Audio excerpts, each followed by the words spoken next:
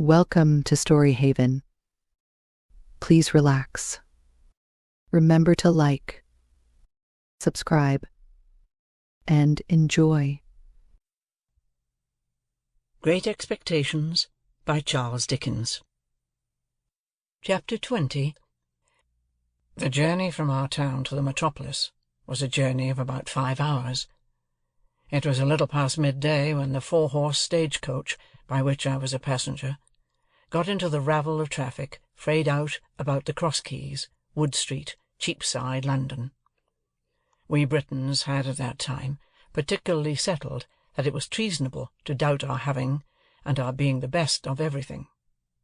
Otherwise, while I was scared by the immensity of London, I think I might have had some faint doubts whether it was not rather ugly, crooked, narrow, and dirty. Mr. Jaggers had duly sent me his address. It was Little Britain, and he had written after it on his card, just out of Smithfield, and close by the coach-office. Nevertheless, a hackney coachman who seemed to have as many capes to his greasy great-coat as he was years old, packed me up in his coach and hemmed me in with a folding and jingling barrier of steps, as if he were going to take me 50 miles. His getting on his box, which I remember to have been decorated with an old weather-stained pea-green hammer-cloth, moth-eaten into rags, was quite a work of time. It was a wonderful equipage, with 6 great coronets outside, and ragged things behind, for I don't know how many footmen to hold on to by, and a harrow below them, to prevent amateur footmen from yielding to the temptation. I had scarcely had time to enjoy the coach, and to think how like a straw-yard it was, and yet how like a rag-shop, and to wonder why the horses' nose-bags were kept inside, when I observed the coachman beginning to get down, as if we were going to stop presently. And stop presently we did, in a gloomy street, at certain offices with an open door, whereon was painted Mr. Jaggers. "How much?" I asked the coachman.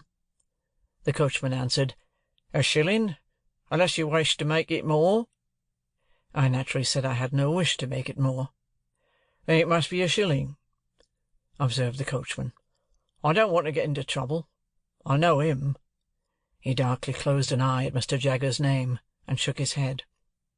When he had got his shilling, and had in course of time completed the ascent to his box, and had got away, which appeared to relieve his mind, I went into the front office with my little portmanteau in my hand, and asked, was Mr. Jaggers at home? "He is not," returned the clerk. "He is in court at present. Am I addressing Mr. Pip?" I signified that he was addressing Mr. Pip. "Mr. Jaggers left word would you wait in his room. He couldn't say how long he might be, having a case on, but it stands to reason, his time being valuable, that he won't be longer than he can help." With those words, the clerk opened a door, and ushered me into an inner chamber at the back. Here we found a gentleman with one eye, in a velveteen suit and knee-breeches, who wiped his nose with his sleeve on being interrupted in the perusal of the newspaper. "Go wait outside, Mike," said the clerk. I began to say that I hoped I was not interrupting, when the clerk shoved this gentleman out, with as little ceremony as I ever saw used, and tossing his fur cap out after him, left me alone. Mr. Jaggers' room was lighted by a skylight only, and was a most dismal place. The skylight eccentrically pitched like a broken head, and the distorted adjoining houses looking as if they had twisted themselves to peep down at me through it. There were not so many papers about as I should have expected to see, and there were some odd objects about that I should not have expected to see, such as an old rusty pistol, a sword in a scabbard, several strange-looking boxes and packages, and 2 dreadful casts on a shelf, of faces peculiarly swollen and twitchy about the nose. Mr. Jaggers' own high-backed chair was of deadly black horsehair, with rows of brass nails round it, like a coffin, and I fancied I could see how he leaned back in it, and bit his forefinger at the clients.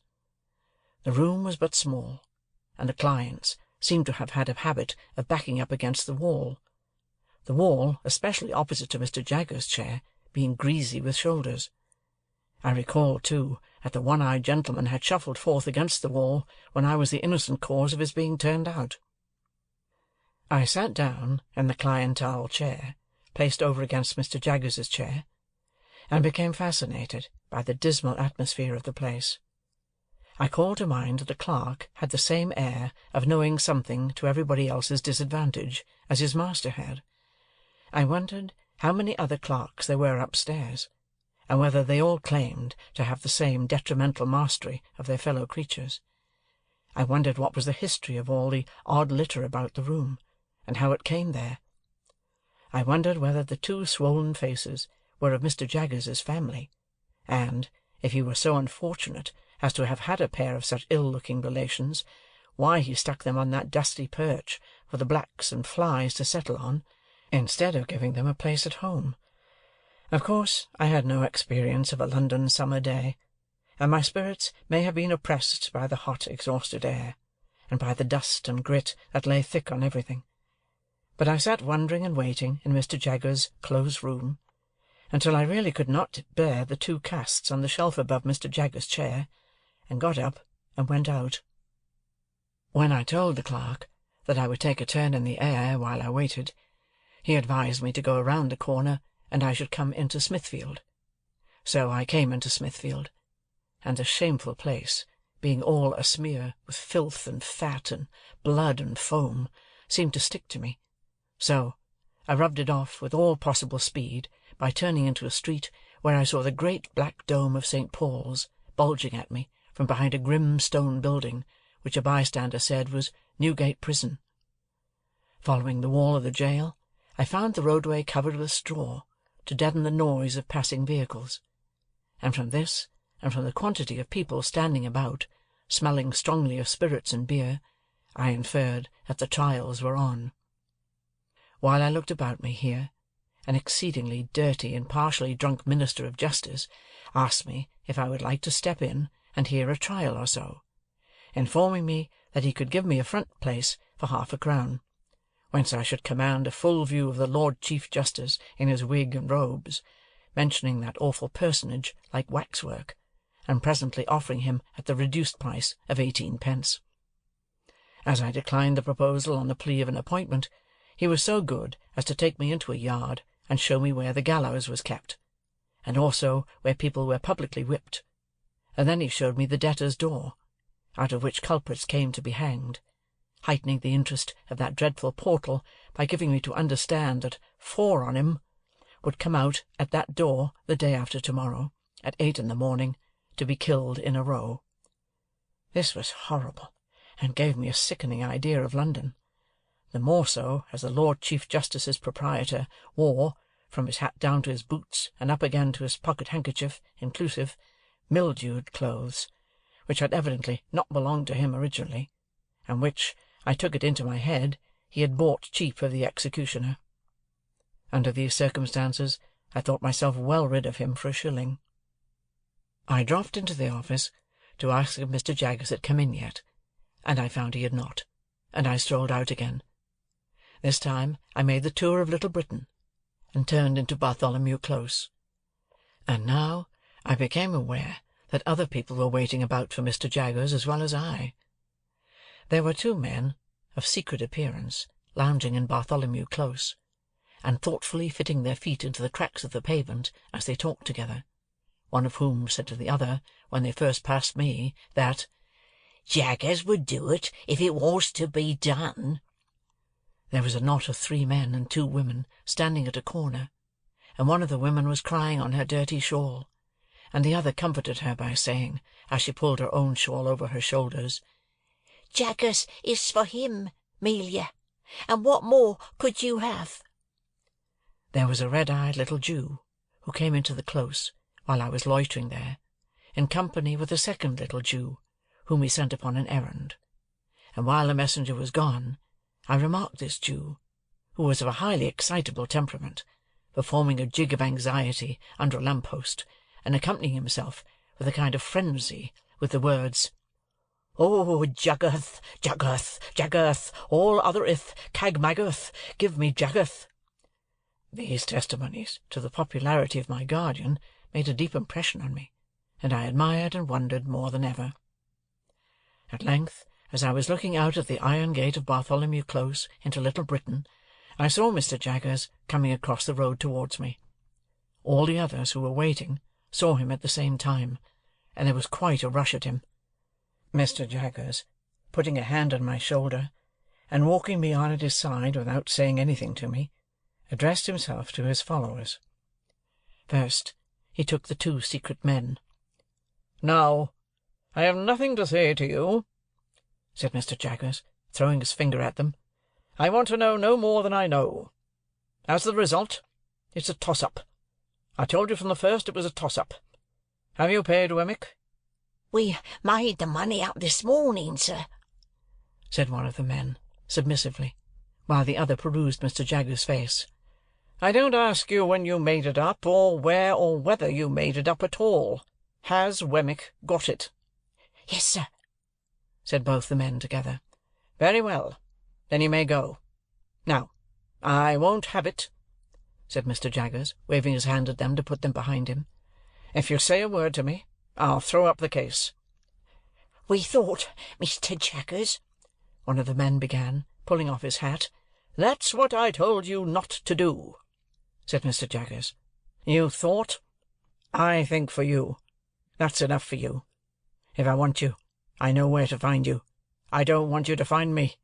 Now I won't have it. I won't hear a word." The two men looked at one another as Mr. Jaggers waved them behind again, and humbly fell back, and were heard no more. "And now you," said Mr. Jaggers, suddenly stopping and turning on the two women with the shawls, from whom the three men had meekly separated.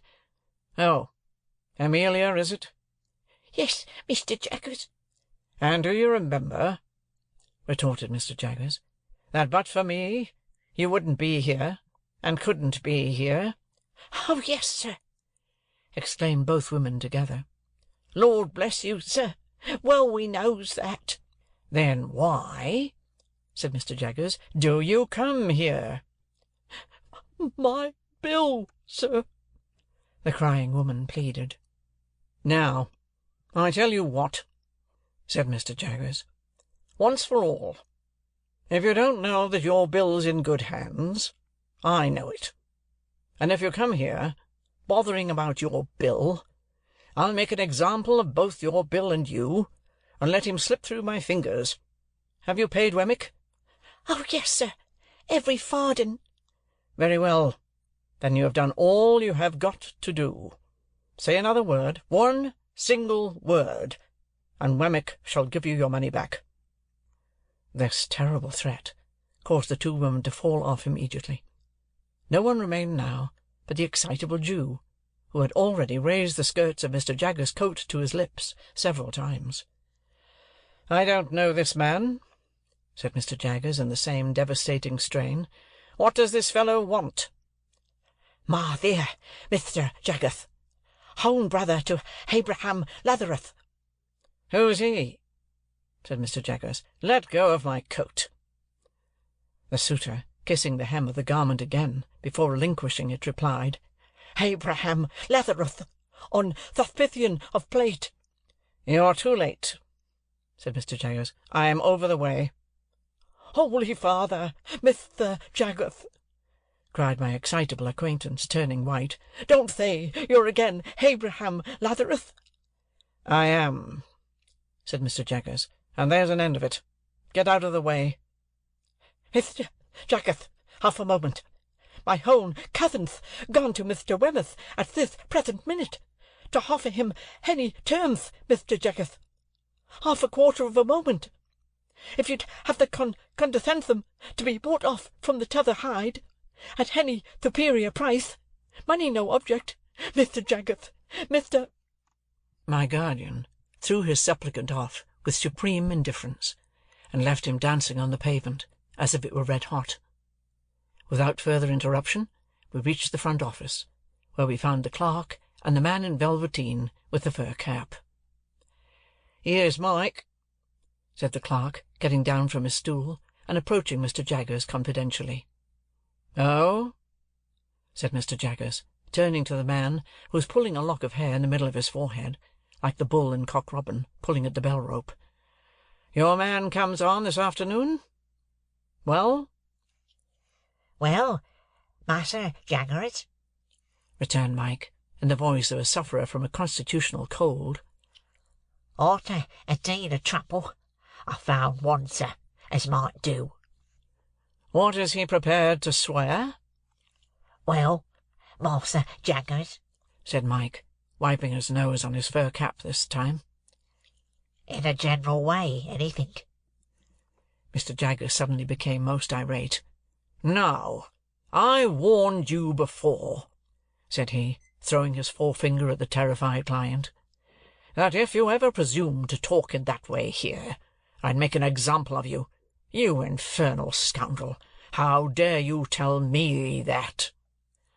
The client looked scared, but bewildered too, as if he were unconscious what he had done. "Spoony," said the clerk in a low voice, giving him a stir with his elbow. "Soft head. Need you say it face to face?" "Now, I ask you, you blundering booby," said my guardian, very sternly, "once more, and for the last time, what the man you have brought here is prepared to swear?" Mike looked hard at my guardian, as if he were trying to learn a lesson from his face, and slowly replied, "Either to character, or to having been in his company, and never left him all the night in question." "Now be careful. In what station of life is this man?" Mike looked at his cap, and looked at the floor, and looked at the ceiling, and looked at the clerk, and even looked at me, before beginning to reply in a nervous manner, "We've dressed him up like—" when my guardian blustered out, "What? You will you?" "Spoony," added the clerk again with another stir. After some helpless casting about, Mike brightened, and began again. "He is dressed like a 'spectable pieman, a sort of a pastry cook." "Is he here?" asked my guardian. "I left him," said Mike. "a-setting on some doorsteps round the corner." "Take him past that window, and let me see him." The window indicated was the office window. We all three went to it, behind the wire blind, and presently saw the client go by in an accidental manner, with a murderous-looking tall individual in a short suit of white linen and a paper cap. This guileless confectioner was not by any means sober, and had a black eye into the green stage of recovery, which was painted over.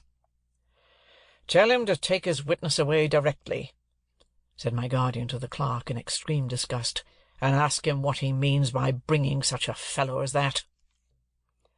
My guardian then took me into his own room, and while he lunched, standing, from a sandwich-box and a pocket-flask of sherry, he seemed to bully his very sandwich as he ate it, informed me what arrangements he had made for me. I was to go to Barnard's Inn, to young Mr. Pocket's rooms, where a bed had been sent in for my accommodation. I was to remain with young Mr. Pocket until Monday. On Monday I was to go with him to his father's house on a visit, that I might try how I liked it. Also, I was told what my allowance was to be. It was a very liberal one, and had handed to me from one of my guardian's drawers. The cards of certain tradesmen with whom I was to deal for all kinds of clothes, and such other things as I could in reason want. "You will find your credit good, Mr. Pip," said my guardian, whose flask of sherry smelt like a whole caskful, as he hastily refreshed himself.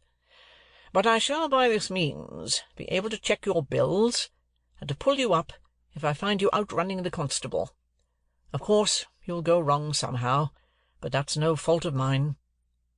After I had pondered a little over this encouraging sentiment, I asked Mr. Jaggers if I could send for a coach. He said it was not worth while, I was so near my destination. Wemmick should walk round with me if I pleased. I then found that Wemmick was the clerk in the next room. Another clerk was rung down from upstairs to take his place, while he was out, and I accompanied him into the street, after shaking hands with my guardian. We found a new set of people lingering outside, that Wemmick made a way among them by saying coolly yet decisively, "I tell you it's no use. He won't have a word to say to one of you." And we soon got clear of them, and went on side by side. Chapter 21. Casting my eyes on Mr. Wemmick as we went along, to see what he was like in the light of day, I found him to be a dry man, rather short in stature, with a square wooden face, whose expression seemed to have been imperfectly chipped out with a dull-edged chisel. There were some marks in it that might have been dimples, if the material had been softer and the instrument finer, but which, as it was, were only dints. The chisel had made 3 or 4 of these attempts at embellishment over his nose, but had given them up without an effort to smooth them off. I judged him to be a bachelor from the frayed condition of his linen, and he appeared to have sustained a good many bereavements, for he wore at least 4 mourning rings, besides a brooch representing a lady and a weeping willow at a tomb with an urn on it. I noticed, too, that several rings and seals hung at his watch-chain, as if he were quite laden with remembrances of departed friends. He had glittering eyes, small, keen, and black, and thin, wide, mottled lips. He had had them, to the best of my belief, from 40 to 50 years. "So, you were never in London before?"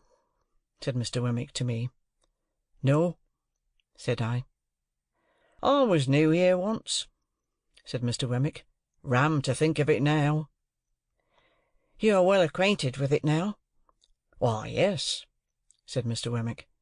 "I know the moves of it." "Is it a very wicked place?"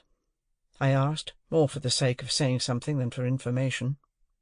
"You may get cheated, robbed, and murdered in London, but there are plenty of people anywhere who'll do that for you." "If there is bad blood between you and them," said I, to soften it off a little. "Oh, I don't know about bad blood," returned Mr. Wemmick. "There's not much bad blood about. They'll do it if there's anything to be got by it."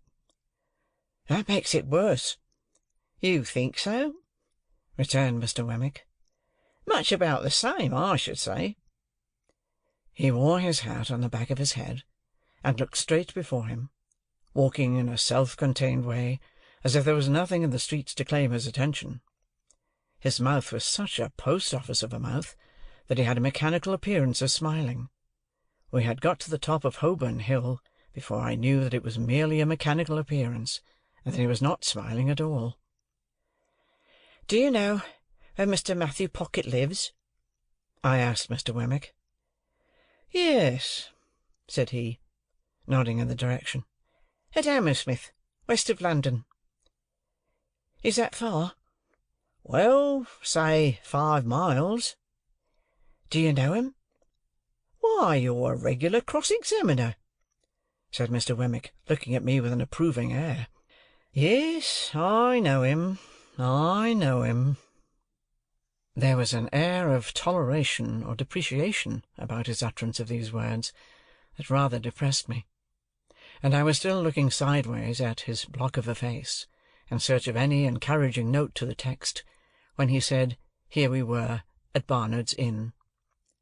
My depression was not alleviated by the announcement, for I had supposed that establishment to be an hotel kept by Mr. Barnard, to which the Blue Boar in our town was a mere public house, whereas I now found Barnard to be a disembodied spirit, or a fiction, and his inn the dingiest collection of shabby buildings ever squeezed together in a rank corner as a club for tom-cats.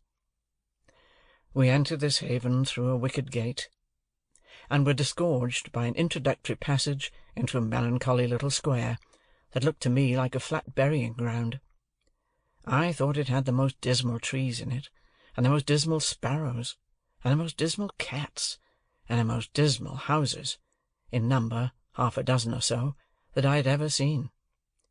I thought the windows of the sets of chambers into which those houses were divided were in every stage of dilapidated blind and curtain, crippled flower-pot, cracked glass, dusty decay, and miserable makeshift, while "To Let, To Let, To Let" glared at me from empty rooms, as if no new wretches ever came there, and the vengeance of the soul of Barnard were being slowly appeased by the gradual suicide of the present occupants, and their unholy interment under the gravel. A frowsy mourning of soot and smoke attired this forlorn creation of Barnard, and it had strewn ashes on its head, and was undergoing penance and humiliation as a mere dust-hole. Thus far, my sense of sight, while dry rot and wet rot and all the silent rots that rot in neglected roof and cellar, rot of rat and mouse and bug, and coaching stables near at hand besides, addressed themselves faintly to my sense of smell, and moaned, "Try Barnard's mixture." So imperfect was this realization of the first of my great expectations, that I looked in dismay at Mr. Wemmick. "Ah!" said he, mistaking me, "the retirement reminds you of the country. So it does me." He led me into a corner, and conducted me up a flight of stairs, which appeared to me to be slowly collapsing into sawdust, so that one of those days the upper lodgers would look out at their doors and find themselves without the means of coming down to a set of chambers on the top floor. Mr. Pocket Jun was painted on the door, and there was a label on the letter-box, "Return shortly." "He hardly thought you'd come so soon," Mr. Wemmick explained. "You don't want me any more?" "No, thank you," said I. "As I keep the cash," Mr. Wemmick observed, "we shall most likely meet pretty often. Good day." "Good day." I put out my hand, and Mr. Wemmick at first looked at it as if he thought I wanted something. Then he looked at me, and said, correcting himself, "Oh, to be sure, yes. You're in the habit of shaking hands." I was rather confused, thinking it must be out of the London fashion, but said yes. "I've got so out of it," said Mr. Wemmick. "Except at last. Very glad, I'm sure, to make your acquaintance. Good day." When we had shaken hands and he was gone, I opened the staircase window, and had nearly beheaded myself, for the lines had rotted away, and it came down like the guillotine. Happily it was so quick that I had not put my head out. After this escape, I was content to take a foggy view of the inn through the windows encrusting dirt, and to stand dolefully looking out, saying to myself that London was decidedly overrated. Mr. Pocket Junior's idea of shortly was not mine, for I had nearly maddened myself with looking out for half an hour, and had written my name with my finger several times in the dirt of every pane in the window, before I heard footsteps on the stairs. Gradually there rose before me the hat, head, neckcloth, waistcoat, trousers, boots, of a member of society of about my own standing. He had a paper bag under each arm, and a pottle of strawberries in one hand, and was out of breath. "Ah, Mr. Pip," said he. "Mr. Pocket," said I. "Dear me," he exclaimed, "I am extremely sorry, but I knew there was a coach from your part of the country at midday. I thought you would come by that one. The fact is, I've been out on your account, not that that is any excuse, for I thought, coming from the country, you might like a little fruit after dinner, and I went to Covent Garden Market to get it good." For a reason that I had, I felt as if my eyes would start out of my head. I acknowledged his attention incoherently, and began to think this was a dream. "Dear me," said Mr. Pocket Junior, "this door sticks so." As he was fast making jam of his fruit by wrestling with the door, while the paper bags were under his arms, I begged him to allow me to hold them. He relinquished them with an agreeable smile, and combated with the door as if it were a wild beast. It yielded so suddenly at last that he staggered upon me, and I staggered back upon the opposite door, and we both laughed. But still I felt as if my eyes must start out of my head, and as if this must be a dream. "Pray come in," said Mr. Pocket Junior. "Allow me to lead the way. I'm rather bare here, but I hope you'll be able to make out tolerably well till Monday. My father thought you would get on more agreeably through to to-morrow with me than with him, and might like to take a walk about London. I'm sure I shall be very happy to show London to you. As to our table, you won't find that bad, I hope, for it will be supplied from our coffee-house here, and, it is only right I should add, at your expense, such being Mr. Jaggers's directions. As to our lodging, it's not by any means splendid, because I have my own bread to earn, and my father hasn't anything to give me, and I shouldn't be willing to take it if he had. This is our sitting-room, just such chairs and tables and carpet and so forth, you see, as they could spare from home. You mustn't give me credit for the tablecloth and spoons and casters, because they come for you from the coffee-house. This is my little bedroom, rather musty, but Barnard's is musty. This is your bedroom. The furniture's hired for the occasion, but I trust it will answer the purpose. If you should want anything, I'll go and fetch it. The chambers are retired, and we shall be alone together, but we shan't fight, I dare say. But, dear me, I beg your pardon, you're holding the fruit all this time. Pray, let me take these bags from you. I'm quite ashamed. As I stood opposite to Mr. Pocket, Junior, delivering him the bags, 1, 2, I saw the startling appearance come into his own eyes that I knew to be in mine, and he said, falling back, "Lord bless me! You're the prowling boy." "And you," said I, "are the pale young gentleman." Chapter 21. Chapter 22.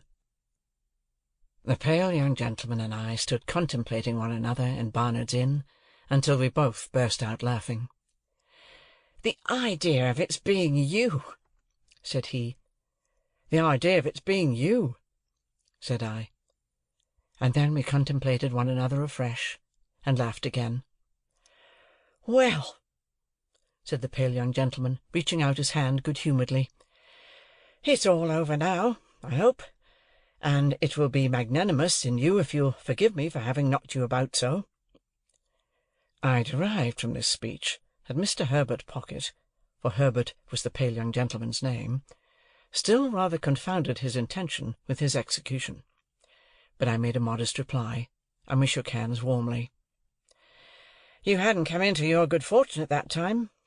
said Herbert Pocket. "No," said I. "No," he acquiesced.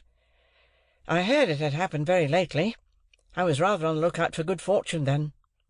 "Indeed?" "Yes. Miss Havisham had sent for me, to see if she could take a fancy to me. But she couldn't.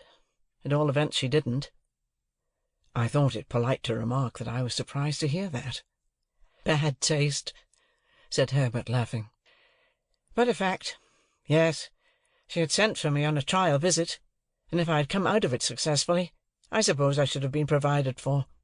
Perhaps I should have been what you may call it to Estella." "What's that?"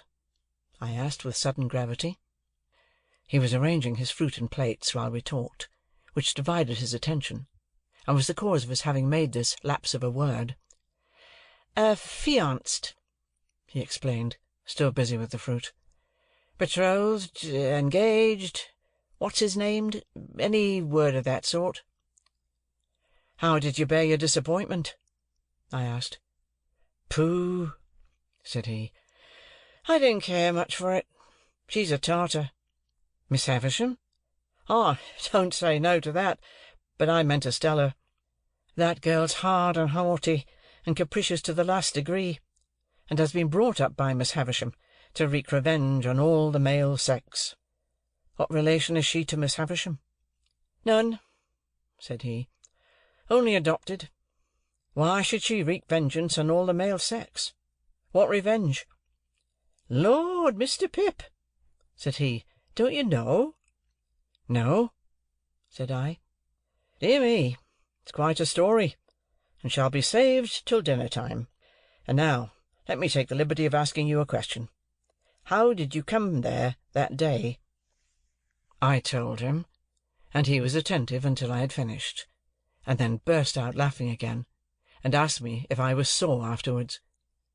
I didn't ask him if he was, for my conviction on that point was perfectly established. "Mr. Jaggers is your guardian, I understand," he went on. "Yes." "You know, He is Miss Havisham's man of business and solicitor, and has her confidence when nobody else has." This was bringing me, I felt, towards dangerous ground. I answered with a constraint I made no attempt to disguise, that I had seen Mr. Jaggers in Miss Havisham's house on the very day of our combat, but never at any other time, and that I believed he had no recollection of having ever seen me there. "He was so obliging as to suggest my father for your tutor, and he called on my father to propose it. Of course he knew about my father from his connection with Miss Havisham. My father is Miss Havisham's cousin, not that that implies familiar intercourse between them, for he is a bad courtier, and will not propitiate her." Herbert Pocket had a frank and easy way with him that was very taking. I had never seen any one then, and I have never seen any one since, who more strongly expressed to me, in every look and tone, a natural incapacity to do anything secret and mean. There was something wonderfully hopeful about his general air, and something that at the same time whispered to me he would never be very successful or rich. I don't know how this was. I became imbued with the notion on that first occasion before we sat down to dinner, but I cannot define by what means. He was still a pale young gentleman, and had a certain conquered languor about him in the midst of his spirits and briskness that did not seem indicative of natural strength. He had not a handsome face, but it was better than handsome, being extremely amiable and cheerful. His figure was a little ungainly, as in the days when my knuckles had taken such liberties with it, but it looked as if it would always be light and young. Whether Mr. Trabb's local work would have sat more gracefully on him than on me, may be a question, but I am conscious that he carried off his rather old clothes much better than I carried off my new suit. As he was so communicative, I felt that reserve on my part would be a bad return, unsuited to our years. I therefore told him my small story, and laid stress on my being forbidden to inquire who my benefactor was. I further mentioned that as I had been brought up a blacksmith in a country place, and knew very little of the ways of politeness, I would take it as a great kindness in him if he would give me a hint whenever he saw me at a loss or going wrong. "With pleasure," said he, "though I venture to prophesy that you'll want very few hints. I dare say we shall be often together, and I should like to banish any needless restraint between us. Will you do me the favour to begin at once to call me by my Christian name, Herbert?" I thanked him, and said I would. I informed him in exchange that my Christian name was Philip. "I don't take to Philip," said he, smiling, "for it sounds like a moral boy out of the spelling-book, who was so lazy that he fell into a pond, or so fat that he couldn't see out of his eyes, or so avaricious that he locked up his cake till the mice ate it, or so determined to go a bird's nesting that he got himself eaten by bears, who lived handy in the neighbourhood. I tell you what I should like. We are so harmonious, and you have been a blacksmith. Would you mind it?" "I shouldn't mind anything that you propose," I answered, "but I don't understand you." "Would you mind Handel for a familiar name? There's a charming piece of music by Handel, called The Harmonious Blacksmith." "I should like it very much." "Then, my dear Handel," said he, turning round as the door opened, "here is the dinner, and I must beg of you to take the top of the table, because the dinner is of your providing." This I would not hear of, so he took the top, and I faced him. It was a nice little dinner, seemed to be then a very Lord Mayor's feast, and it acquired additional relish from being eaten under those independent circumstances, with no old people by, and with London all around us. This again was heightened by a certain gipsy character that set the banquet off, for while the table was, as Mr. Pumblechook might have said, the lap of luxury, being entirely furnished forth from the coffee-house, the circumjacent region of sitting-room was of a comparatively pastureless and shifty character, imposing on the waiter the wandering habits of putting the covers on the floor, where he fell over them, the melted butter in the arm-chair, the bread on the bookshelves, the cheese in the coal-scuttle, and the boiled fowl into my bed in the next room, where I found much of its parsley and butter in a state of congelation when I retired for the night. All this made the feast delightful, and when the waiter was not there to watch me, my pleasure was without alloy. We had made some progress in the dinner, when I reminded Herbert of his promise to tell me about Miss Havisham. "True," he replied. "I'll redeem it at once. Let me introduce the topic, Handel, by mentioning that in London it is not the custom to put the knife in the mouth, for fear of accidents, and that while the fork is reserved for that use, it is not put further in than necessary. It is scarcely worth mentioning, only it's as well to do as other people do. Also, the spoon is not generally used overhand, but under. This has two advantages. You get at your mouth better, which after all is the object, and you save a good deal of the attitude of opening oysters on the part of the right elbow." He offered these friendly suggestions in such a lively way that we both laughed, and I scarcely blushed. "Now," he pursued, "concerning Miss Havisham. Miss Havisham, you must know, was a spoilt child. Her mother died when she was a baby, and her father denied her nothing. Her father was a country gentleman, down in your part of the world, and was a brewer. I don't know why it should be a crack thing to be a brewer, but it is indisputable that while you cannot possibly be genteel and bake, you may be as genteel as never was and brew. You see it every day." "Yet a gentleman may not keep a public house, may?" said I. "Not on any account," returned Herbert. "But a public house may keep a gentleman. Well, Mr. Havisham was very rich and very proud. So was his daughter." "Miss Havisham was an only child?" I hazarded. "Stop a moment. I'm coming to that. No, she was not an only child. She had a half-brother. Her father privately married again. His cook, I rather think." "I thought he was proud," said I. "My good Handel, so he was. He married his second wife privately, because he was proud, and in course of time she died. When she was dead, I apprehend he first told his daughter what he had done, and then the son became a part of the family, residing in the house you are acquainted with. As the son grew a young man, he turned out riotous, extravagant, and undutiful, altogether bad. At last his father disinherited him, but he softened when he was dying, and left him well off, though not nearly so well off as Miss Havisham. Take another glass of wine, and excuse my mentioning that society, as a body, does not expect one to be so strictly conscientious in emptying one's glass as to turn it bottom upwards with the rim on one's nose." I had been doing this in an excess of attention to his recital. I thanked him and apologized. He said, "Not at all," and resumed. "Miss Havisham was now an heiress, and you may suppose was looked after as a great match. Her half-brother had now ample means again, but what with debts and what with new madness wasted them most fearfully again. There were strong differences between him and her, than there had been between him and his father, and it is suspected that he cherished a deep and mortal grudge against her as having influenced the father's anger. Now I come to the cruel part of the story, merely breaking off, my dear Handel, to remark that a dinner napkin will not go into a tumbler. Why I was trying to pack mine into my tumbler, I am wholly unable to say.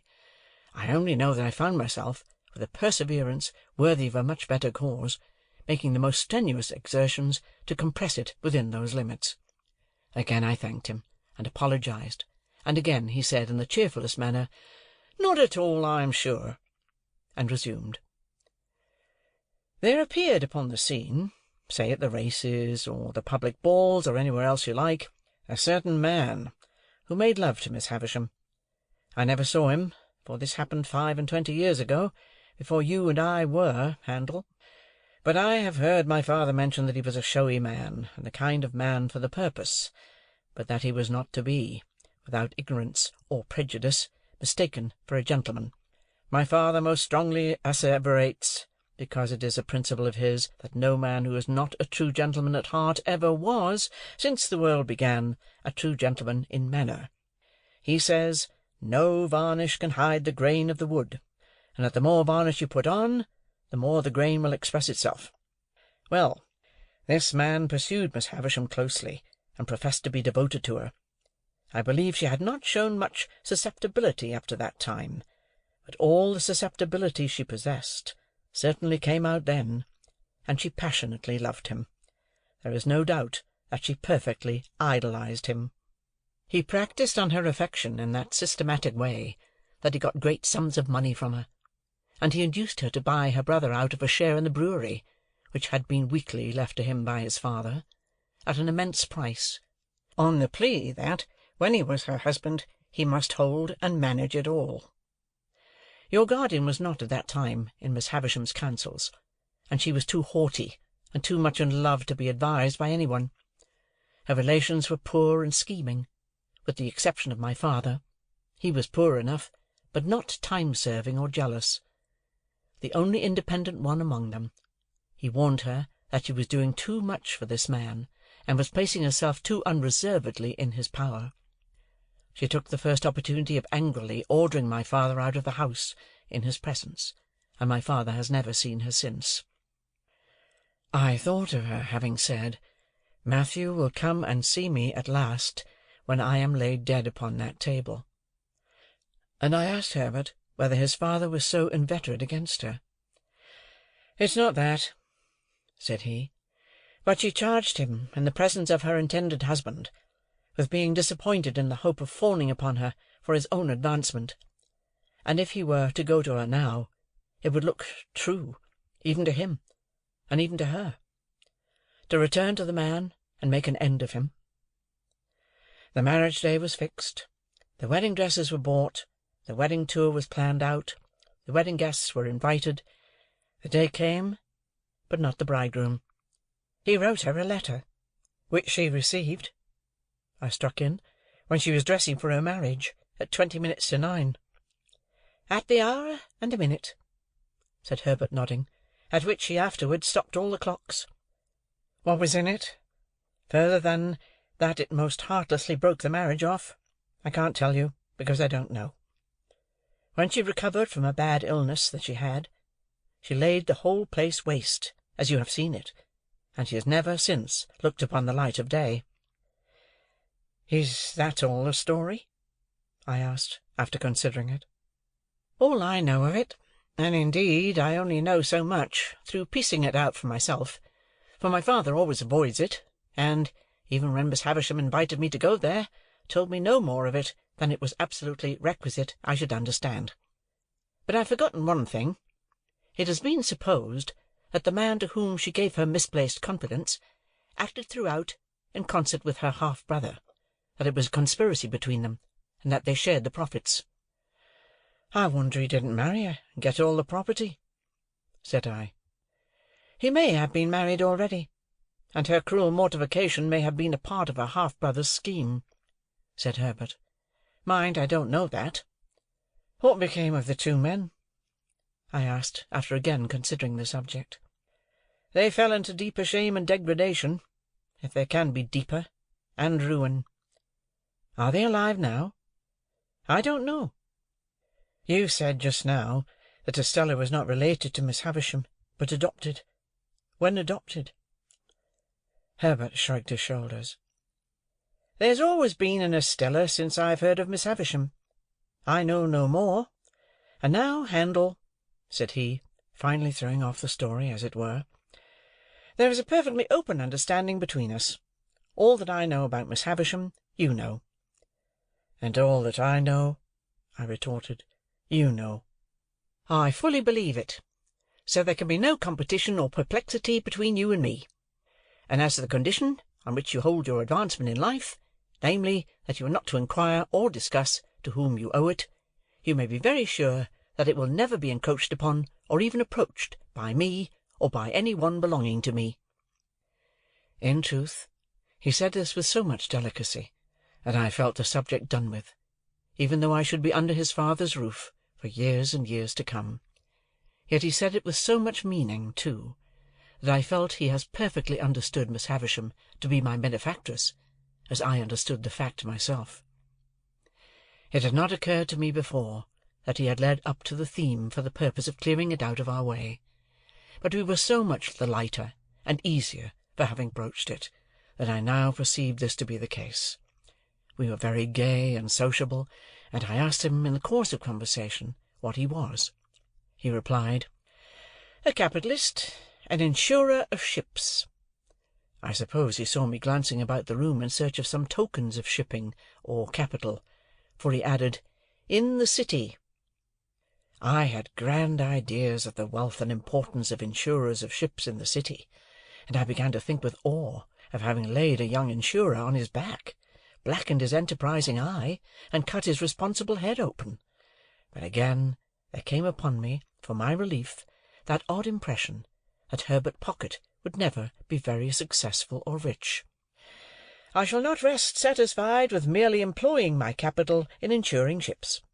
I shall buy up some good life assurance shares, and cut into the direction. I shall also do a little in the mining way. None of these things will interfere with my chartering a few thousand tons on my own account. I think I shall trade," said he, leaning back in his chair, "to the East Indies, for silks, shawls, spices, dyes, drugs, and precious woods. It's an interesting trade." "And the profits are large?" said I. "Tremendous," said he. I wavered again, and began to think here were greater expectations than my own. "I think I shall trade also," said he, putting his thumbs in his waistcoat pockets, "to the West Indies, for sugar, tobacco, and rum; also to Ceylon, especially for elephants' tusks." "You will want a good many ships," said I. "A perfect fleet," said he.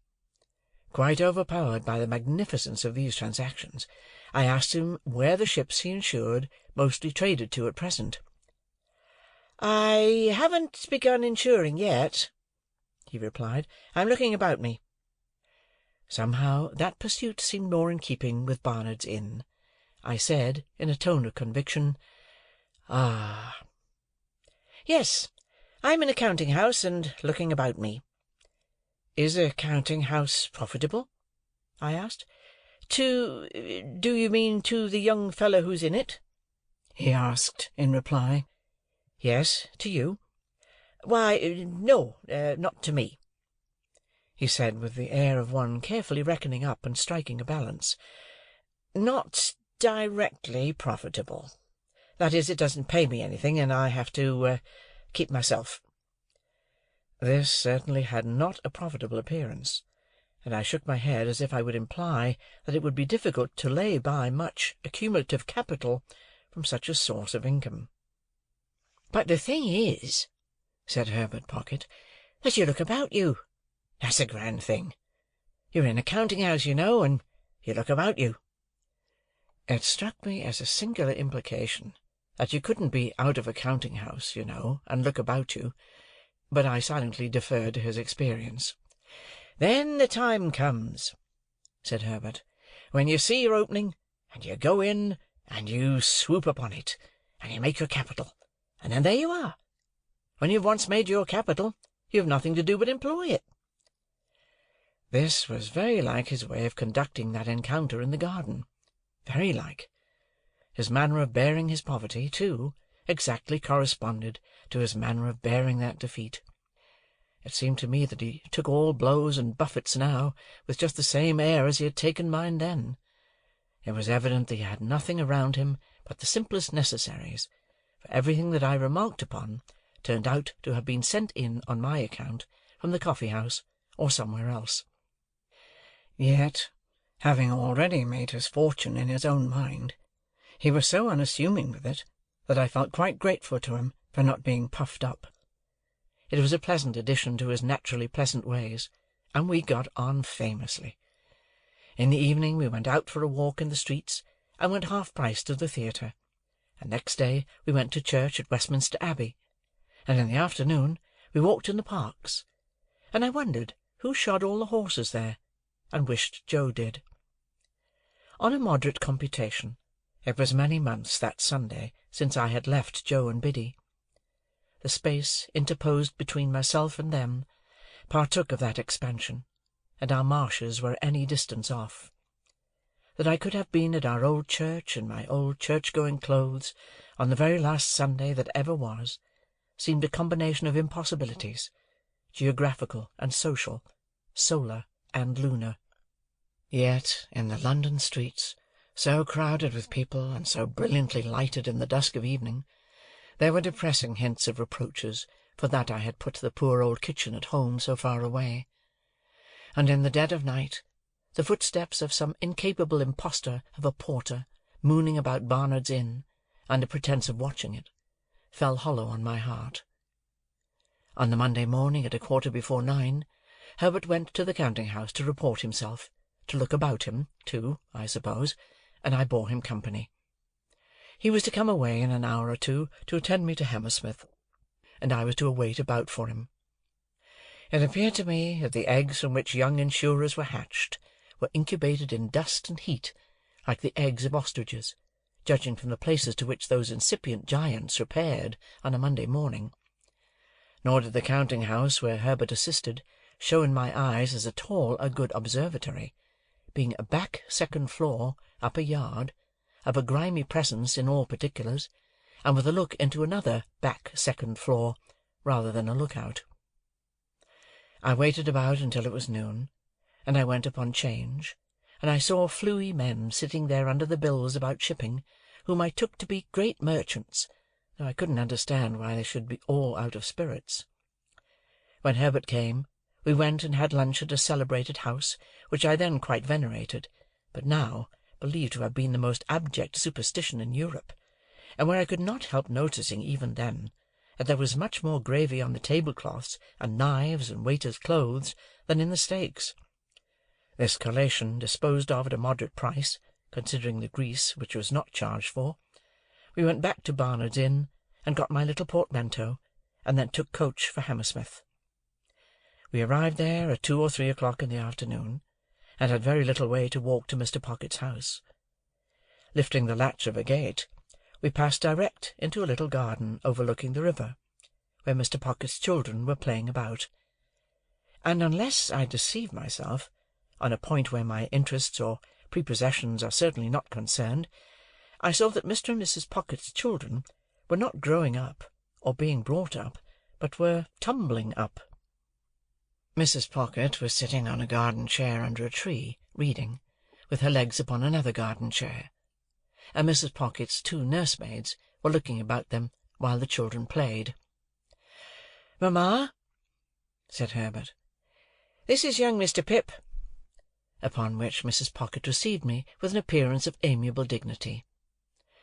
"Master Alick and Miss Jane," cried one of the nurses to 2 of the children, "if you go a-bouncing up against them bushes, you'll fall over into the river and be drownded, and what'll your pa say then?" At the same time, this nurse picked up Mrs. Pocket's handkerchief, and said, "If that don't make 6 times you've dropped it, mum," upon which Mrs. Pocket laughed, and said, "Thank you, Flopson," and settling herself in one chair only, resumed her book. Her countenance immediately assumed a knitted and intent expression, as if she had been reading for a week, but before she could have read 6 lines, she fixed her eyes upon me, and said, "I hope your mamma is quite well?" This unexpected inquiry put me into such a difficulty that I began saying in the absurdest way that if there had been any such person, I had no doubt she would have been quite well, and would have been very much obliged, and would have sent her compliments, when the nurse came to my rescue. "Well," she cried, picking up the pocket-handkerchief, "if that don't make 7 times, what are you a-doing of this afternoon, mum?" Mrs. Pocket received her property, at first with a look of unutterable surprise, as if she had never seen it before, and then with a laugh of recognition, and said, "Thank you, Flopson," and forgot me, and went on reading. I found, now I had leisure to count them, that there were no fewer than 6 little Pockets present, in various stages of tumbling up. I had scarcely arrived at the total, when a 7th was heard, as in the region of air, wailing dolefully. "If there ain't baby," said Flopson, appearing to think it most surprising, "make haste up, Millers." Millers, who was the other nurse, retired into the house, and by degrees the child's wailing was hushed and stopped, as if it were a young ventriloquist with something in its mouth. Mrs. Pocket read all the time. I was curious to know what the book could be. We were waiting, I suppose, for Mr. Pocket to come out to us. At any rate, we waited there, and so I had an opportunity of observing the remarkable family phenomenon that whenever any of the children strayed near Mrs. Pocket in their play, they always tripped themselves up and tumbled over her, always very much to her momentary astonishment and their own more enduring lamentation. I was at a loss to account for this surprising circumstance, and could not help giving my mind to speculations about it, until by and by Millers came down with the baby, which baby was handed to Flopson, which Flopson was handing it to Mrs. Pocket, when she too went fairly head foremost over Mrs. Pocket, baby and all, and was caught by Herbert and myself. "Gracious me, Flopson," said Mrs. Pocket, looking off her book for a moment, "everybody's tumbling." "Gracious you indeed, mum," returned Flopson, very red in the face. "What have you got there?" "I got here, Flopson?" asked Mrs. Pocket. "Why, if it ain't your footstool!" cried Flopson. "And if you keep it under your skirts like that, who's to help tumbling? Here, take the baby, mum, and give me your book." Mrs. Pocket acted on the advice, and inexpertly danced the infant a little in her lap, while the other children played about it. This had lasted but a very short time, when Mrs. Pocket issued summary orders that they were all to be taken into the house for a nap. Thus I made the second discovery, on that first occasion, that the nurture of the little Pockets consisted of alternately tumbling up and lying down. Under these circumstances, when Flopson and Millers had got the children into the house, like a little flock of sheep, and Mr. Pocket came out of it to make my acquaintance, I was not much surprised to find that Mr. Pocket was a gentleman with a rather perplexed expression of face, and with his very grey hair disordered on his head, as if he didn't quite see his way to putting anything straight. Chapter 22. Chapter 23.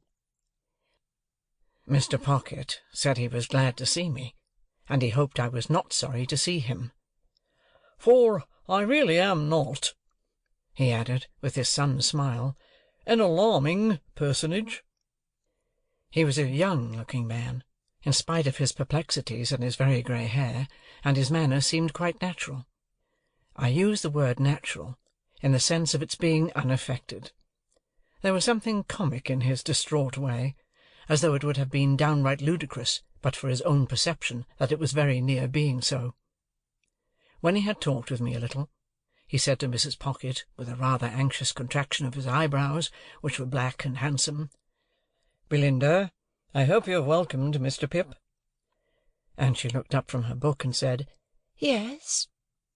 She then smiled upon me in an absent state of mind, and asked me if I liked the taste of orange flower water. As the question had no bearing, near or remote, on any foregone or subsequent transaction, I considered it to have been thrown out, like her previous approaches, in general conversational condescension.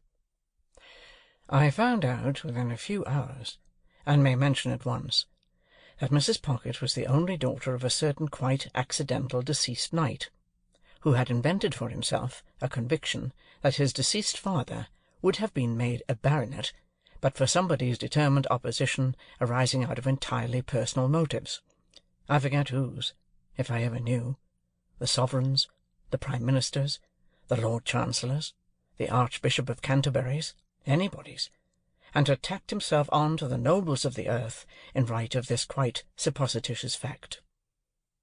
I believe he had been knighted himself for storming the English grammar at the point of the pen, in a desperate address engrossed on vellum, on the occasion of the laying of the first stone of some building or other, and for handing some royal personage either the trowel or the mortar. Be that as it may, he had directed Mrs. Pocket to be brought up from her cradle as one who in the nature of things must marry a title, and who was to be guarded from the acquisition of plebeian domestic knowledge. So successful a watch and ward had been established over the young lady by this judicious parent, that she had grown up highly ornamental, but perfectly helpless and useless. With her character thus happily formed, in the first bloom of her youth she had encountered Mr. Pocket, who was also in the first bloom of youth, and not quite decided whether to mount to the woolsack or to roof himself in with a mitre. As his doing the one or the other was a mere question of time, he and Mrs. Pocket had taken time by the forelock, when, to judge from its length, it would seem to have wanted cutting, and had married without the knowledge of the judicious parent. The judicious parent, having nothing to bestow or withhold but his blessing, had handsomely settled that dower upon them after a short struggle, and had informed Mr. Pocket that his wife was a treasure for a prince. Mr. Pocket had invested the prince's treasure in the ways of the world ever since, and it was supposed to have brought him in but indifferent interest. Still, Mrs. Pocket was in general the object of a queer sort of respectful pity, because she had not married a title, while Mr. Pocket was the object of a queer sort of forgiving reproach, because he had never got one. Mr. Pocket took me into the house and showed me my room, which was a pleasant one, and so furnished as that I could use it with comfort for my own private sitting-room. He then knocked at the doors of two other similar rooms, and introduced me to their occupants by name, Drummle and Startop. Drummle, an old-looking young man of a heavy order of architecture, was whistling. Startop, younger in years and appearance, was reading and holding his head as if he thought himself in danger of exploding it with too strong a charge of knowledge. Both Mr. and Mrs. Pocket had such a noticeable air of being in somebody else's hands, that I wondered who really was in possession of the house, and let them live there, until I found this unknown power to be the servants. It was a smooth way of going on, perhaps, in respect of saving trouble, but it had the appearance of being expensive, for the servants felt it a duty they owed to themselves to be nice in their eating and drinking, and to keep a deal of company downstairs. They allowed a very liberal table to Mr. and Mrs. Pocket, yet it always appeared to me that by far the best part of the house to have boarded in would have been the kitchen, always supposing the boarder capable of self-defence, for, before I had been there a week, a neighbouring lady with whom the family were personally unacquainted wrote in to say that she had seen Millers slapping the baby. This greatly distressed Mrs. Pocket, who burst into tears on receiving the note, and said that it was an extraordinary thing that the neighbours couldn't mind their own business. By degrees I learnt, and chiefly from Herbert, that Mr. Pocket had been educated at Harrow, and at Cambridge, where he had distinguished himself, but that when he had had the happiness of marrying Mrs. Pocket very early in life, he had impaired his prospects, and taken up the calling of a grinder. After grinding a number of dull blades, of whom it was remarkable that their fathers, when influential, were always going to help him to preferment, but always forgot to do it when the blades had left the grindstone, he had wearied of that poor work, and had come to London. Here, after gradually failing in loftier hopes, he had read with divers who had lacked opportunities or neglected them, and had refurbished divers others for special occasions, and had turned his acquirements to the account of literary compilation and correction, and on such means, added to some very moderate private resources, still maintained the house I saw. Mr. and Mrs. Pocket had a toady neighbour, a widow lady of that highly sympathetic nature that she agreed with everybody, blessed everybody, and shed smiles and tears on everybody, according to circumstances. This lady's name was Mrs. Coiler, and I had the honour of taking her down to dinner on the day of my installation. She gave me to understand on the stairs that it was a blow to dear Mrs. Pocket that dear Mr. Pocket should be under the necessity of receiving gentlemen to read with him. That did not extend to me, she told me in a gush of love and confidence. At that time I had known her something less than 5 minutes. If they were all like me, it would be quite another thing. "But dear Mrs. Pocket," said Mrs. Coiler, "after her early disappointment, not that dear Mr. Pocket was to blame in that, requires so much luxury and elegance." "Yes, ma'am," I said, to stop her, for I was afraid she was going to cry. "And she is of so aristocratic a disposition." "Yes, ma'am," I said again, with the same object as before. that it is hard," said Mrs. Coiler, "to have dear Mr. Pocket's time and attention diverted from dear Mrs. Pocket." I could not help thinking that it might be harder if the butcher's time and attention were diverted from dear Mrs. Pocket, but I said nothing, and indeed had enough to do in keeping a bashful watch upon my company manners. It came to my knowledge, through what passed between Mrs. Pocket and Drummle, while I was attentive to my knife and fork, spoon, glasses, and other instruments of self-destruction, that Drummle, whose Christian name was Bentley, was actually the next heir but one to a baronetcy. It further appeared that the book I had seen Mrs. Pocket reading in the garden was all about titles, and that she knew the exact date at which her grandpapa would have come into the book, if he ever had come at all. Drummle didn't say much, but in his limited way he struck me as a sulky kind of fellow. He spoke as one of the elect, and recognized Mrs. Pocket as a woman and a sister. No one but themselves and Mrs. Coiler, the toady neighbour, showed any interest in this part of the conversation, and it appeared to me that it was painful to Herbert, but it promised to last a long time, when the page came in with the announcement of a domestic affliction. It was, in effect, that the cook had mislaid the beef. To my unutterable amazement, I now, for the first time, saw Mr. Pocket relieve his mind by going through a performance that struck me as very extraordinary, but which made no impression on anybody else, and with which I soon became as familiar as the rest. He laid down the carving knife and fork, being engaged in carving at the moment, put his 2 hands into his disturbed hair, and appeared to make an extraordinary effort to lift himself up by it.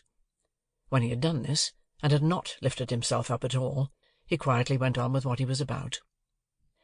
Mrs. Coiler then changed the subject, and began to flatter me.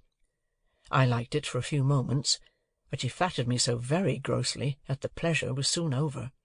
She had a serpentine way of coming close at me when she pretended to be vitally interested in the friends and localities I had left, which was altogether snaky and fork-tongued, and when she made an occasional bounce upon Startop, who said very little to her, or upon Drummle, who said less, I rather envied them for being on the opposite side of the table.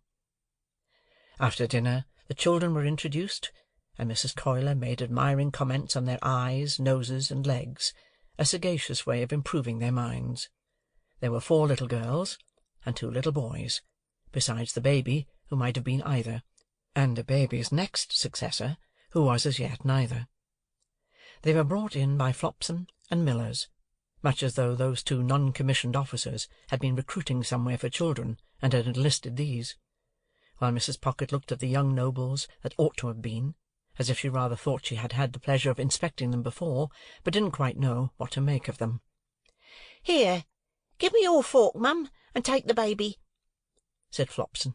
"Don't take it that way, or you'll get its head under the table." Thus advised, Mrs. Pocket took it the other way, and got its head upon the table, which was announced to all present by a prodigious concussion. "Dear, dear, give it back to me, mum," said Flopson. "And Miss Jane, come and dance to baby, do." One of the little girls, a mere mite, who seemed to have prematurely taken upon herself some charge of the others, stepped out of her place by me, and danced to and from the baby until it left off crying and laughed. Then all the children laughed, and Mr. Pocket, who in the meantime had twice endeavoured to lift himself up by the hair, laughed, and we all laughed, and were glad. Flopson, by dint of doubling the baby at the joints like a Dutch doll, then got it safely into Mrs. Pocket's lap, and gave it the nutcrackers to play with, at the same time recommending Mrs. Pocket to take notice that the handles of that instrument were not likely to agree with its eyes, and sharply charging Miss Jane to look after the same. Then the 2 nurses left the room, and had a lively scuffle on the staircase with a dissipated page, who had waited at dinner, and who had clearly lost half his buttons at the gaming-table. I was made very uneasy in my mind by Mrs. Pocket's falling into a discussion with Drummle respecting 2 baronetcies, while she ate a sliced orange steeped in sugar and wine, and forgetting all about the baby on her lap, who did most appalling things with the nutcrackers. At length, little Jane, perceiving its young brains to be imperilled, softly left her place, and with many small artifices coaxed the dangerous weapon away. Mrs. Pocket finished her orange at about the same time, and not approving of this, said to Jane, "You naughty child! How dare you? Go and sit down this instant." "Mamma, dear," lisped the little girl, "baby would have put his eyes out." "How dare you tell me so?" retorted Mrs. Pocket. "Go and sit down in your chair this moment." Mrs. Pocket's dignity was so crushing that I felt quite abashed, as if I myself had done something to rouse it. "Belinda," remonstrated Mr. Pocket from the other end of the table, "how can you be so unreasonable? Jane only interfered for the protection of the baby." "I will not allow anybody to interfere," said Mrs. Pocket. "I am surprised, Matthew, that you should expose me to the affront of interference." "Good God!" cried Mr. Pocket, in an outbreak of desolate desperation. "Are infants to be nut-crackered into their tombs, and is nobody to save them?" "I will not be interfered with by Jane," said Mrs. Pocket, with a majestic glance at that innocent little offender. "I hope I know my poor grandpapa's position. Jane, indeed!" Mr. Pocket got his hands in his hair again, and this time really did lift himself some inches out of his chair. "Hear this!"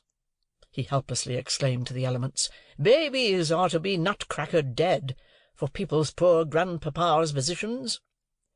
Then he let himself down again, and became silent.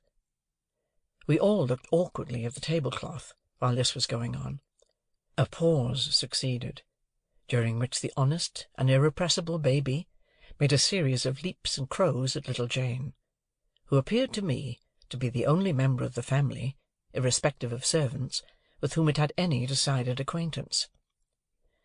"Mr. Drummle," said Mrs. Pocket, "will you ring for Flopson? Jane, you undutiful little thing, go and lie down. Now, baby darling, come with ma." The baby was the soul of honour, and protested with all its might. It doubled itself up the wrong way over Mrs. Pocket's arm, exhibited a pair of knitted shoes and dimpled ankles to the company in lieu of its soft face, and was carried out in the highest state of mutiny. And it gained its point after all, for I saw it through the window within a few minutes, being nursed by little Jane. It happened that the other 5 children were left behind at the dinner-table, through Flopson's having some private engagement, and there not being anybody else's business. I thus became aware of the mutual relations between them and Mr. Pocket, which were exemplified in the following manner. Mr. Pocket, with the normal perplexity of his face heightened, and his hair rumpled, looked at them for some minutes, as if he couldn't make out how they came to be boarding and lodging in that establishment, and why they hadn't been billeted by nature on somebody else. Then, in a distant, missionary way, he asked them certain questions, as why little Joe had that hole in his frill. Who said, Pa, Flopson was going to mend it when she had time, and how little Fanny came by that whitlow. Who said, Pa, Millers was going to poultice it when she didn't forget. Then he melted into parental tenderness, and gave them a shilling apiece, and told them to go and play, and then as they went out, with one very strong effort to lift himself up by the hair, he dismissed the hopeless subject. In the evening there was rowing on the river. As Drummle and Startop had each a boat, I resolved to set up mine, and to cut them both out. I was pretty good at most exercises in which country boys are adepts, but, as I was conscious of wanting elegance of style for the Thames, not to say for other waters, I at once engaged to place myself under the tuition of the winner of a prize wherry, who plied at our stairs, and to whom I was introduced by my new allies. This practical authority confused me very much, by saying I had the arm of a blacksmith.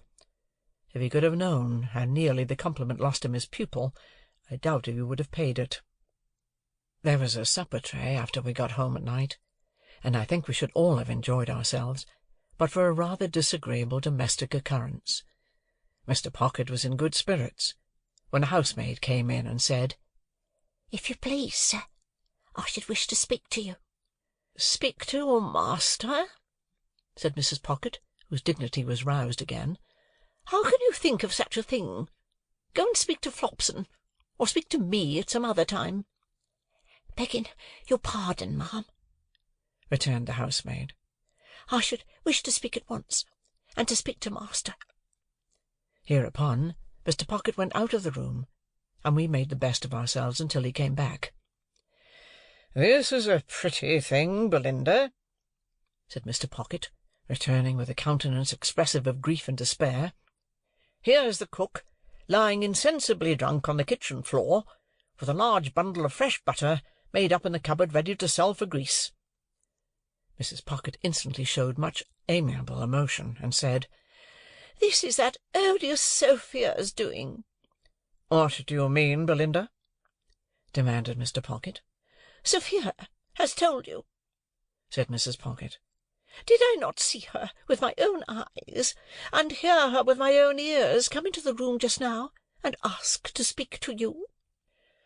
"But has she not taken me downstairs, Belinda," returned Mr. Pocket, "and shown me the woman, and the bundle too?" "And do you defend her, Matthew," said Mrs. Pocket, "for making mischief?" Mr. Pocket uttered a dismal groan. "Am I grandpapa's granddaughter, to be nothing in the house?" said Mrs. Pocket.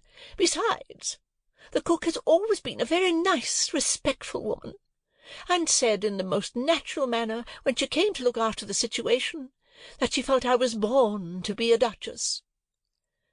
There was a sofa where Mr. Pocket stood, and he dropped upon it in the attitude of the dying gladiator.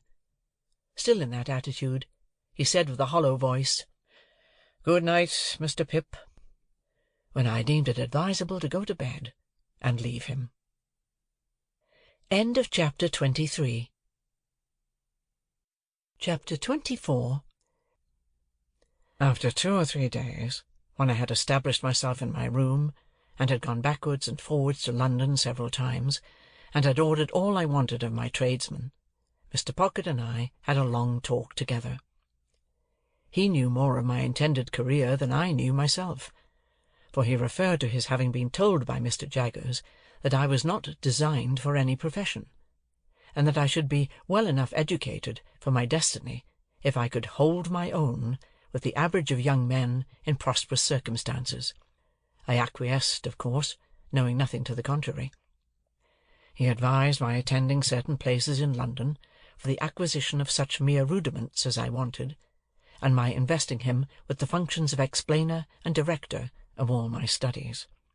He hoped that with intelligent assistance I should meet with little to discourage me, and should soon be able to dispense with any aid but his. Through his way of saying this, and much more to similar purpose, he placed himself on confidential terms with me in an admirable manner, and I may state at once that he was also so zealous and honourable in fulfilling his compact with me, that he made me zealous and honourable in fulfilling mine with him. If he had shown indifference as a master, I have no doubt I should have returned the compliment as a pupil. He gave me no such excuse, and each of us did the other justice. Nor did I ever regard him as having anything ludicrous about him, or anything but what was serious, honest, and good, in his tutor communication with me. When these points were settled, and so far carried out as that I had begun to work in earnest, it occurred to me that if I could retain my bedroom in Barnard's Inn, my life would be agreeably varied, while my manners would be none the worse for Herbert's society. Mr. Pocket did not object to this arrangement, but urged that before any step could possibly be taken in it, it must be submitted to my guardian. I felt that this delicacy arose out of the consideration that the plan would save Herbert some expense, so I went off to Little Britain and imparted my wish to Mr. Jaggers. "If I could buy the furniture now hired for me," said I, "and 1 or 2 other little things, I should be quite at home there." "Go it," said Mr. Jaggers, with a short laugh. "I told you you'd get on. Well, how much do you want?" I said I didn't know how much. "Come," retorted Mr. Jaggers. "How much? £50? "Oh, not nearly so much." £5? said Mr. Jaggers. This was such a great fall that I said in discomfiture, "Oh, more than that." "More than that, eh?" retorted Mr. Jaggers, lying in wait for me, with his hands in his pockets, his head on one side, and his eyes on the wall behind me. "How much more?" "It is so difficult to fix a sum," said I, hesitating. "Come," said Mr. Jaggers, "let's get at it. 2x5, will that do? 3x5, will that do? 4x5, will that do?" I said I thought that would do handsomely. "4x5 will do handsomely, will it?" said Mr. Jaggers, knitting his brows. "Now, what do you make of 4x5? "What do I make of it?" "Ah!" said Mr. Jaggers. "How much?" "I suppose you make it £20, said I, smiling. "Never mind what I make it, my friend," observed Mr. Jaggers, with a knowing and contradictory toss of his head. "I want to know what you make it." £20, of course." "Wemmick," said Mr. Jaggers, opening his office door, "take Mr. Pip's written order, and pay him £20. This strongly marked way of doing business made a strongly marked impression on me, and that not of an agreeable kind. Mr. Jaggers never laughed, but he wore great bright creaking boots, and in poising himself on these boots, with his large head bent down and his eyebrows joined together, awaiting an answer, he sometimes caused the boots to creak, as if they laughed in a dry and suspicious way. As he happened to go out now, and as Wemmick was brisk and talkative, I said to Wemmick that I hardly knew what to make of Mr. Jaggers' manner. "Tell him that, and he'll take it as a compliment," answered Wemmick. "He don't mean that you should know what to make of it." "Oh!" for I looked surprised. "It's not personal. It's professional. Only professional." Wemmick was at his desk, lunching, and crunching, on a dry, hard biscuit, pieces of which he threw from time to time into a slit of a mouth, as if he were posting them. "Always seems to me," said Wemmick, "as if he had set a man-trap and was watching it. Suddenly, click! You're caught." Without remarking that man-traps were not among the amenities of life, I said I supposed he was very skilful. "Deep," said Wemmick, "as Australia," pointing with his pen at the office floor, to express that Australia was understood, for the purpose of the figure, to be symmetrically on the opposite spot of the globe. "If there was anything deeper," added Wemmick, bringing his pen to paper, "he'd be it." Then I said I supposed he had a fine business, and Wemmick said, "Capital." Then I asked if there were many clerks, to which he replied, "We don't run much into clerks, because there's only one Jaggers, and people won't have him at second hand. There are only 4 of us. Would you like to see him? You are one of us, as I may say." I accepted the offer. When Mr. Wemmick had put all the biscuit into the post, and had paid me my money from a cash-box in a safe, the key of which safe he kept somewhere down his back, and produced from his coat-collar like an iron pigtail, we went upstairs. The house was dark and shabby, and the greasy shoulders that had left their mark in Mr. Jaggers' room seemed to have been shuffling up and down the staircase for years.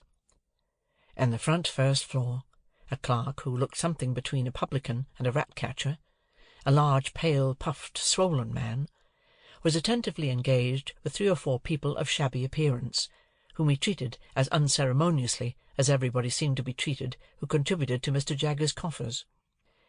"Getting evidence together," said Mr. Wemmick, as we came out, "for the Bailey."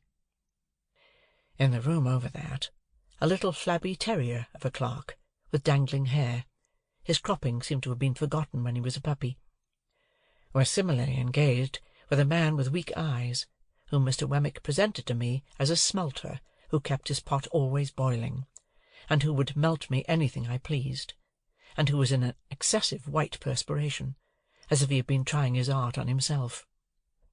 In a back room, a high-shouldered man with a face-ache, tied up in a dirty flannel, who was dressed in old black clothes that bore the appearance of having been waxed, was stooping over his work of making fair copies of the notes of the other two gentlemen, for Mr. Jaggers's own use.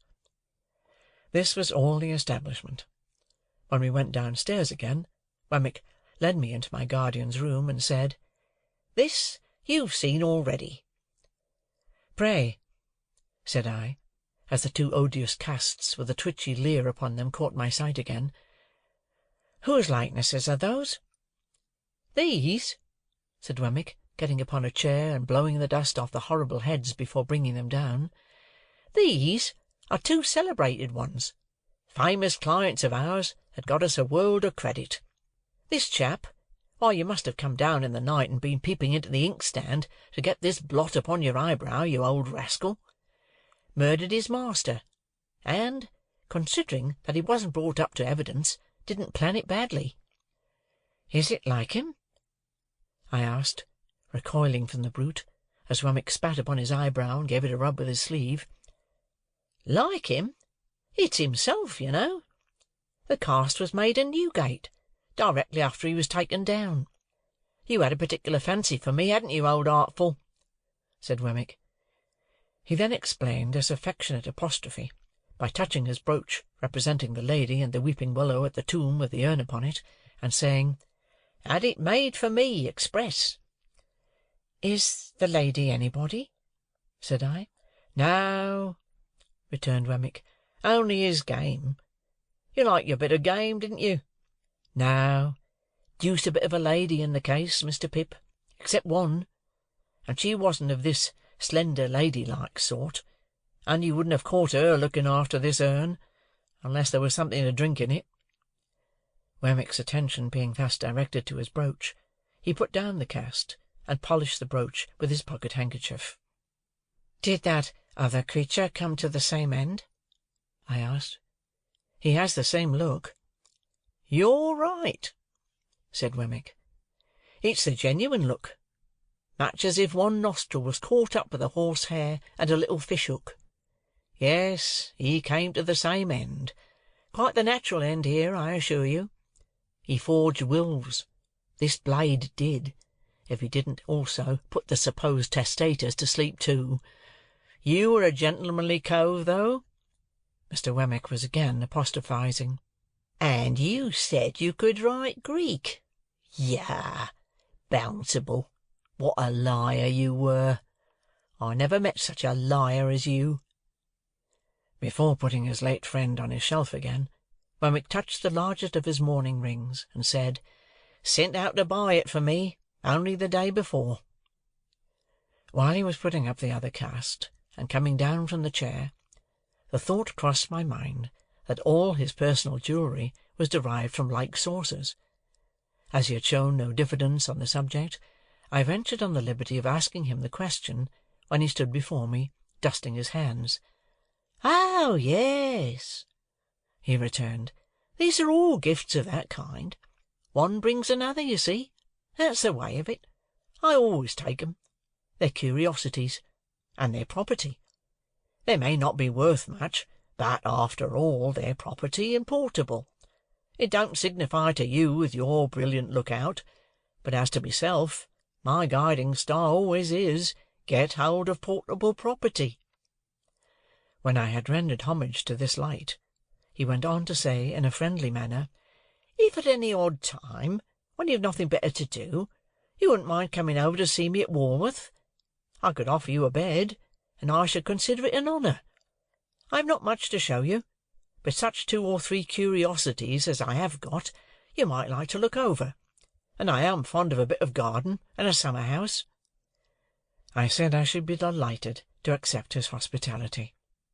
"Thank'ee," said he. "Then we'll consider that it's to come off, when convenient to you. Have you dined with Mr. Jaggers yet?" "Not yet." "Well," said Wemmick, "he'll give you wine, and good wine. I'll give you punch, and not bad punch.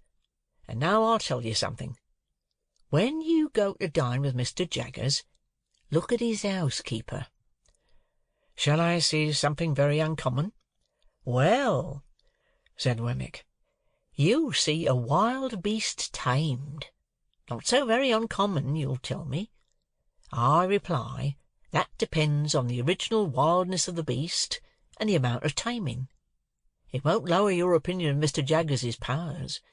Keep your eye on it." I told him I would do so, with all the interest and curiosity that his preparation awakened. As I was taking my departure, he asked me if I would like to devote 5 minutes to seeing Mr. Jaggers at it.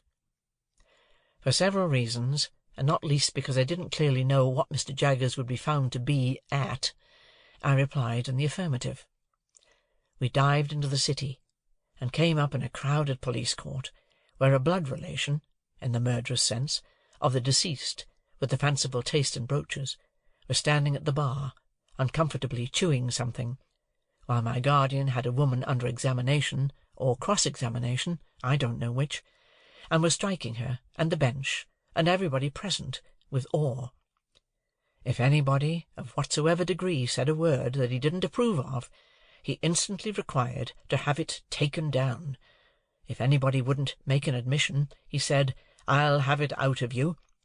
And if anybody made an admission, he said, "Now I have got you." The magistrates shivered under a single bite of his finger.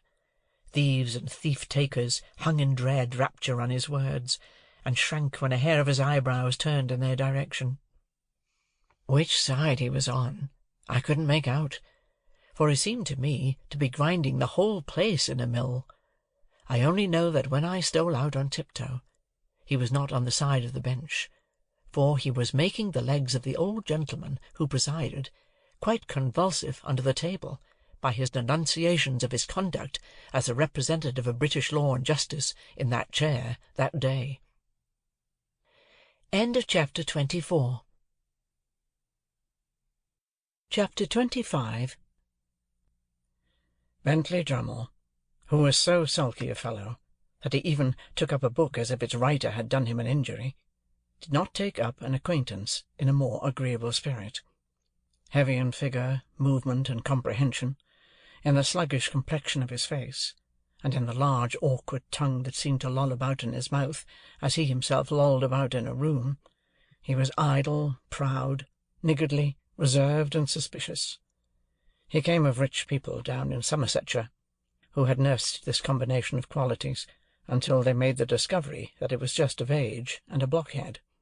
Thus, Bentley Drummle had come to Mr. Pocket when he was a head taller than that gentleman, and half a dozen heads thicker than most gentlemen. Startop had been spoilt by a weak mother, and kept at home when he ought to have been at school, but he was devotedly attached to her, and admired her beyond measure. He had a woman's delicacy of feature, and was, "as you may see, though you never saw her," said Herbert to me, exactly like his mother. It was but natural that I should take to him much more kindly than to Drummle, and that, even in the earliest evenings of our boating, he and I should pull homeward abreast of one another, conversing from boat to boat, while Bentley Drummle came up in our wake alone, under the overhanging banks and among the rushes. He would always creep inshore, like some uncomfortable amphibious creature, even when the tide would have sent him fast upon his way, and I always think of him as coming after us in the dark, or by the backwater, when our own two boats were breaking the sunset or the moonlight in mid-stream. Herbert was my intimate companion and friend. I presented him with a half-share in my boat, which was the occasion of his often coming down to Hammersmith, and my possession of a half-share in his chambers often took me up to London. We used to walk between the two places at all hours. I have an affection for the road yet, though it is not so pleasant a road as it was then, formed in the impressibility of untried youth and hope. When I had been in Mr. Pocket's family a month or two, Mr. and Mrs. Camilla turned up. Camilla was Mr. Pocket's sister. Georgiana, whom I had seen at Miss Havisham's on the same occasion, also turned up. She was a cousin, an indigestive single woman, who called her rigidity religion, and her liver love. These people hated me with the hatred of cupidity and disappointment. As a matter of course, they fawned upon me in my prosperity with the basest meanness. Towards Mr. Pocket, as a grown-up infant with no notion of his own interests, they showed the complacent forbearance I had heard them express. Mrs. Pocket they held in contempt, but they allowed the poor soul to have been heavily disappointed in life, because that shed a feeble reflected light upon themselves. These were the surroundings among which I settled down, and applied myself to my education. I soon contracted expensive habits, and began to spend an amount of money that within a few short months I should have thought almost fabulous, but through good and evil I stuck to my books. There was no other merit in this than my having sense enough to feel my deficiencies. Between Mr. Pocket and Herbert I got on fast, and, with one or the other always at my elbow to give me the start I wanted, and clear obstructions out of my road, I must have been as great a dolt as Drummle if I had done less.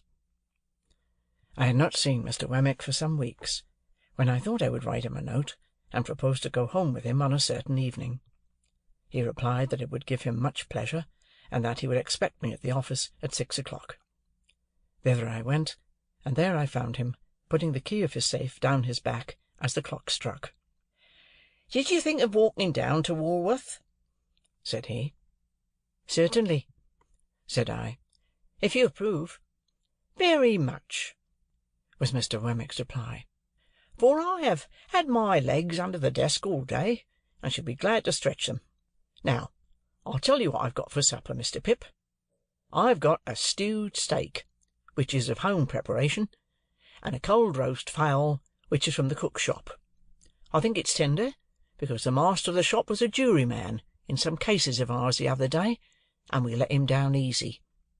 I reminded him of it when I bought the fowl, and I said, 'Pick us out a good one, old Briton, because if we had chosen to keep you in the box another day or two, we could easily have done it.' He said to that, 'Let me make you a present of the best fowl in the shop.' I let him, of course. As far as it goes, it's property and portable.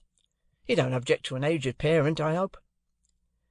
I really thought he was still speaking of the fowl, until he added, "Because I've got an aged parent at my place."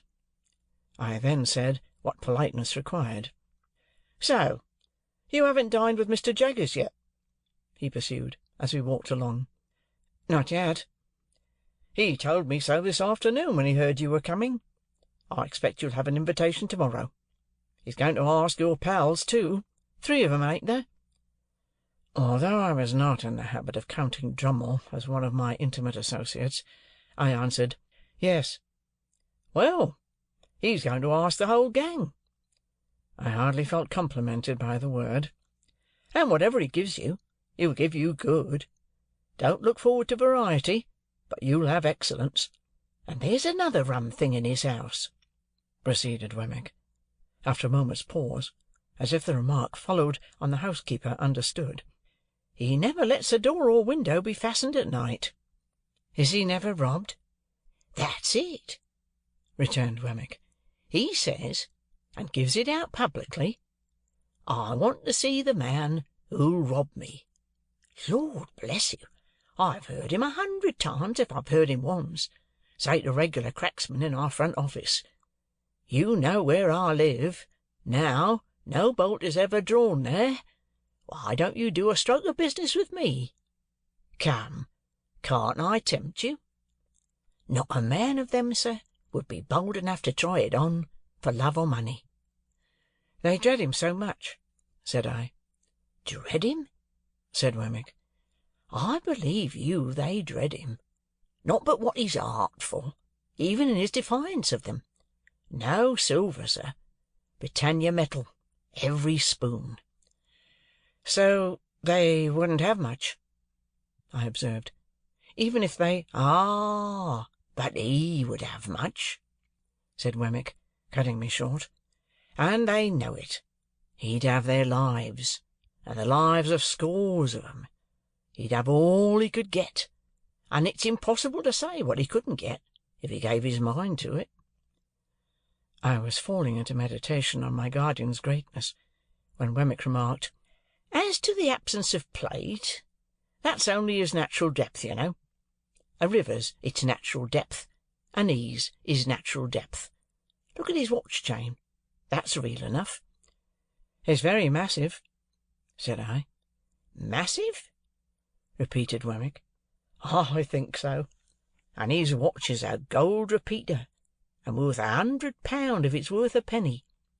Mr. Pip, there are about 700 thieves in this town who know all about that watch. There's not a man, a woman, or a child among them who wouldn't identify the smallest link in that chain, and drop it as if it was red-hot if inveigled into touching it." At first, with such discourse, and afterwards with conversation of a more general nature, did Mr. Wemmick and I beguile the time and the road, until he gave me to understand that we had arrived in the district of Walworth. It appeared to be a collection of back lanes, ditches, and little gardens, and to present the aspect of a rather dull retirement. Wemmick's house was a little wooden cottage in the midst of plots of garden, and the top of it was cut out, and painted like a battery mounted with guns. "My own doing," said Wemmick. "Looks pretty, don't it?" I highly commended it. I think it was the smallest house I ever saw, with the queerest Gothic windows, by far the greater part of them sham, and a Gothic door almost too small to get in at. "That's a real flagstaff, you see," said Wemmick, "and on Sundays I run up a real flag. Then look here. After I've crossed this bridge, I hoist it up so, and cut off the communication." The bridge was a plank, and it crossed a chasm about 4 feet wide and 2 deep. But it was very pleasant to see the pride with which he hoisted it up and made it fast, smiling as he did so, with a relish, and not merely mechanically. "At 9 o'clock every night, Greenwich time," said Wemmick, "the gun fires. There he is, you see. And when you hear him go, I think you'll say he's a stinger." The piece of ordnance referred to was mounted in a separate fortress, constructed of lattice-work. It was protected from the weather by an ingenious little tarpaulin contrivance in the nature of an umbrella. "Then at the back," said Wemmick, "out of sight, so as not to impede the idea of fortifications, for it's a principle with me, if you have an idea, carry it out and keep it up. I don't know whether that's your opinion," I said decidedly. "At the back there's a pig, and there are fowls and rabbits. Then I knock together my own little frame, you see, and grow cucumbers, and you'll judge at supper what sort of a salad I can raise." "So, sir," said Wemmick, smiling again, but seriously too, as he shook his head, "if you can suppose the little place besieged, it would hold out a devil of a time in point of provisions." Then he conducted me to a bower about 12 yards off, but which was approached by such ingenious twists of path that it took quite a long time to get at. And in this retreat our glasses were already set forth. Our punch was cooling in an ornamental lake, on whose margin the bower was raised. This piece of water, with an island in the middle, which might have been the salad for supper, was of a circular form, and he had constructed a fountain in it, which, when you set a little mill going, and took a cork out of a pipe, played to that powerful extent that it made the back of your hand quite wet. "I am my own engineer, and my own carpenter, and my own plumber, and my own gardener, and my own jack-of-all-trades," said Wemmick, in acknowledging my compliments. "Well, it's a good thing, you know. It brushes the Newgate cobwebs away, and pleases the aged. You wouldn't mind being at once introduced to the aged, would you? It wouldn't put you out?" I expressed the readiness I felt, and we went into the castle. There we found, sitting by a fire, a very old man in a flannel coat, clean, cheerful, comfortable, and well cared for, but intensely deaf. "Well, aged parent," said Wemmick, shaking hands with him in a cordial and jocose way, "how am you?" "All right, John, all right," replied the old man. "Here's Mr. Pip, aged parent," said Wemmick, and I wish you could hear his name. Nod away at him, Mr. Pip, that's what he likes. Nod away at him, if you please, like winking." "This is a fine place of my son's, sir," cried the old man, while I nodded as hard as I possibly could. "This is a pretty pleasure ground, sir. This spot and these beautiful works upon it ought to be kept together by the nation, after my son's time, for the people's enjoyment." "You're as proud of it as Punch, ain't you, Aged?" said Wemmick, contemplating the old man with his hard face really softened. "There's a nod for you." Giving him a tremendous one. "There's another for you." Giving him a still more tremendous one. "You like that, don't you? If you're not tired, Mr. Pip, though, I know it's tiring to strangers, will you tip him one more? You can't think how it pleases him." I tipped him several more, and he was in great spirits. We left him bestirring himself to feed the fowls, and we sat down to our punch in the arbour, where Wemmick told me, as he smoked a pipe, that it had taken him a good many years to bring the property up to its present pitch of perfection. "Is it your own, Mr. Wemmick?" "Oh, yes," said Wemmick. "I've got hold of it, a bit at a time. It's a freehold, by George." "Is it indeed? I hope Mr. Jaggers admires it." "Never seen it," said Wemmick. "Never heard of it. Never seen the Aged. Never heard of him. No, the office is one thing, and private life is another. When I go into the office, I leave the castle behind me, and when I come into the castle, I leave the office behind me. If it's not in any way disagreeable to you, you'll oblige me by doing the same. I don't wish it professionally spoken about." Of course, I felt my good faith involved in the observance of his request. The punch being very nice, we sat there drinking it and talking until it was almost 9 o'clock.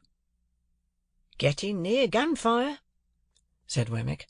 Then, as he laid down his pipe, "It's the Aged's treat." Proceeding into the castle again, we found the Aged heating the poker, with expectant eyes, as a preliminary to the performance of this great nightly ceremony. Wemmick stood with his watch in his hand, until the moment was come for him to take the red-hot poker from the Aged and repair to the battery. He took it and went out, and presently the stinger went off with a bang that shook the crazy little box of a cottage as if it must fall to pieces, and made every glass and teacup in it ring. Upon this, the Aged, who I believe would have been blown out of his arm-chair but for holding on by the elbows, cried out exultingly, "He's fired! I heard him!" And I nodded at the old gentleman until it is no frig of speech to declare that I absolutely could not see him. The interval between that time and supper Wemmick devoted to showing me his collection of curiosities. They were mostly of a felonious character, comprising the pen with which a celebrated forgery had been committed, a distinguished razor or two, some locks of hair, and several manuscript confessions written under condemnation, upon which Mr. Wemmick set particular value, as being, to use his own words, "Every one of 'em lies, sir." These were agreeably dispersed among small specimens of china and glass, various neat trifles made by the proprietor of the museum, and some tobacco stoppers carved by the Aged. They were all displayed in that chamber of the castle into which I had been first inducted, and which served, not only as the general sitting-room, but as the kitchen too, if I might judge from a saucepan on the hob, and a brazen bijou over the fireplace, designed for the suspension of a roasting-jack. There was a neat little girl in attendance, who looked after the Aged in the day. When she had laid the supper-cloth, the bridge was lowered to give her means of egress, and she withdrew for the night. The supper was excellent, and though the castle was rather subject to dry rot, insomuch that it tasted like a bad nut, and though the pig might have been farther off, I was heartily pleased with my whole entertainment. Nor was there any drawback on my little turret bedroom, beyond there being such a very thin ceiling between me and the flagstaff, that when I lay down on my back in bed, it seemed as if I had to balance that pole on my forehead all night. Wemmick was up early in the morning, and I am afraid I heard him cleaning my boots. After that, he fell to gardening, and I saw him from my Gothic window pretending to employ the aged, and nodding at him in a most devoted manner. Our breakfast was as good as the supper, and at 8:30 precisely we started for Little Britain. By degrees Wemmick got drier and harder as we went along, and his mouth tightened into a post-office again. At last, when we got to his place of business, and he pulled out his key from his coat-collar, he looked as unconscious of his Walworth property as if the castle, and the drawbridge, and the arbour, and the lake, and the fountain, and the aged, had all been blown into space together by the last discharge of the stinger. Chapter 25. Chapter 26. It fell out, as Wemmick had told me it would, that I had an early opportunity of comparing my guardian's establishment with that of his cashier and clerk. My guardian was in his room, washing his hands with his scented soap, when I went into the office from Walworth, and he called me to him, and gave me the invitation for myself and friends, which Wemmick had prepared me to receive. "No ceremony," he stipulated, "and no dinner dress and say to-morrow." I asked him where we should come to, for I had no idea where he lived, and I believed it was in his general objection to make anything like an admission, that he replied, "Come here, and I'll take you home with me." I embraced this opportunity of remarking that he washed his clients off as if he were a surgeon or a dentist. He had a closet in his room, fitted up for the purpose, which smelt of the scented soap like a perfumer's shop. It had an unusually large jack-towel on a roller inside the door, and he would wash his hands, and wipe them, and dry them all over this towel, whenever he came in from a police court or dismissed a client from his room. When I and my friends repaired to him at 6 o'clock next day, he seemed to have been engaged on a case of darker complexion than usual, for we found him, with his head butted into this closet, not only washing his hands, but laving his face, and gargling his throat. And even when he had done all that, and had gone all round the jack-towel, he took out his penknife and scraped the case out of his nails before he put his coat on. There were some people slinking about as usual when we passed out into the street, who were evidently anxious to speak with him, but there was something so conclusive in the halo of scented soap which encircled his presence that they gave it up for that day. As we walked along westward, he was recognized ever and again by some face in the crowd of the streets, and whenever that happened, he talked louder to me, but he never otherwise recognized anybody, or took notice that anybody recognized him. He conducted us to Gerrard Street, Soho, to a house on the south side of that street. Rather a stately house of its kind, but dolefully in want of painting, and with dirty windows. He took out his key and opened the door, and we all went into a stone hall, bare, gloomy, and little used. So, up a dark brown staircase, into a series of 3 dark brown rooms on the first floor. There were carved garlands on the panelled walls, and as he stood among them, giving us welcome, I know what kind of loops I thought they looked like. Dinner was laid in the best of these rooms. The second was his dressing-room, the third his bedroom. He told us that he held the whole house, but rarely used more of it than we saw. The table was comfortably laid, no silver in the service, of course, and at the side of his chair was a capacious dumb-waiter, with a variety of bottles and decanters on it, and 4 dishes of fruit for dessert. I noticed throughout that he kept everything under his own hand, and distributed everything himself. There was a bookcase in the room. I saw, from the backs of the books, that they were about evidence, criminal law, criminal biography, trials, acts of Parliament, and such things. The furniture was all very solid and good, like his watch-chain. It had an official look, however, and there was nothing merely ornamental to be seen. In a corner was a little table of papers with a shaded lamp, so that he seemed to bring the office home with him in that respect too, and to wheel it out of an evening, and fall to work. As he had scarcely seen my 3 companions until now, for he and I had walked together, he stood on the hearth-rug, after ringing the bell, and took a searching look at them. To my surprise, he seemed at once to be principally, if not solely, interested in Drummle. "Pip," said he, putting his large hand on my shoulder and moving me to the window, "I don't know one from the other. Who's the spider?" "The spider?" said I. "The blotchy, sprawly, sulky fellow." "That's Bentley Drummle," I replied. "The one with the delicate face is Startop." Not making the least account of the one with the delicate face, he returned, "Bentley Drummle is his name, is it? I like the look of that fellow." He immediately began to talk to Drummle, not at all deterred by his replying in his heavy, reticent way, but apparently led on by it to screw discourse out of him. I was looking at the two, when there came between me and them the housekeeper, with the first dish for the table. She was a woman of about 40, I suppose, but I may have thought her younger than she was. Rather tall, of a lithe, nimble figure, extremely pale, with large faded eyes and a quantity of streaming hair. I cannot say whether any diseased affection of the heart caused her lips to be parted, as if she were panting, and her face to bear a curious expression of suddenness and flutter, but I know that I had been to see Macbeth at the theatre a night or two before, and that her face looked to me as if it were all disturbed by fiery air, like the faces I had seen rise out of the witch's cauldron. She set the dish on, touched my guardian quietly on the arm with a finger to notify that dinner was ready, and vanished. We took our seats at the round table, and my guardian kept Drummle on one side of him, while Startop sat on the other.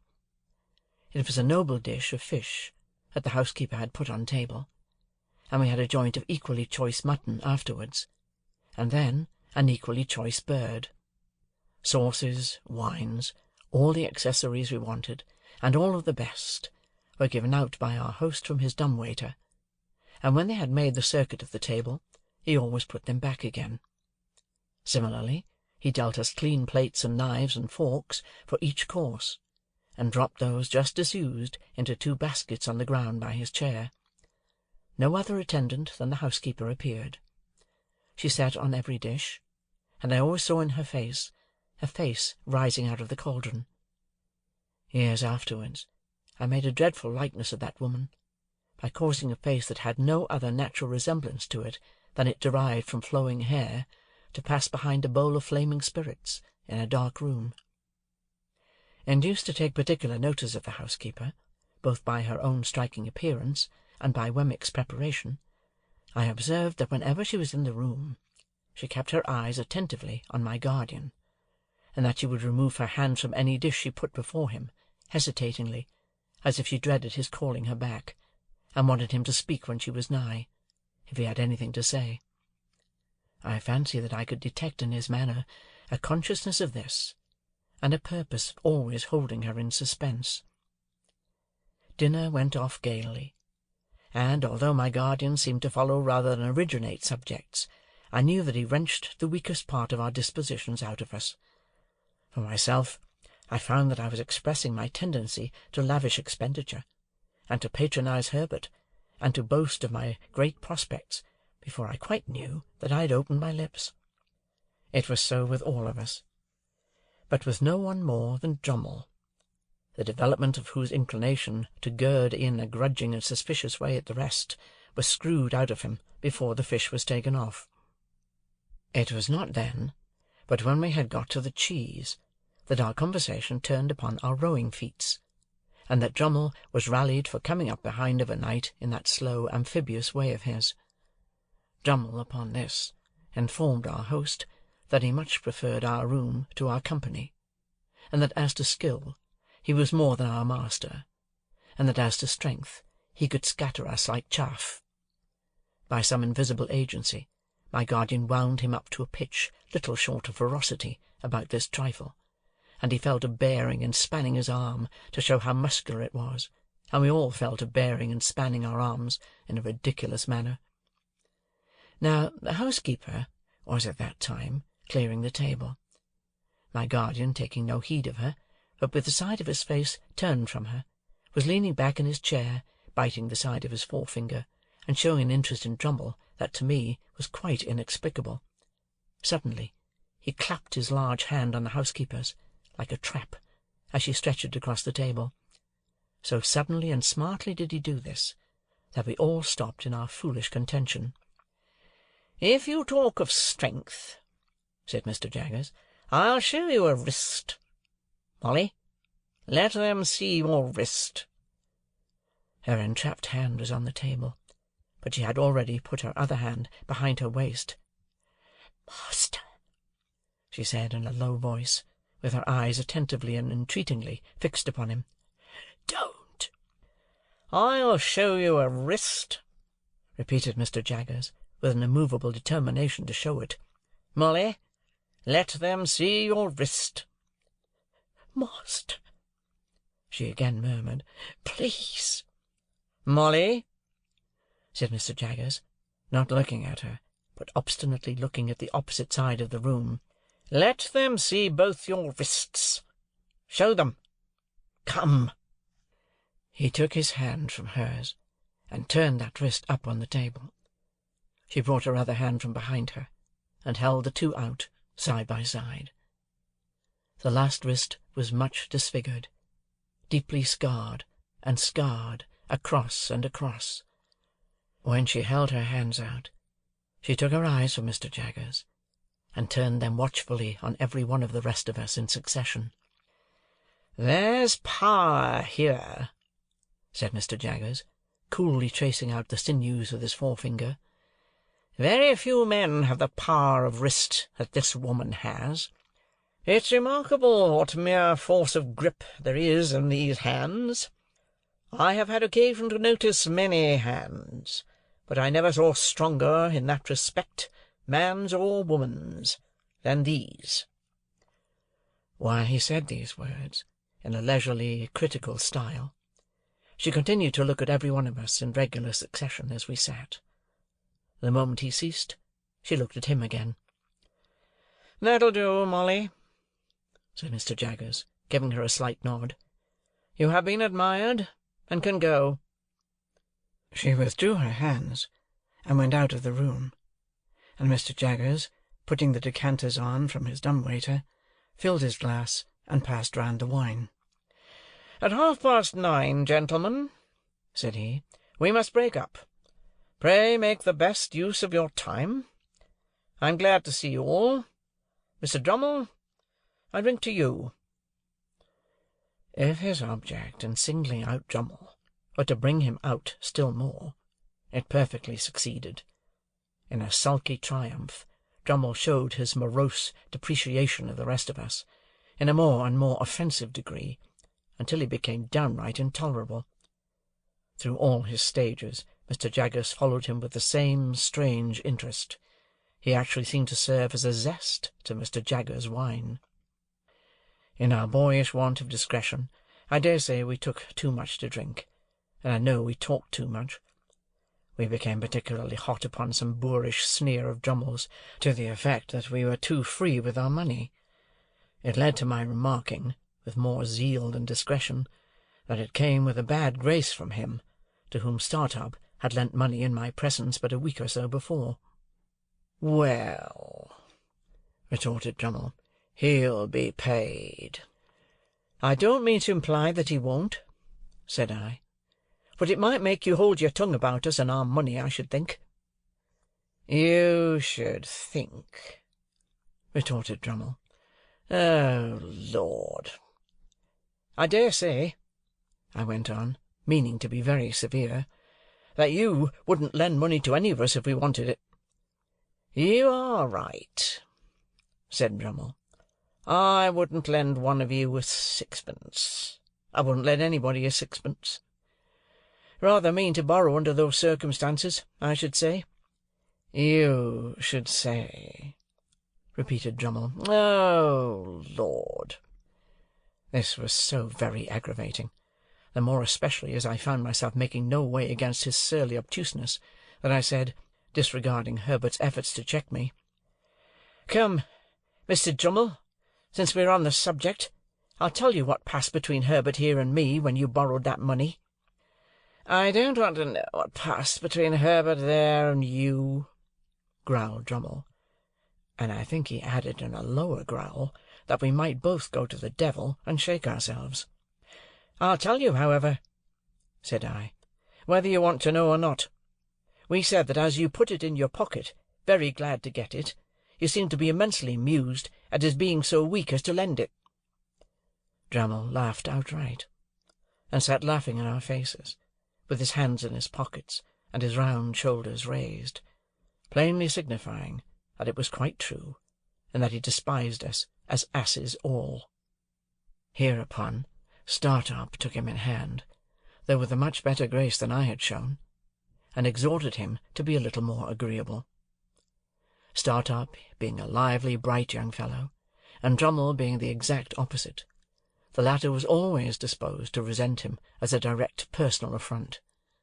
He now retorted in a coarse, lumpish way, and Startup tried to turn the discussion aside with some small pleasantry that made us all laugh.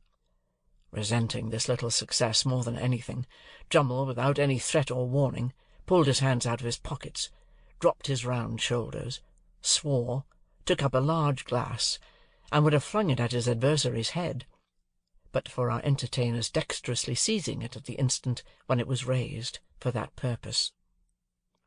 "Gentlemen," said Mr. Jaggers, deliberately putting down the glass, and holding out his gold repeater by its massive chain, "I am exceedingly sorry to announce that it's 9:30.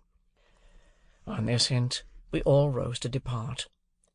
Before we got to the street door, Startup was cheerily calling Drummle "old boy," as if nothing had happened.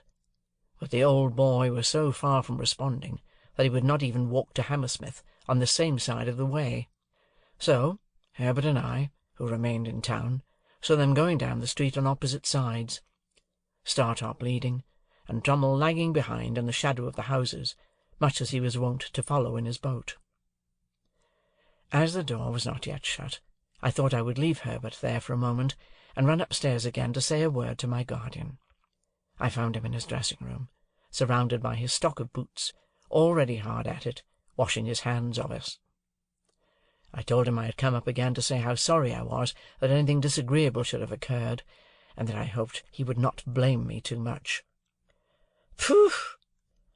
said he, sluicing his face and speaking through the water-drops. "It's nothing, Pip. I like that spider, though." He had turned towards me now, and was shaking his head, and blowing and towelling himself. "I am glad you like him, sir," said I, "but I don't." "No, no," my guardian assented. "Don't have too much to do with him. Keep as clear of him as you can. But I like the fellow, Pip. He is one of the true sort. Why, if I was a fortune-teller—" Looking out of the towel, he caught my eye. "But I am not a fortune-teller," he said, letting his head drop into a festoon of towel, and towelling away at his 2 ears. "You know what I am, don't you? Good night, Pip." "Good night, sir." In about a month after that, the Spider's time with Mr. Pocket was up for good, and, to the great relief of all the house but Mrs. Pocket, he went home to the family whole. Chapter 26. Chapter 27. My dear Mr. Pip, I write this by request of Mr. Gargery, for to let you know that he is going to London in company with Mr. Wopsle, and would be glad, if agreeable, to be allowed to see you. He would call at Barnard's Hotel Tuesday morning 9 o'clock, when, if not agreeable, please leave word. Your poor sister is much the same as when you left. We talk of you in the kitchen every night, and wonder what you are saying and doing.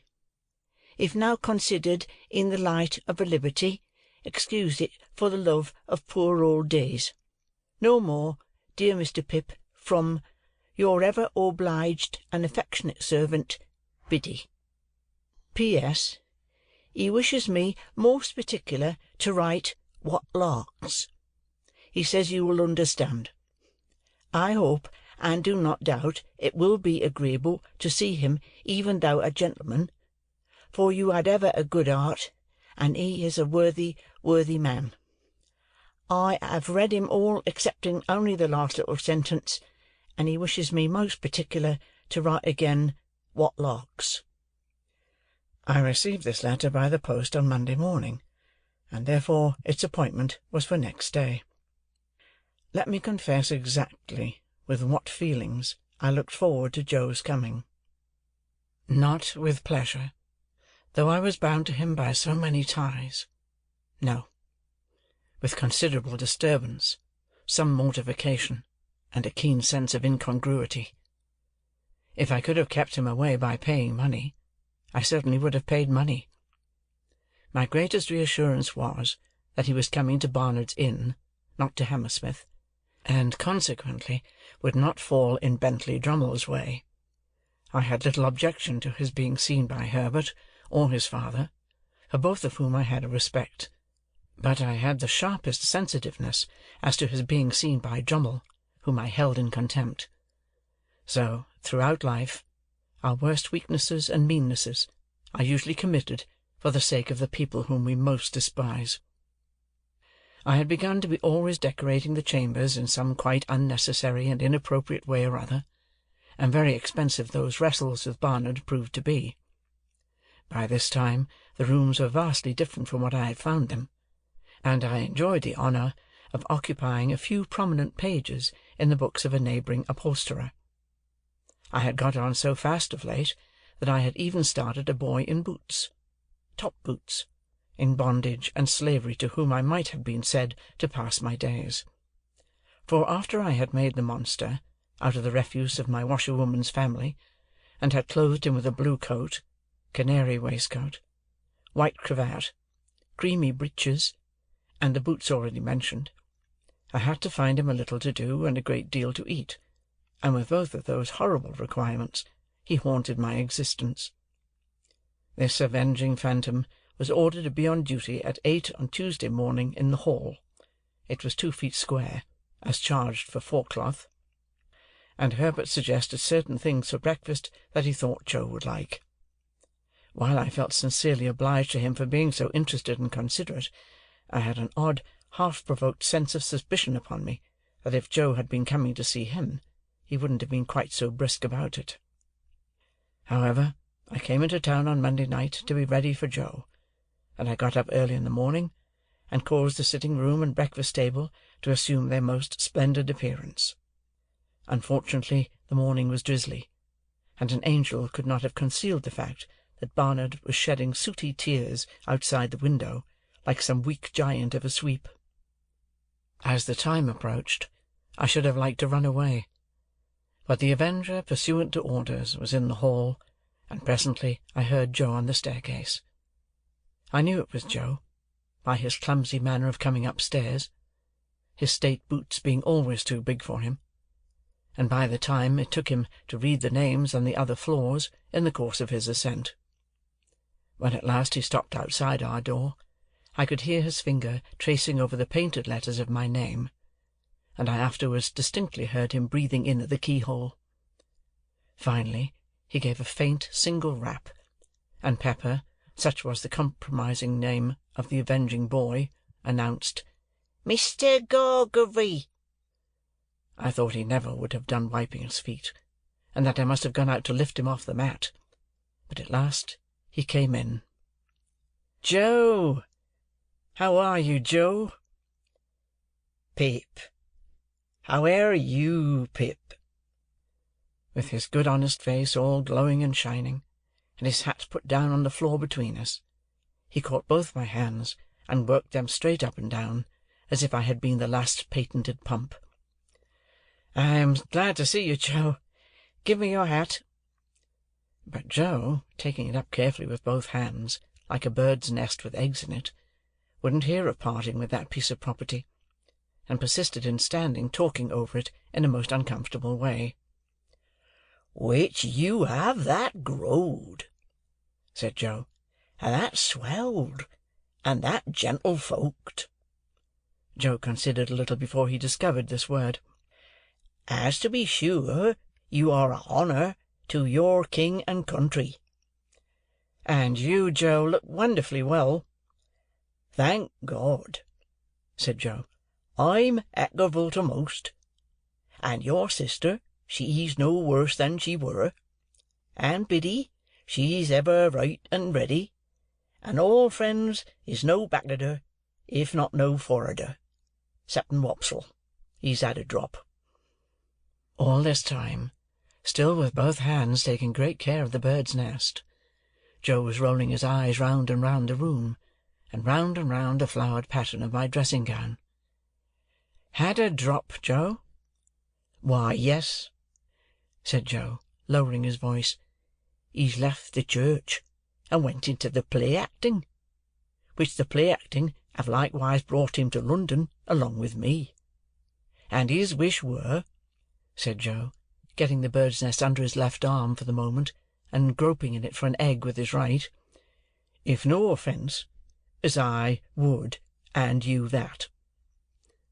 I took what Joe gave me, and found it to be the crumpled playbill of a small metropolitan theatre, announcing the first appearance in that very week of the celebrated provincial amateur of Ruskin renown, whose unique performance in the highest tragic walk of our national bard has lately occasioned so great a sensation in local dramatic circles. "Were you at his performance, Joe?" I inquired. "I were," said Joe, with emphasis and solemnity. "Was there a great sensation?" "Why," said Joe, "yes, there certainly were a peck of orange peel, particular when he see the ghost, though I put it to yourself, sir, whether it were calculated to keep a man up to his work with a good heart, to be continually cutting in betwixt him and the ghost with Amen.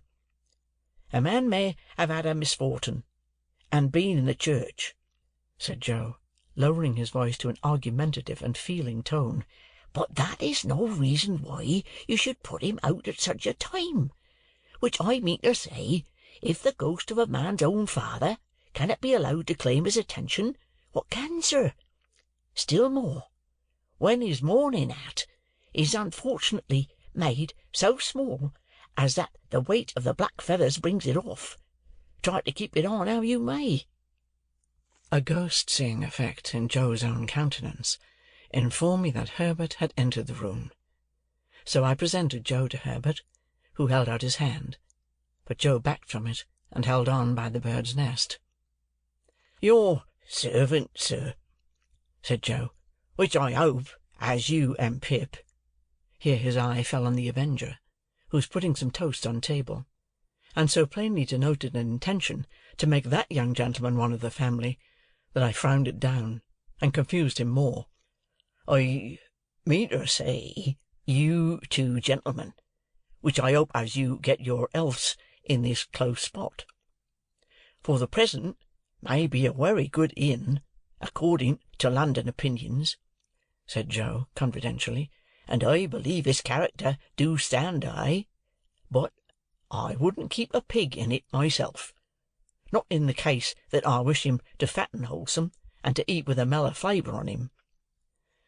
Having borne this flattering testimony to the merits of our dwelling-place, and having incidentally shown his tendency to call me sir, Joe, being invited to sit down to table, looked all around the room for a suitable spot on which to deposit his hat, as if it were only on some very few rare substances in nature that it could find a resting-place, and ultimately stood it on an extreme corner of the chimney-piece, from which it ever afterwards fell off at intervals. "Do you take tea or coffee, Mr. Gargery?" asked Herbert, who always presided of a morning. "Thank'ee, sir," said Joe, stiff from head to foot. "I'll take whichever is most agreeable to yourself." "And what do you say to coffee?"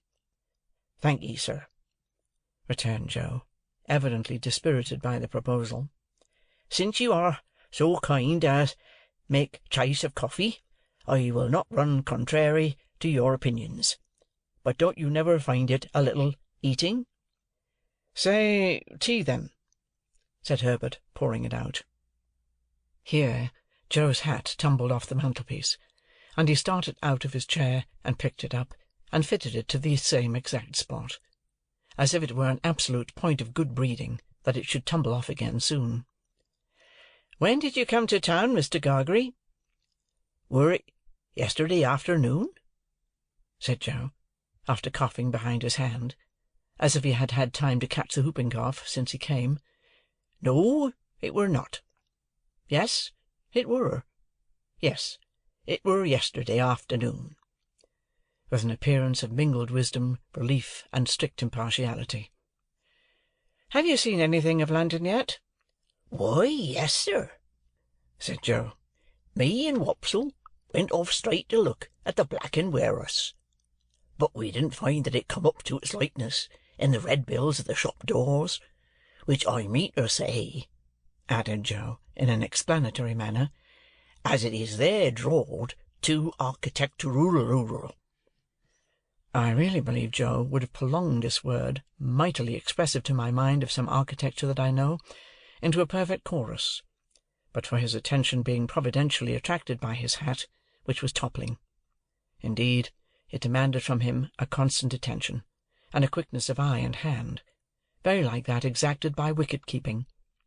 He made extraordinary play with it, and showed the greatest skill, now rushing at it and catching it neatly as it dropped, now merely stopping it midway, beating it up, and humouring it in various parts of the room, and against a good deal of the pattern of the paper on the wall, before he felt it safe to close with it, finally splashing it into the slop-basin, where I took the liberty of laying hands upon it. As to his shirt-collar and his coat-collar, they were perplexing to reflect upon, insoluble mysteries both. Why should a man scrape himself to that extent before he could consider himself full dressed? Why should he suppose it necessary to be purified by suffering for his holiday clothes? Then he fell into such unaccountable fits of meditation, with his fork midway between his plate and his mouth, had his eyes attracted in such strange directions, was afflicted with such remarkable coughs, sat so far from the table, and dropped so much more than he ate, and pretended that he hadn't dropped it, that I was heartily glad when Herbert left us for the city. I had neither the good sense nor the good feeling to know that this was all my fault, and that if I had been easier with Joe, Joe would have been easier with me. I felt impatient of him, and out of temper with him, in which condition he heaped coals of fire on my head. "Us two being now alone, sir," began Joe. "Joe," I interrupted pettishly, "how can you call me sir?" Joe looked at me for a single instant with something faintly like reproach. Utterly preposterous as his cravat was, and as his collars were, I was conscious of a sort of dignity in the look. "Us two being now alone," resumed Joe, "and me having the intentions and abilities to stay not many minutes more, I will now conclude, leastways begin, to mention what have led to my having had the present honour. For was it not," said Joe, with his old air of lucid exposition, "that my only wish were to be useful to you, I should not have had the honour of breaking wittles in the company and abode of gentlemen." I was so unwilling to see the look again, that I made no remonstrance against its tone. "Well, sir," pursued Joe, "this is how it were. I were at the Bargeman t'other night, Pip." Whenever he subsided into affection, he called me Pip, and whenever he relapsed into politeness, he called me sir. "When there come up in his shay-cart, Pumblechook, which that same identical," said Joe, going down a new track, "do comb my hair the wrong way sometimes, awful, by giving out up and down town, as it were him which ever had your infant companionation, and were looked upon as a playfellow by yourself." "Nonsense! It was you, Joe." "Which I fully believe it were, Pip," said Joe, slightly tossing his head, "though it signified little now, sir. Well, Pip, this same identical, which his manners is given to blusterous, come to me at the Bargeman. What a pipe and a pint of beer do give refreshment to the working man, sir, and do not over-stimulate. And his word were, 'Joseph, Miss Havisham, she wished to speak to you.'" "Miss Havisham, Joe?" "She wish, were Pumblechook's word, to speak to you." Joe sat and rolled his eyes at the ceiling. "Yes, Joe. Go on, please." "Next day, sir," said Joe, looking at me as if I were a long way off, "having cleaned myself, I go and I see Miss A." "Miss A, Joe? Miss Havisham?" "Which I say, sir," replied Joe, with an air of legal formality, as if he were making his will. "Miss A, or otherwise Havisham. Her expression air then as following: 'Mr. Gargery, you air in correspondence with Mr. Pip?' Having had a letter from you, I were able to say, 'I am.' When I married your sister, sir, I said, 'I will,' and when I answered your friend Pip, I said, 'I am.' 'Would you tell him, then,' said she, 'that which Estella has come home, and would be glad to see him.'" I felt my face fire up as I looked at Joe. I hope one remote cause of its firing may have been my consciousness that if I had known his errand, I should have given him more encouragement. "Biddy," pursued Joe, "when I got home, and asked her for to write the message to you, a little hung back. Biddy says, 'I know he will be very glad to have it by word of mouth. It is holiday time. You want to see him? Go.' I have now concluded, sir," said Joe, rising from his chair, "and Pip, I wish you ever well, and ever prospering to a greater and greater height." "But you're not going now, Joe?" "Yes, I am," said Joe. "But you are coming back to dinner, Joe?" "No, I am not," said Joe. Our eyes met, and all the "sir" melted out of that manly heart as he gave me his hand. "Pip, dear old chap, life is made of ever so many partings welded together, as I might say, and one man's a blacksmith, and one's a whitesmith, and one's a goldsmith, and one's a coppersmith. Divisions among such must come, and must be met as they come. If there's been any fault at all to-day, it's mine. You and me is not two figures to be together in London, nor yet anywheres else, but what is private, and be known and understood among friends. It ain't that I'm proud, but that I want to be right, as you shall never see me no more in these clothes. I'm wrong in these clothes. I'm wrong out of the forge, the kitchen, or off of the meshes. You won't find half so much fault in me, if you think of me in my forge dress, with my hammer in my hand, or even my pipe. You won't find half so much fault in me, if, supposing as you should ever wish to see me, you come and put your head in at the forge window, and see Joe the blacksmith, there, at the old anvil, and the old burnt apron, sticking to the old work. I'm awful dull, but I hope I've beat out something nigh the rights of this at last. And so, God bless you, dear old Pip, old chap. God bless you." I had not been mistaken in my fancy that there was a simple dignity in him. The fashion of his dress could no more come in its way when he spoke these words than it had come in its way in heaven. He touched me gently on the forehead, and went out. As soon as I could recover myself sufficiently, I hurried out after him, and looked for him in the neighbouring streets. But he was gone. Chapter 27. Chapter 28. It was clear that I must repair to our town next day, and in the first flow of my repentance, it was equally clear that I must stay at Joe's. But when I had secured my box-place by to-morrow's coach, and had been down to Mr. Pocket's and back, I was not by any means convinced on the last point, and began to invent reasons, and make excuses for putting up at the Blue Boar. I should be an inconvenience at Joe's, I was not expected, and my bed would not be ready. I should be too far from Miss Havisham's, and she was exacting and mightn't like it. All other swindlers upon earth are nothing to the self-swindlers, and with such pretences did I cheat myself. Surely a curious thing, that I should innocently take a bad half-crown of somebody else's manufacture is reasonable enough, but that I should knowingly reckon the spurious coin of my own make as good money. An obliging stranger, under pretence of compactly folding up my bank-notes for security's sake, abstracts the notes and gives me nutshells. But what is his sleight of hand to mine, when I fold up my own nutshells and pass them on myself as notes?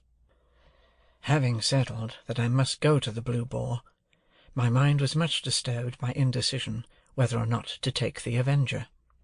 It was tempting to think of that expensive mercenary publicly airing his boots in the archway of the Blue Boar's posting-yard. It was almost solemn to imagine him casually produced in the tailor's shop, and confounding the disrespectful senses of Trabb's boy. On the other hand, Trabb's boy might worm himself into his intimacy, and tell him things, or, reckless and desperate wretch as I knew he could be, might hoot him in the High Street. My patroness, too, might hear of him and not approve. On the whole, I resolved to leave the Avenger behind. It was the afternoon coach by which I had taken my place, and, as winter had now come round, I should not arrive at my destination until 2 or 3 hours after dark. Our time of starting from the Cross Keys was 2 o'clock. I arrived on the ground with a quarter of an hour to spare, attended by the Avenger, if I may connect that expression with one who never attended on me if he could possibly help it. At that time it was customary to carry convicts down to the dockyards by stage-coach, as I had often heard of them in the capacity of outside passengers, and had more than once seen them on the high road, dangling their iron legs over the coach roof. I had no cause to be surprised when Herbert, meeting me in the yard, came up and told me there were 2 convicts going down with me. But I had a reason, that was an old reason now, for constitutionally faltering whenever I heard the word convict. "You don't mind them, Handel?" said Herbert. "Oh, no. I thought you seemed as if you didn't like them." "I can't pretend that I do like them, and I suppose you don't particularly, but I don't mind 'em. See, there they are," said Herbert, "coming out of the tap. What a degraded and vile sight it is!" They had been treating their guard, I suppose, for they had a jailer with them, and all 3 came out wiping their mouths on their hands. The 2 convicts were handcuffed together, and had irons on their legs, irons of a pattern that I knew well. They wore the dress that I likewise knew well. Their keeper had a brace of pistols, and carried a thick-knobbed bludgeon under his arm, but he was on terms of good understanding with them, and stood, with them beside him, looking on at the putting to of the horses, rather with an air as if the convicts were an interesting exhibition, not formally open at the moment, and he the curator. One was a taller and stouter man than the other, and appeared, as a matter of course, according to the mysterious ways of the world, both convict and free, to have had allotted to him the smaller suit of clothes. His arms and legs were like great pin-cushions of those shapes, and his attire disguised him absurdly, but I knew his half-closed eye at one glance. There stood the man whom I had seen on the settle at the Three Jolly Bargemen on a Saturday night, and who had brought me down with his invisible gun. It was easy to make sure that as yet he knew me no more than if he had never seen me in his life. He looked across at me, and his eye appraised my watch-chain, and then he incidentally spat and said something to the other convict, and they laughed, and slew themselves round with the clink of their coupling manacle, and looked at something else. The great numbers on their backs, as if they were street doors, their coarse, mangy, ungainly outer surface, as if they were lower animals, their iron legs apologetically garlanded with pocket-handkerchiefs, and the way in which all present looked at them, and kept from them, made them, as Herbert had said, a most disagreeable and degraded spectacle. But this was not the worst of it. It came out that the whole of the back of the coach had been taken by a family removing from London, and that there were no places for the two prisoners but on the seat in front behind the coachman. Hereupon a choleric gentleman, who had taken the fourth place on that seat, flew into a most violent passion, and said it was a breach of contract to mix him up with such villainous company, and that it was poisonous and pernicious and infamous and shameful, and I don't know what else. At this time the coach was ready, and the coachman impatient, and we were all preparing to get up, and the prisoners had come over with their keeper, bringing with them that curious flavour of bread poultice, baize, rope yarn, and hearthstone, which attends the convict presence. "Don't take it so much amiss, sir," pleaded the keeper to the angry passenger. "I'll sit next you myself. I'll put them on the outside of the row. They won't interfere with you, sir. You needn't know they're there. And don't blame me," growled the convict I had recognised. "I don't want to go. I'm quite ready to stay behind. As far as I'm concerned, anyone's welcome to my place." "All mine," said the other gruffly. "I wouldn't have incommoded none of you if I'd had my way." Then they both laughed, and began cracking nuts and spitting the shells about, as I really think I should have liked to do myself, if I had been in their place and so despised. At length it was voted that there was no help for the angry gentleman, and that he must either go in his chance company or remain behind. So he got in his place, still making complaints, and the keeper got into the place next him, and the convicts hauled themselves up as well as they could, and the convict I had recognised sat behind me, with his breath on the hair of my head. "Good-bye, Handel," Herbert called out as we started. I thought what a blessed fortune it was that he had found another name for me other than Pip. It is impossible to express with what acuteness I felt the convict's breathing, not only on the back of my head, but all along my spine. The sensation was like being touched in the marrow with some pungent and searching acid. It set my very teeth on edge. He seemed to have more breathing business to do than another man, and to make more noise in doing it, and I was conscious of growing high-shouldered on one side in my shrinking endeavours to fend him off. The weather was miserably raw, and the two cursed the cold. It made us all lethargic before we had gone far, and when we had left the half-way house behind, we habitually dozed and shivered and were silent. I dozed off myself, in considering the question whether I ought to restore a couple of pounds sterling to this creature before losing sight of him, and how it could best be done. In the act of dipping forward, as if I were going to bathe among the horses, I woke in a fright, and took the question up again. But I must have lost it longer than I had thought, since, although I could recognise nothing in the darkness and the fitful lights and shadows of our lamps, I traced marsh country in the cold damp wind that blew at us. Cowering forward for warmth, and to make me a screen against the wind, the convicts were closer to me than before. The very first words I heard them interchange, as I became conscious, were the words of my own thought. 2 £1 notes. How did he get 'em? Said the convict I had never seen. How should I know? Returned the other. He had 'em stowed away somehows. Give him by friends, I expect. I wish, said the other, with a bitter curse upon the cold, that I had 'em here. 2 £1 notes, or friends? 2 £1 notes. I'd sell all the friends I ever had for one, and think it a blessed good bargain. Well, so he says. So he says, resumed the convict I had recognised. It was all said and done in half a minute, behind a pile of timber in the dockyard. You're a-going to be discharged? Yes, I was. Would I find out that boy had fed him and kept his secret and give him them 2 £1 notes? Yes, I would. And I did. More fool you, growled the other. I'd have spent 'em on a man in wittles and drink. He must have been a green one. Mean to say he knowed nothing of you? Not a ha'porth. Different gangs and different ships. he was tried again for prison-breaking, and got made a lifer. And what was that? Honour? The only time you worked out in this part of the country? The only time. What might have been your opinion of the place?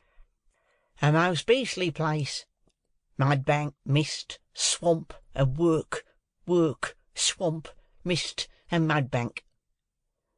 They both execrated the place in very strong language, and gradually growled themselves out, and had nothing left to say. After overhearing this dialogue, I should assuredly have got down and been left in the solitude and darkness of the highway, but for feeling certain that the man had no suspicion of my identity. Indeed, I was not only so changed in the course of nature, but so differently dressed, and so differently circumstanced, that it was not at all likely he could have known me without accidental help. Still, the coincidence of our being together on the coach was sufficiently strange to fill me with the dread that some other coincidence might at any moment connect me, in his hearing, with my name. For this reason, I resolved to alight as soon as we touched the town, and put myself out of his hearing. This device I executed successfully. My little portmanteau was in the boot under my feet. I had but to turn a hinge to get it out. I threw it down before me, got down after it, and was left at the first lamp on the first stones of the town pavement. As to the convicts, they went their way with the coach, and I knew at what point they would be spirited off to the river. In my fancy, I saw the boat, with its convict crew waiting for them at the slime-washed stairs. Again heard the gruff, "Give way, you!" like an order to dogs. Again saw the wicked Noah's Ark, lying out on the black water. I could not have said what I was afraid of, for my fear was altogether undefined and vague, but there was great fear upon me. As I walked on to the hotel, I felt that dread, much exceeding the mere apprehension of a painful or disagreeable recognition, made me tremble. I am confident that it took no distinctness of shape, and that it was the revival for a few minutes of the terror of childhood. The coffee-room at the Blue Boar was empty, and I had not only ordered my dinner there, but had sat down to it before the waiter knew me. As soon as he had apologized for the remissness of his memory, he asked me if he should send boots for Mr. Pumblechook. "No," said I, "certainly not." The waiter, it was he who had brought up the great remonstrance from the commercials on the day when I was bound, appeared surprised, and took the earliest opportunity of putting a dirty old copy of a local newspaper so directly in my way that I took it up and read this paragraph. Our readers will learn, not altogether without interest, in reference to the recent romantic rise in fortune of a young artificer in iron of this neighbourhood. What a theme, by the way, for the magic pen of our as yet not universally acknowledged townsman, Tooby, the poet of our columns. That the youth's earliest patron, companion, and friend was a highly respected individual, not entirely unconnected with the corn and seed trade, and whose eminently convenient and commodious business premises are situate within 100 miles of the High Street. It is not wholly irrespective of our personal feelings that we record him as the mentor of our young Telemachus, for it is good to know that our town produced the founder of the latter's fortunes. Does the thought-contracted brow of the local sage, or the lustrous eye of the local beauty, inquire whose fortunes? We believe that Quintin Matsis was the blacksmith of Antwerp. Verb. Sap. I entertain a conviction, based upon large experience, that if in the days of my prosperity I had gone to the North Pole, I should have met somebody there, wandering Eskimo or civilized man, who would have told me that Pumblechook was my earliest patron, and the founder of my fortunes. Chapter 28. Chapter 29. Betimes in the morning I was up and out. It was too early yet to go to Miss Havisham's, so I loitered into the country on Miss Havisham's side of town, which was not Joe's side.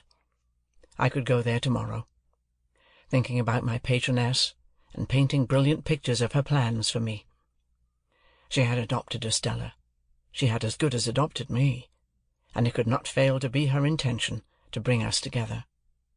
She reserved it for me to restore the desolate house, admit the sunshine into the dark rooms, set the clocks a-going and the cold hearths a-blazing, tear down the cobwebs, destroy the vermin, in short, do all the shining deeds of the young knight of romance, and marry the princess.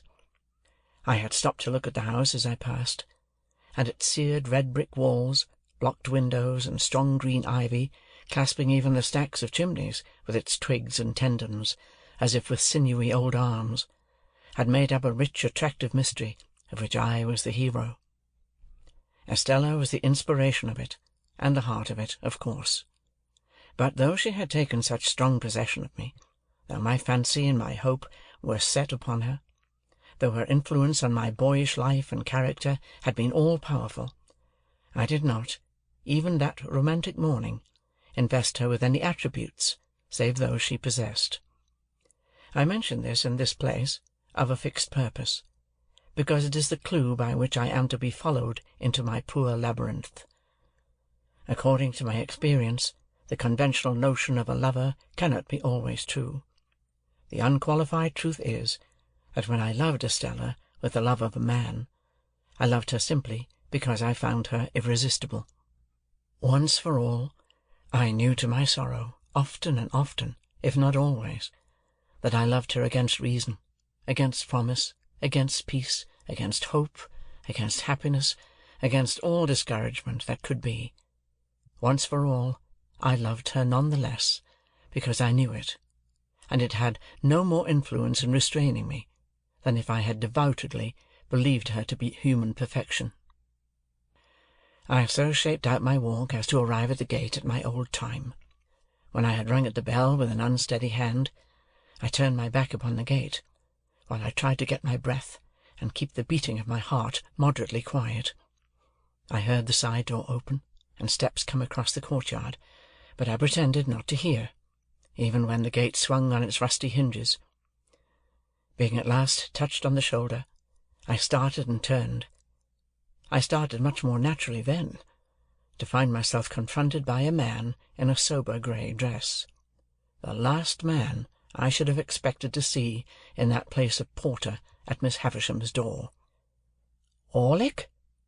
"Ah, young master, there's more changes than yours. But come in, come in. It's opposed to my orders to hold the gate open." I entered, and he swung it, and locked it, and took the key out. "Yes," said he, facing round after doggedly preceding me a few steps toward the house, "here I am." "How did you come here?" "I come her," he retorted, "on my legs. I had my box brought alongside me in a barrow." "Are you here for good?" "I ain't here for harm, young master, I suppose?" I was not so sure of that. I had leisure to entertain the retort in my mind, while he slowly lifted his heavy glance from the pavement, up my legs and arms, to my face. "Then you have left the forge?" I said. "Do this look like a forge?" replied Orlick, sending his glance all round him with an air of injury. "Now, do it look like it?" I asked him how long he had left Gargery's forge. "One day is so like another here," he replied, "that I don't know without casting it up. However, I come here some time since you left." "I could have told you that, Orlick." "Ah," said he dryly, "but then you've got to be a scholar." By this time we had come to the house, where I found his room to be one just within the side door, with a little window in it looking on the courtyard. In its small proportions, it was not unlike the kind of place usually assigned to a gate porter in Paris.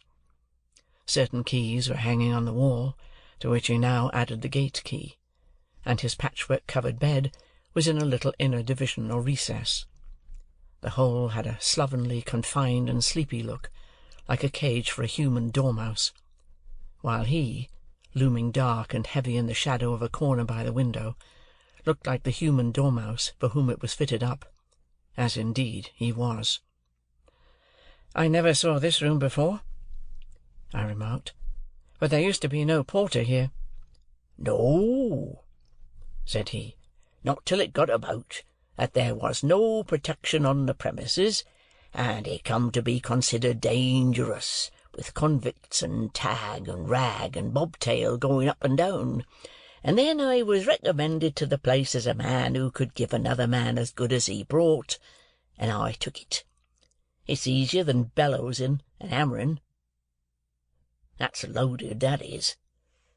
My eye had been caught by a gun with a brass-bound stock over the chimney-piece, and his eye had followed mine. "Well," said I, not desirous of more conversation, "shall I go up to Miss Havisham?" "Burn me if I know," he retorted, first stretching himself and then shaking himself. "My orders ends here, young master.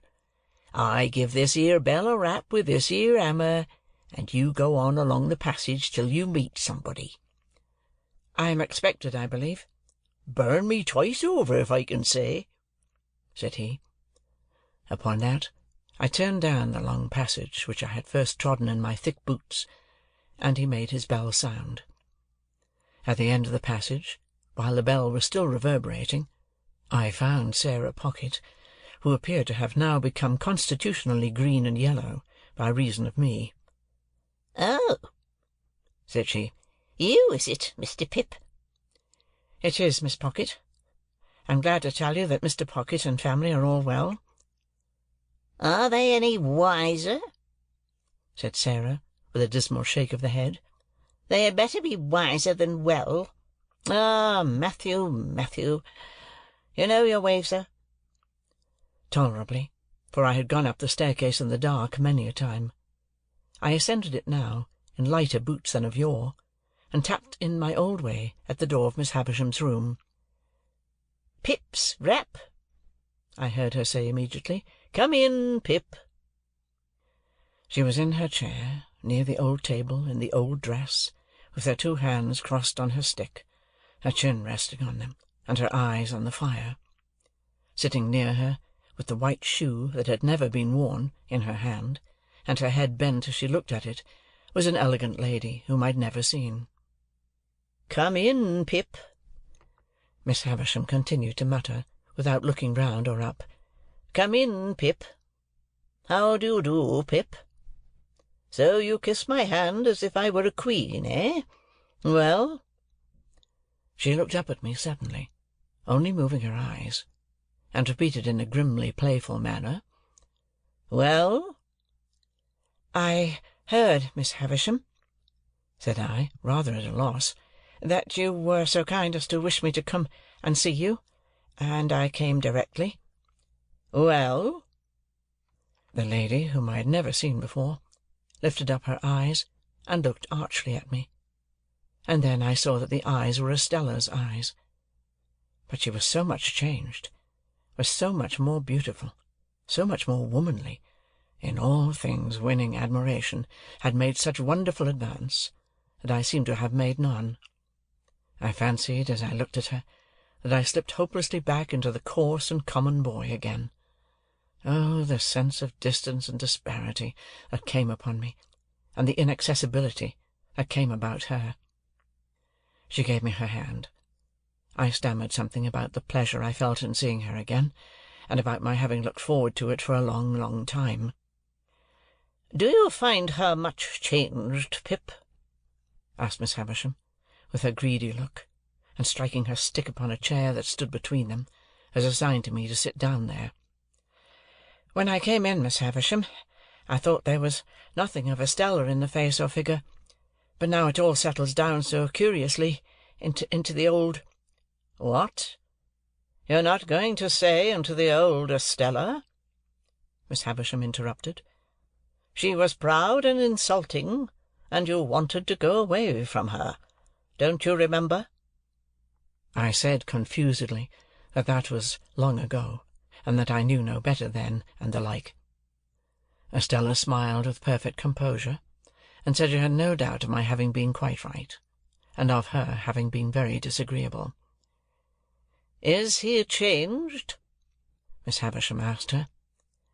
"Very much," said Estella, looking at me. "Less coarse and common?" said Miss Havisham, playing with Estella's hair. Estella laughed, and looked at the shoe in her hand, and laughed again, and looked at me, and put the shoe down. She treated me as a boy still, but she lured me on. We sat in the dreamy room among the old strange influences which had so wrought upon me, and I learned that she had but just come home from France, and that she was going to London. Proud and wilful as of old, she had brought those qualities into such subjection to her beauty that it was impossible and out of nature, or I thought so, to separate them from her beauty. Truly, it was impossible to dissociate her presence from all those wretched hankerings after money and gentility that had disturbed my boyhood, from all those ill-regulated aspirations that had first made me ashamed of home and Joe, from all those visions that had raised her face in the glowing fire, struck it out of the iron on the anvil, extracted it from the darkness of night to look in at the wooden window of the forge and flit away. In a word, it was impossible for me to separate her, in the past or in the present, from the innermost life of my life. It was settled that I should stay there all the rest of the day, and return to the hotel at night, and to London to-morrow.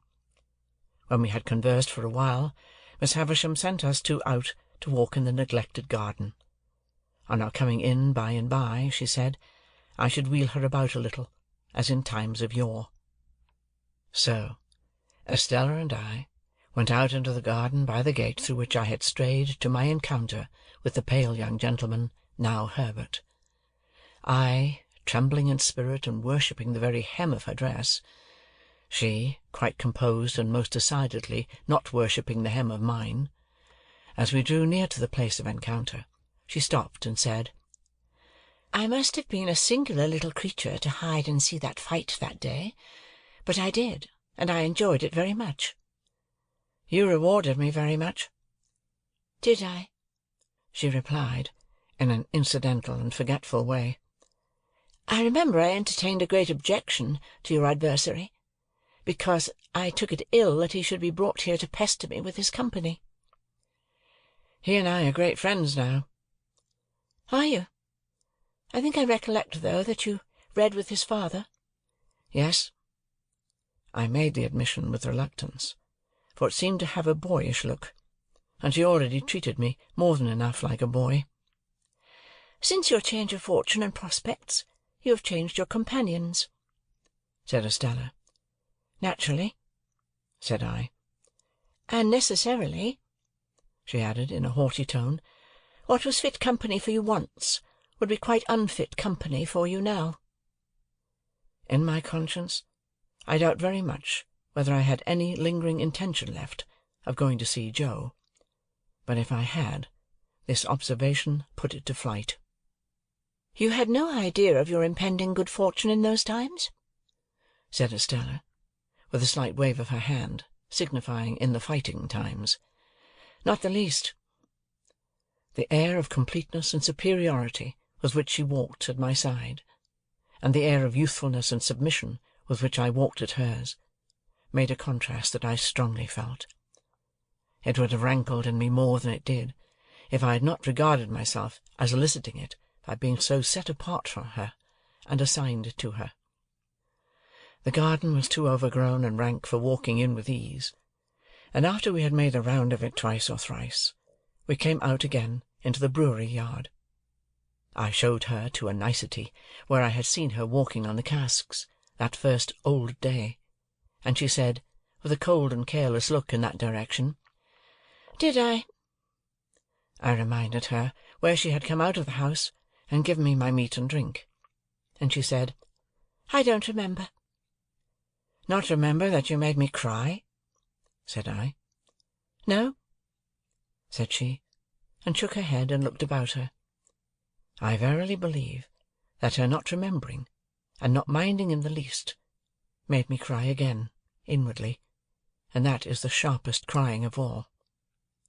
"You must know," said Estella, condescending to me as a brilliant and beautiful woman might, "that I have no heart, if that has anything to do with my memory." I got through some jargon to the effect that I took the liberty of doubting that I knew better, that there could be no such beauty without it. "Oh, I have a heart to be stabbed in or shot in, I have no doubt," said Estella, "and of course if it ceased to beat, I should cease to be. But you know what I mean. I have no softness there, no sympathy, sentiment, nonsense."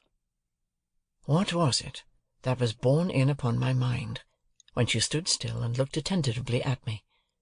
Anything that I had seen in Miss Havisham? No. In some of her looks and gestures there was that tinge of resemblance to Miss Havisham, which may often be noticed to have been acquired by children, from grown persons with whom they have been much associated and secluded, and which, when childhood is past, will produce a remarkable occasional likeness of expression between faces that are otherwise quite different. And yet I could not trace this to Miss Havisham. I looked again, and though she was still looking at me, the suggestion was gone. "What was it?" "I am serious," said Estella, not so much with a frown, for her brow was smooth, as with a darkening of her face. "If we are to be thrown much together, you'd better believe it at once. No," imperiously stopping me as I opened my lips, "I have not bestowed my tenderness anywhere. I have never had any such thing." In another moment we were in the brewery so long disused, and she pointed to the high gallery where I had seen her going out on that same first day, and told me she remembered to have been up there, and to have seen me standing scared below. As my eyes followed her white hand, again the same dim suggestion that I could not possibly grasp crossed me. My involuntary start occasioned her to lay her hand upon my arm. Instantly the ghost passed once more, and was gone. "What was it? What is the matter?" asked Estella. "Are you scared again?" "I should be, if I believed what you said just now," I replied, to turn it off. "Then you don't? Very well. It is said, at any rate. Miss Havisham will soon be expecting you at your old post, though I think that might be laid aside now, with other old belongings. Let us make one more round of the garden, and then go in. Come, you shall not shed tears for my cruelty to-day. You shall be my page, and give me your shoulder." Her handsome dress had trailed upon the ground. She held it in one hand now, and with the other lightly touched my shoulder as we walked. We walked round the ruined garden twice or thrice more, and it was all in bloom for me. If the green and yellow growth of weed in the chinks of the old wall had been the most precious flowers that ever blew, it could not have been more cherished in my remembrance. There was no discrepancy of years between us, to remove her far from me. We were of nearly the same age, though of course the age told for more in her case than in mine. But the air of inaccessibility which her beauty and her manner gave her tormented me. In the midst of my delight, and at the height of the assurance, I felt that our patroness had chosen us for one another. Wretched boy! At last we went back into the house, and there I heard with surprise that my guardian had come down to see Miss Havisham on business, and would come back to dinner. The old wintry branches of chandeliers in the room where the mouldering table was spread had been lighted while we were out, and Miss Havisham was in her chair and waiting for me. It was like pushing the chair itself back into the past, when we began the old slow circuit round about the ashes of the bridal feast.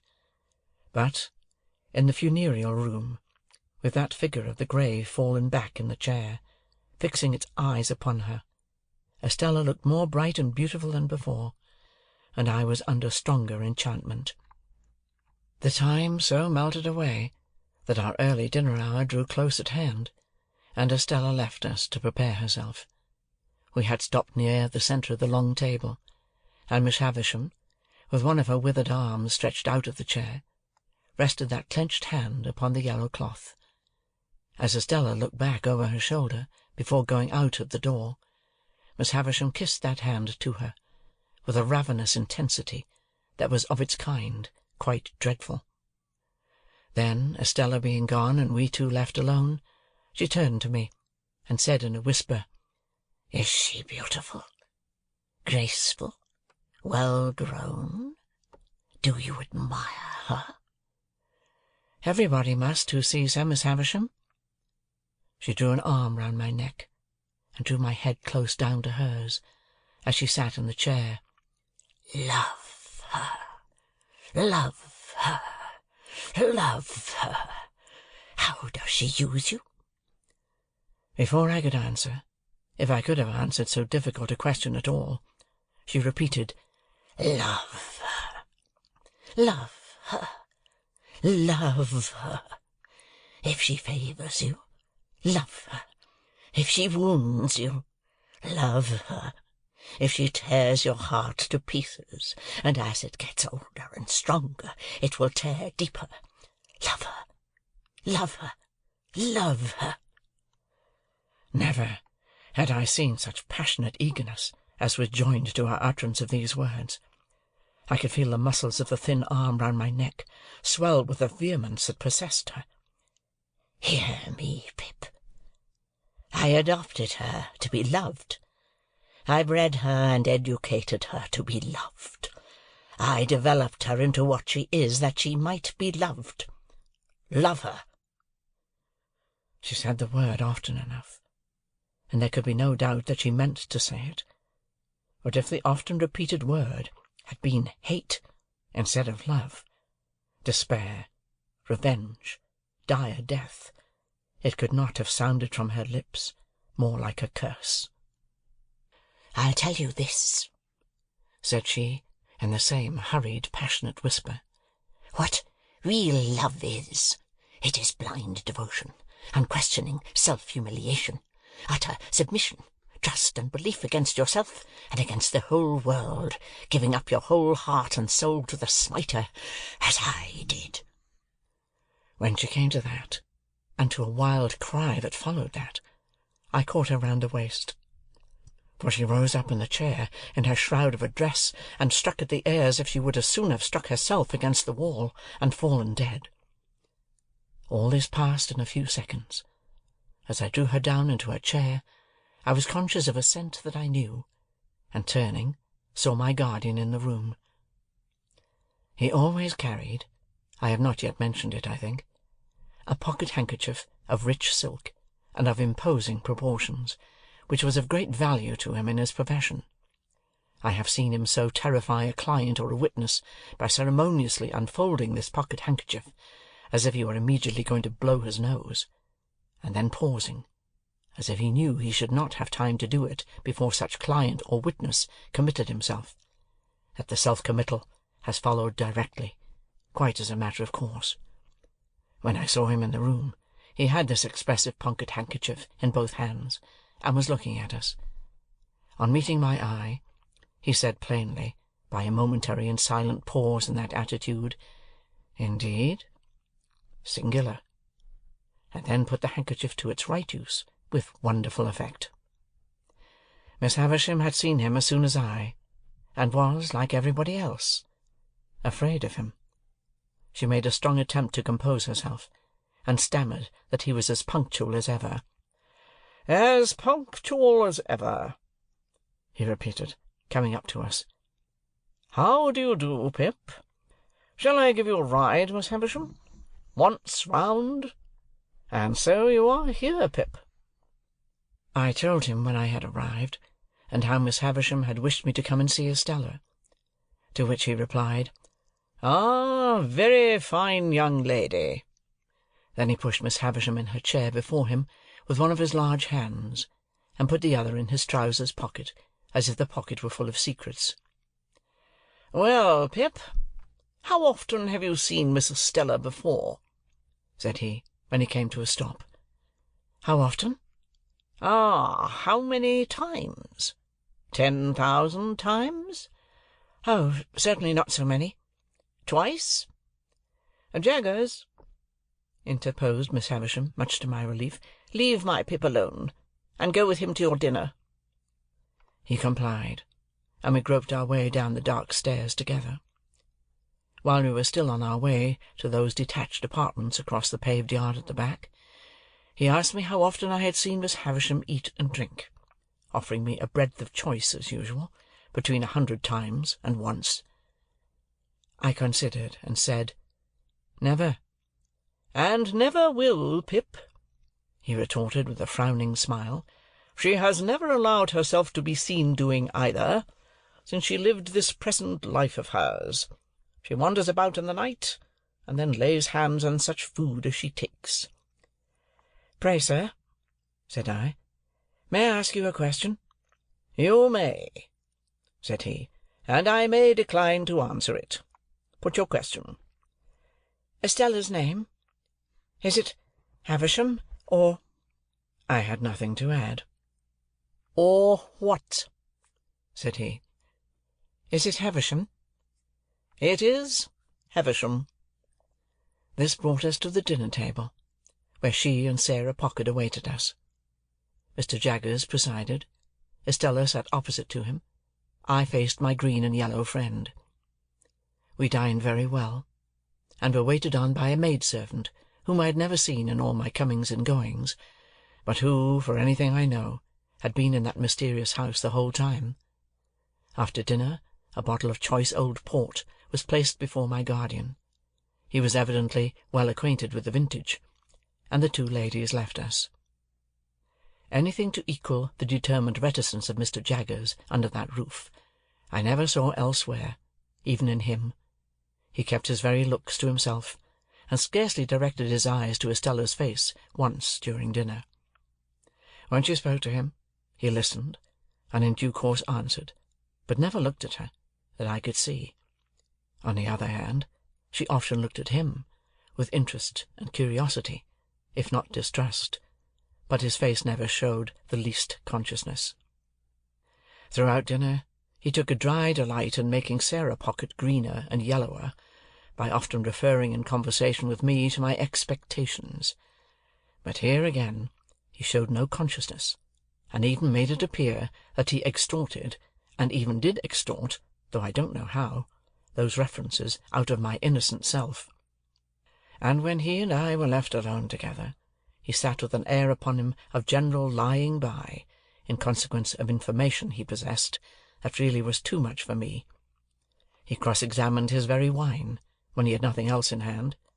He held it between himself and the candle, tasted the port, rolled it in his mouth, swallowed it, looked at his glass again, smelt the port, tried it, drank it, filled again, and cross-examined the glass again, until I was as nervous as if I had known the wine to be telling him something to my disadvantage. 3 or 4 times I feebly thought I would start conversation, but whenever he saw me going to ask him anything, he looked at me with his glass in his hand, and rolling his wine about in his mouth, as if requesting me to take notice that it was of no use, for he couldn't answer. I think Miss Pocket was conscious that the sight of me involved her in the danger of being goaded to madness, and perhaps tearing off her cap, which was a very hideous one, in the nature of a muslin mop, and strewing the ground with her hair, which assuredly had never grown on her head. She did not appear when we afterwards went up to Miss Havisham's room, and we 4 played at whist. In the interval, Miss Havisham, in a fantastic way, had put some of the most beautiful jewels from her dressing-table into Estella's hair, and about her bosom and arms, and I saw even my guardian look at her from under his thick eyebrows, and raise them a little, when her loveliness was before him, with those rich flushes of glitter and colour in it. Of the manner and extent to which he took our trumps into custody, and came out with mean little cards at the ends of hands, before which the glory of our kings and queens was utterly abased, I say nothing, nor of the feeling that I had respecting his looking upon us personally in the light of 3 very obvious and poor riddles that he had found out long ago. What I suffered from was the incompatibility between his cold presence and my feelings towards Estella. It was not that I knew I could never bear to speak to him about her, that I knew I could never bear to hear him creak his boots at her, that I knew I could never bear to see him wash his hands of her. It was that my admiration should be within a foot or two of him. It was that my feelings should be in the same place with him. That was the agonizing circumstance. We played until 9 o'clock, and then it was arranged that when Estella came to London, I should be forewarned of her coming, and should meet her at the coach, and then I took leave of her, and touched her, and left her. My guardian lay in the boar in the next room to mine. Far into the night, Miss Havisham's words, "Love her, love her, love her," sounded in my ears. I adapted them for my own repetition, and said to my pillow, "I love her, I love her, I love her," hundreds of times. Then a burst of gratitude came upon me, that she should be destined for me, once the blacksmith's boy. Then I thought if she were, as I feared, by no means rapturously grateful for that destiny yet, when would she begin to be interested in me? When should I awaken the heart within her, that was mute and sleeping now? Ah me! I thought those were high and great emotions, but I never thought there was anything low and small in my keeping away from Joe, because I knew she would be contemptuous of him. It was but a day gone, and Joe had brought the tears into my eyes. They had soon dried. God forgive me, soon dried. End of chapter 29. Chapter 30. After well considering the matter, while I was dressing at the Blue Boar in the morning, I resolved to tell my guardian that I doubted Orlick's being the right sort of man to fill a post of trust at Miss Havisham's. "Why, of course he is not the right sort of man, Pip," said my guardian, comfortably satisfied beforehand on the general head, "because the man who fills the post of trust never is the right sort of man." It seemed quite to put him into spirits to find that this particular post was not exceptionally held by the right sort of man, and he listened in a satisfied manner while I told him what knowledge I had of Orlick. "Very good, Pip," he observed, when I had concluded. "I'll go round presently, and pay our friend off." Rather alarmed by this summary action, I was for a little delay, and even hinted that our friend himself might be difficult to deal with. "Oh, no, he won't," said my guardian, making his pocket-handkerchief point with perfect confidence. "I should like to see him argue the question with me." As we were going back to London together by the midday coach, and as I breakfasted under such terrors of Pumblechook that I could scarcely hold my cup, this gave me an opportunity of saying that I wanted a walk, and that I would go on along the London road, while Mr. Jaggers was occupied, if he would let the coachman know that I would get into my place when overtaken. I was thus enabled to fly from the Blue Boar immediately after breakfast, by then making a loop of about a couple of miles into the open country at the back of Pumblechook's premises. I got round into the High Street again, a little beyond that pitfall, and felt myself in comparative security. It was interesting to be in the quiet old town once more, and it was not disagreeable to be here and there suddenly recognized and stared after.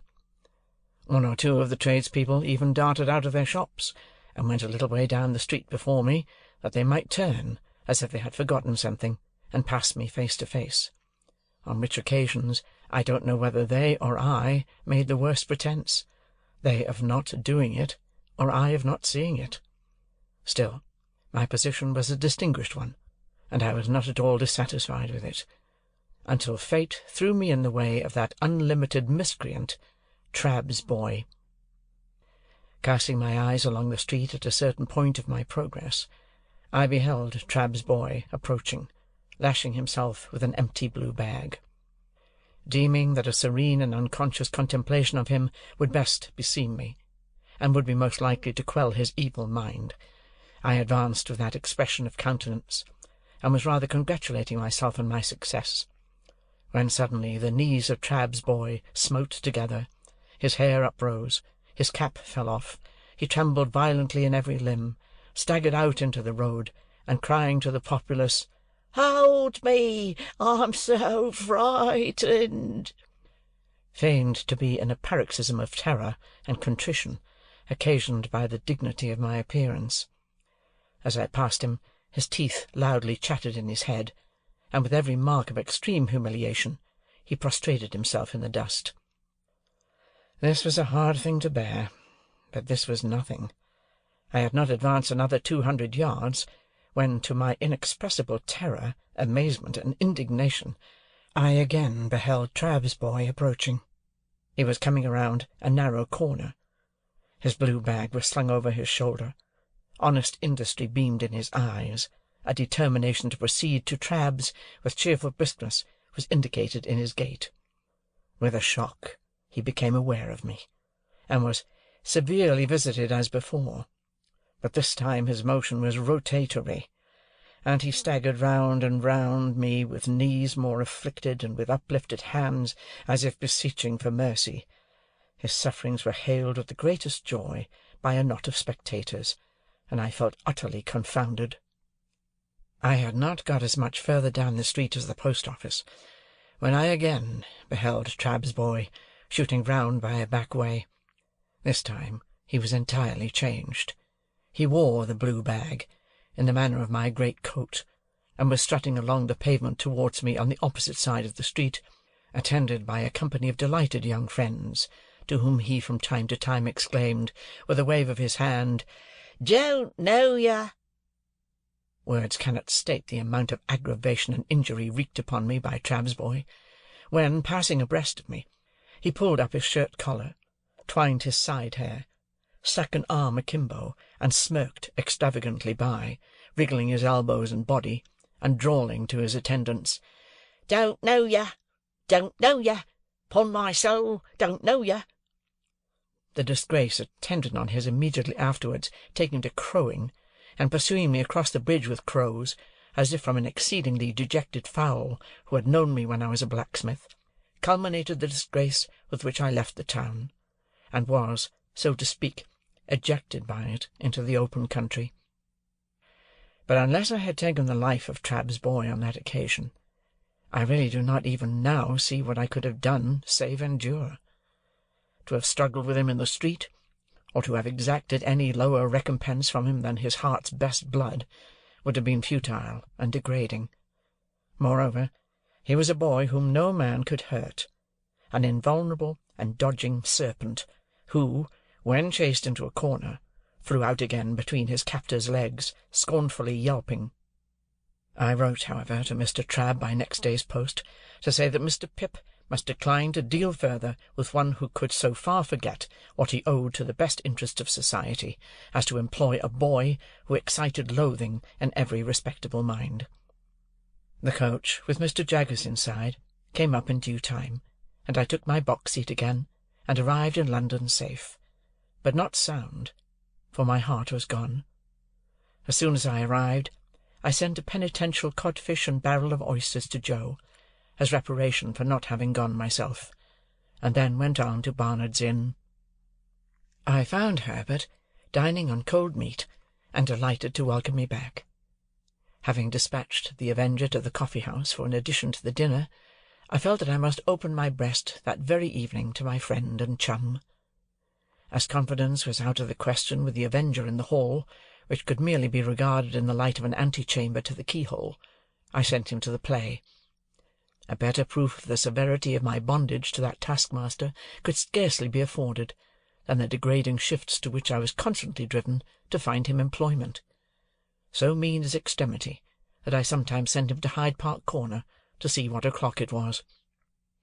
Dinner done, and we sitting with our feet upon the fender, I said to Herbert, "My dear Herbert, I have something very particular to tell you."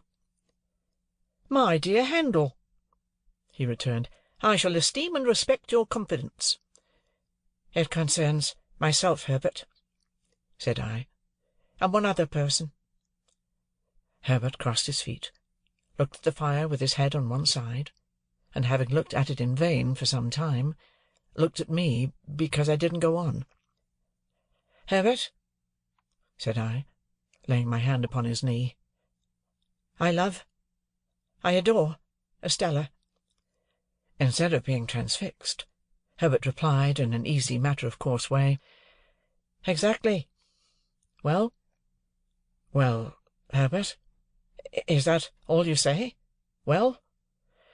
"What next, I mean," said Herbert. "Of course I know that." "How do you know it?" said I.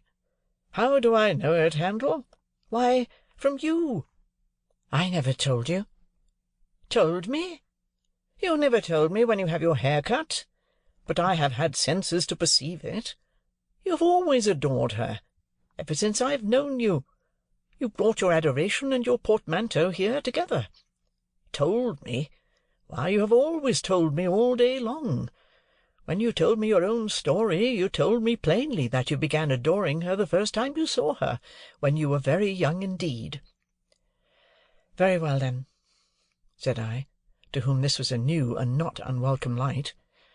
"I have never left off adoring her, and she has come back a most beautiful and most elegant creature, and I saw her yesterday, and if I adored her before, I now doubly adore her." "Lucky for you, then, Handel," said Herbert, "that you are picked out for her and allotted to her.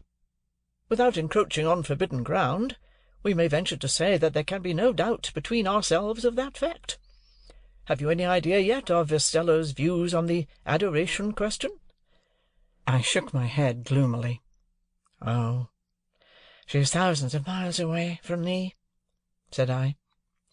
"Patience, my dear Handel. Time enough, time enough. But you have something more to say?" "I am ashamed to say it," I returned, "and yet it's no worse to say it than to think it. You call me a lucky fellow. Of course I am. I was a blacksmith's boy but yesterday. I am—what shall I say I am, to-day?" "Say, a good fellow, if you want a phrase," returned Herbert, smiling and clapping his hand on the back of mine.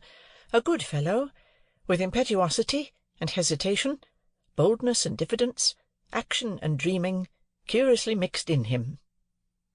I stopped for a moment to consider whether there really was this mixture in my character. On the whole, I by no means recognized the analysis, but thought it not worth disputing.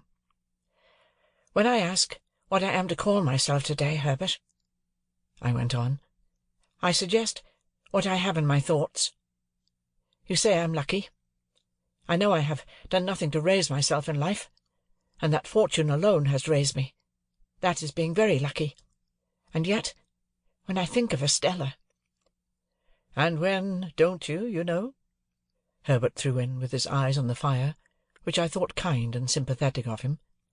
"Then, my dear Herbert, I cannot tell you how dependent and uncertain I feel, and how exposed to hundreds of chances. Avoiding forbidden ground, as you did just now, I may still say that on the constancy of one person, naming no person, all my expectations depend. And at the best, how indefinite and unsatisfactory only to know so vaguely what they are." In saying this, I relieved my mind of what had always been there, more or less, though no doubt most since yesterday. "Now, Handel," Herbert replied in his gay, hopeful way, "it seems to me that in the despondency of the tender passion, we are looking into our gift-horse's mouth with a magnifying glass. Likewise, it seems to me that, concentrating our attention on the examination, we altogether overlook one of the best points of the animal. Didn't you tell me that your guardian, Mr. Jaggers, told you in the beginning that you were not endowed with expectations only? And even if he had not told you so, though that is a very large if, I grant, could you believe that of all men in London, Mr. Jaggers is the man to hold his present relations towards you, unless he were sure of his ground?" I said I could not deny that this was a strong point. I said it, people often do so in such cases, like a rather reluctant concession to truth and justice, as if I wanted to deny it. "I should think it was a strong point," said Herbert, "and I should think you would be puzzled to imagine a stronger. As to the rest, you must bide your guardian's time, and he must bide his client's time. You'll be 21 before you know where you are, and then perhaps you'll get some further enlightenment. At all events, you'll be nearer getting it, for it must come at last." "What a hopeful disposition you have," said I, gratefully admiring his cheery ways. "I ought to have," said Herbert, "for I have not much else. I must acknowledge, by the by, that the good sense of what I have just said is not my own, but my father's. The only remark I ever heard him make on your story was the final one. The thing is settled and done, or Mr. Jaggers would not be in it. And now, before I say anything more about my father, or my father's son, and repay confidence with confidence, I want to make myself seriously disagreeable to you for a moment, positively repulsive." "You won't succeed," said I. "Oh, yes, I shall," said he. 1, 2, 3, and now I'm in for it. Handel, my good fellow," though he spoke in this light tone, he was very much in earnest, "I have been thinking, since we have been talking with our feet on this fender, that Estella surely cannot be a condition of your inheritance, if she was never referred to by your guardian. Am I right in so understanding what you have told me, as that he never referred to her directly or indirectly in any way? Never even hinted, for instance, that your patron might have views as to your marriage ultimately?" "Never." "Now, Handel, I am quite free from the flavour of sour grapes, upon my soul and honour. Not being bound to her, can you not detach yourself from her? I told you I should be disagreeable." I turned my head aside, for, with a rush and a sweep, like the old marsh winds coming up from the sea, a feeling like that which had subdued me on the morning when I left the forge, when the mists were solemnly rising, and when I laid my hand upon the village finger-post, smote upon my heart again. There was silence between us for a little while. "Yes, but my dear Handel," Herbert went on, as if we had been talking instead of silent, "its having been so strongly rooted in the breast of a boy whom nature and circumstances made so romantic, renders it very serious. Think of her bringing up, and think of Miss Havisham. Think of what she is herself. Now I am repulsive, and you abominate me. This may lead to miserable things." "I know it, Herbert," said I, with my head still turned away, "but I can't help it." "You can't detach yourself?" "No. Impossible." "You can't try, Handel?" "No. Impossible." "Well," said Herbert, getting up with a lively shake, as if he had been asleep and stirring the fire, "now I'll endeavour to make myself agreeable again." So he went round the room, and shook the curtains out, put the chairs in their places, tidied the books, and so forth, that were lying about, looked into the hall, peeped into the letter-box, shut the door, and came back to his chair by the fire, where he sat down, nursing his left leg in both arms. "I was going to say a word or two, Handel, concerning my father and my father's son. I am afraid it is scarcely necessary for my father's son to remark that my father's establishment is not particularly brilliant in its housekeeping." "There is always plenty, Herbert," said I, to say something encouraging. "Oh, yes. And so the dustman says, I believe, with the strongest approval, and so does the marine store shop in the back street. Gravely, Handel, for the subject is grave enough. You know how it is, as well as I do. I suppose there was a time once when my father had not given matters up, but if ever there was, the time is gone. May I ask you if you have ever had an opportunity of remarking, down in your part of the country, that the children of not exactly suitable marriages are always most particularly anxious to be married?" This was such a singular question that I asked him in return, "Is it so?" "I don't know," said Herbert. "That's what I want to know, because it is decidedly the case with us. My poor sister Charlotte, who was next me and died before she was 14, was a striking example. Little Jane is the same. In her desire to be matrimonial established, you might suppose her to have passed her short existence in the perpetual contemplation of domestic bliss. little Alick, in a frock, has already made arrangements for his union with a suitable young person at Kew, and indeed I think we are all engaged, except the baby." "Then you are?" said I. "I am," said Herbert, "but it's a secret."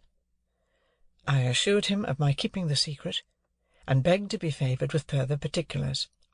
He had spoken so sensibly and feelingly of my weakness, that I wanted to know something about his strength. "May I ask the name?" I said. "Name of Clara," said Herbert. "Live in London?" "Yes.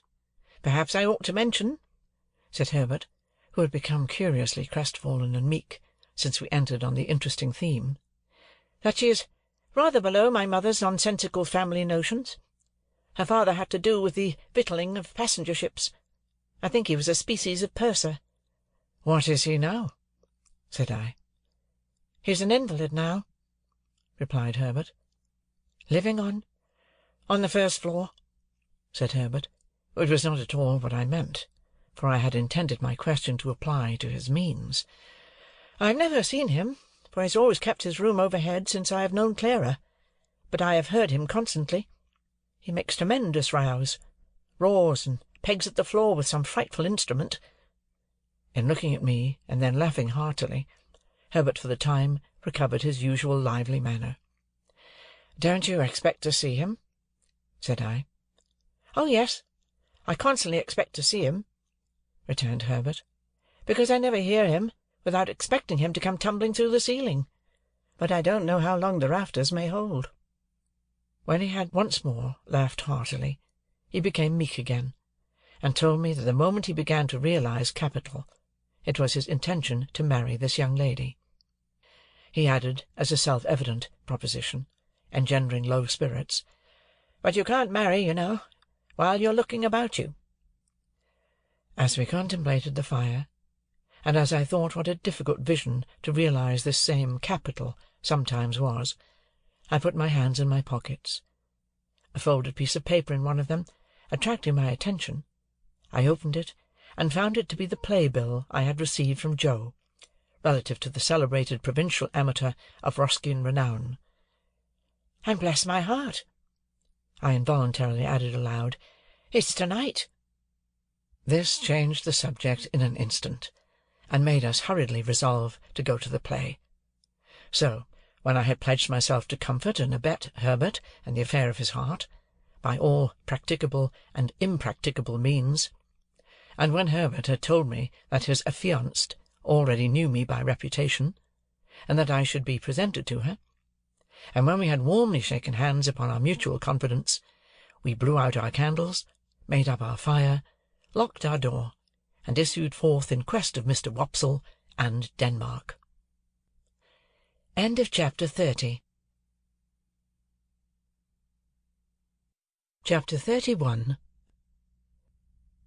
On our arrival in Denmark, we found the king and queen of that country, elevated in 2 arm-chairs on a kitchen-table, holding a court.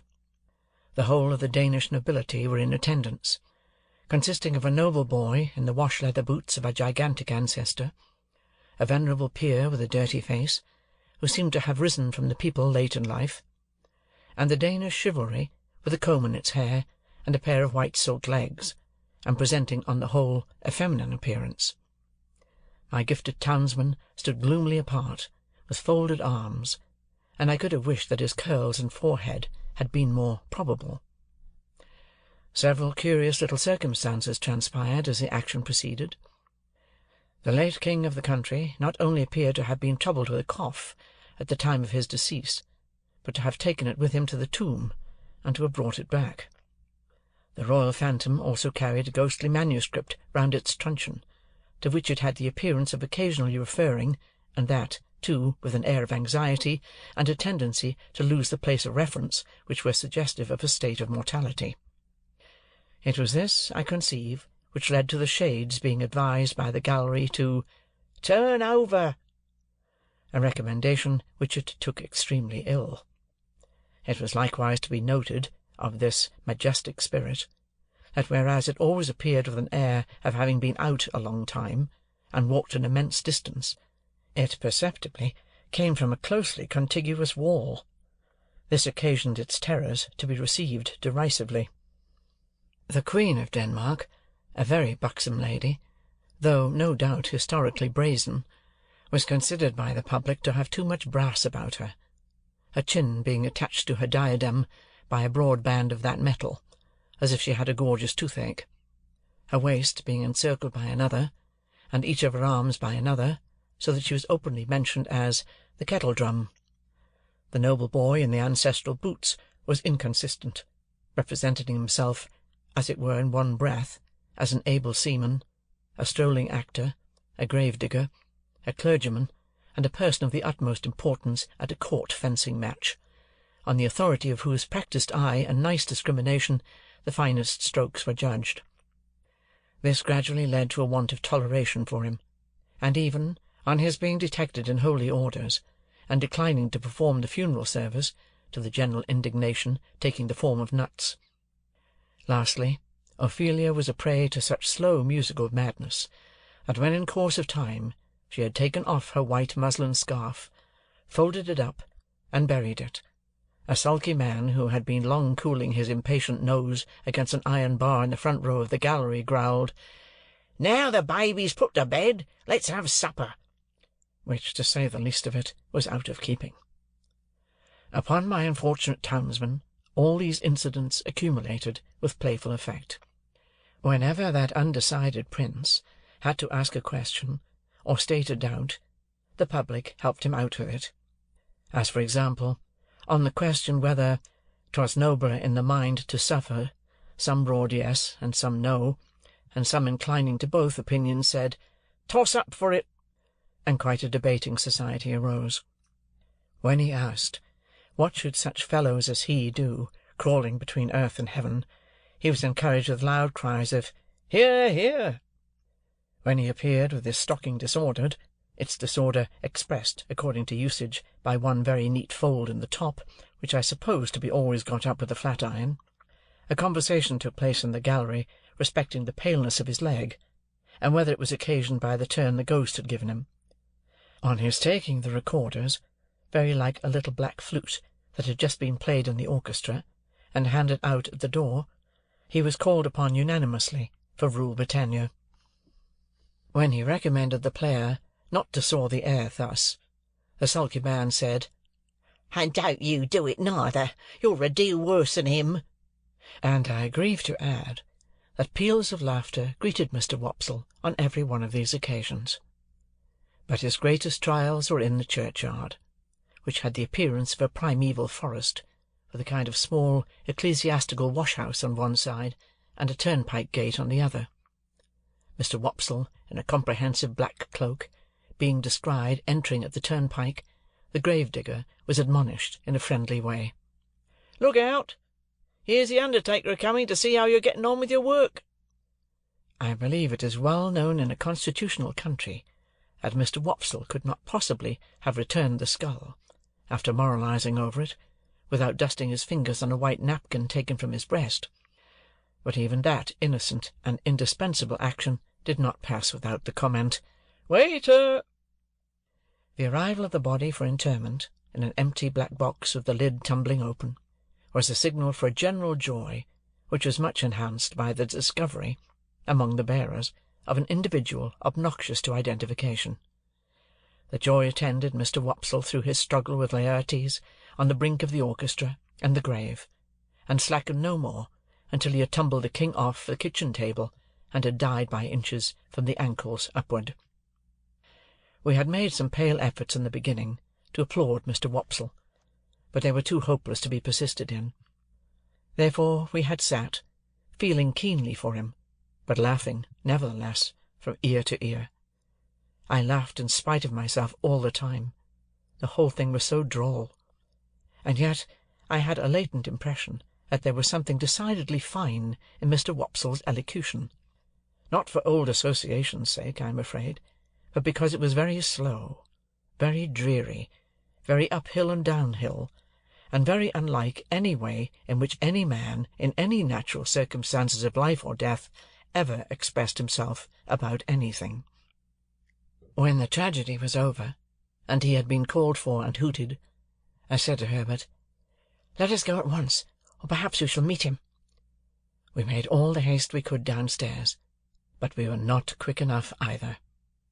Standing at the door was a Jewish man, with an unnatural heavy smear of eyebrow, who caught my eyes as we advanced, and said, when we came up with him, "Mr. Pip and friend."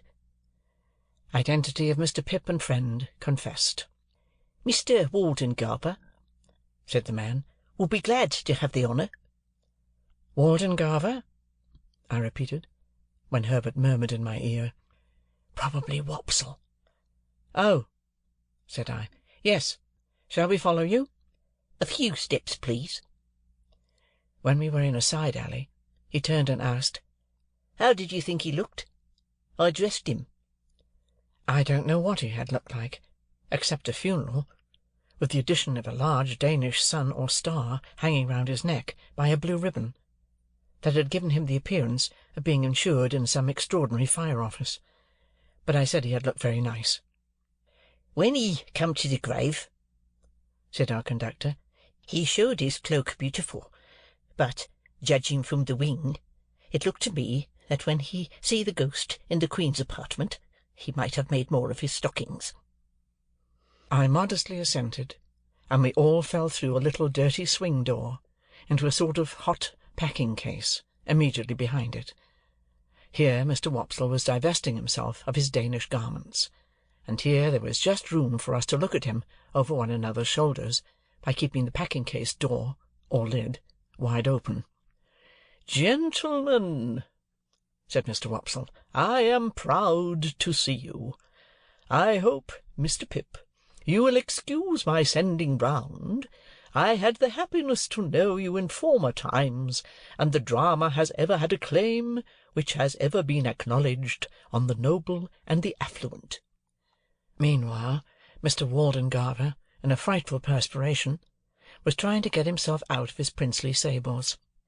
"Skin the stockings off, Mr. Waldengarver," said the owner of that property, "or you'll bust 'em. Bust 'em, and you'll bust 35 shillings. Shakespeare never was complimented with a finer pair. Keep quiet in your chair now, and leave 'em to me." With that, he went upon his knees, and began to flay his victim, who, on the first stocking coming off, would certainly have fallen over backward with his chair, but for there being no room to fall anyhow. I had been afraid until then to say a word about the play, but then Mr. Waldengarver looked up at us complacently, and said, "Gentlemen, how did it seem to you to go in front?" Herbert said from behind, at the same time poking me, "Capitally." So I said, "Capitally." "How did you like my reading of the character, gentlemen?" said Mr. Waldengarver, almost, if not quite, with patronage. Herbert said from behind, again poking me, "Massive and concrete." So I said boldly, as if I had originated it, and must beg to insist upon it, "Massive and concrete." "I am glad to have your approbation, gentlemen," said Mr. Waldengarver, with an air of dignity, in spite of his being ground against the wall at the time, and holding on by the seat of the chair. "But I'll tell you one thing, Mr. Waldengarver," said the man who was on his knees, "in which you're out in your reading. Now mind, I don't care who says contrary. I tell you so. You're out in your reading of Hamlet when you get your legs in profile. The last Hamlet as I dressed made the same mistake in his reading at rehearsal, till I got him to put a large red wafer on each of his shins, and then at rehearsal, which was the last, I went in front, sir, to the back of the pit, and whenever his reading brought him into profile, I called out, 'I don't see no wafers,' and at night his reading was lovely." Mr. Waldengarver smiled at me, as much as to say, "A faithful dependent. I overlook his folly," and then said aloud, "My view is a little classic and thoughtful for them here, but they will improve. They will improve." Herbert and I said together, "Oh, no doubt they would improve." "Did you observe, gentlemen," said Mr. Waldengarver, that there was a man in the gallery who endeavoured to cast derision on the service, I mean the representation? We basely replied that we rather thought we had noticed such a man. I added, "He was drunk, no doubt." "Oh, dear no, sir," said Mr. Wopsle, "not drunk. His employer would see to that, sir. His employer would not allow him to be drunk." "You know his employer?" said I. Mr. Wopsle shut his eyes, and opened them again, performing both ceremonies very slowly. "You must have observed, gentlemen," said he, "an ignorant and a blatant ass, with a rasping throat, and a countenance expressive of low malignity, who went through, I will not say sustained, the role, if I may use a French expression, of Claudius, King of Denmark. That is his employer, gentlemen. Such is the profession." Without distinctly knowing whether I should have been more sorry for Mr. Wopsle if he had been in despair, I was so sorry for him as it was, that I took the opportunity of his turning round to have his braces put on, which jostled us out at the doorway, to ask Herbert what he thought of having him home to supper. Herbert said he thought it would be kind to do so.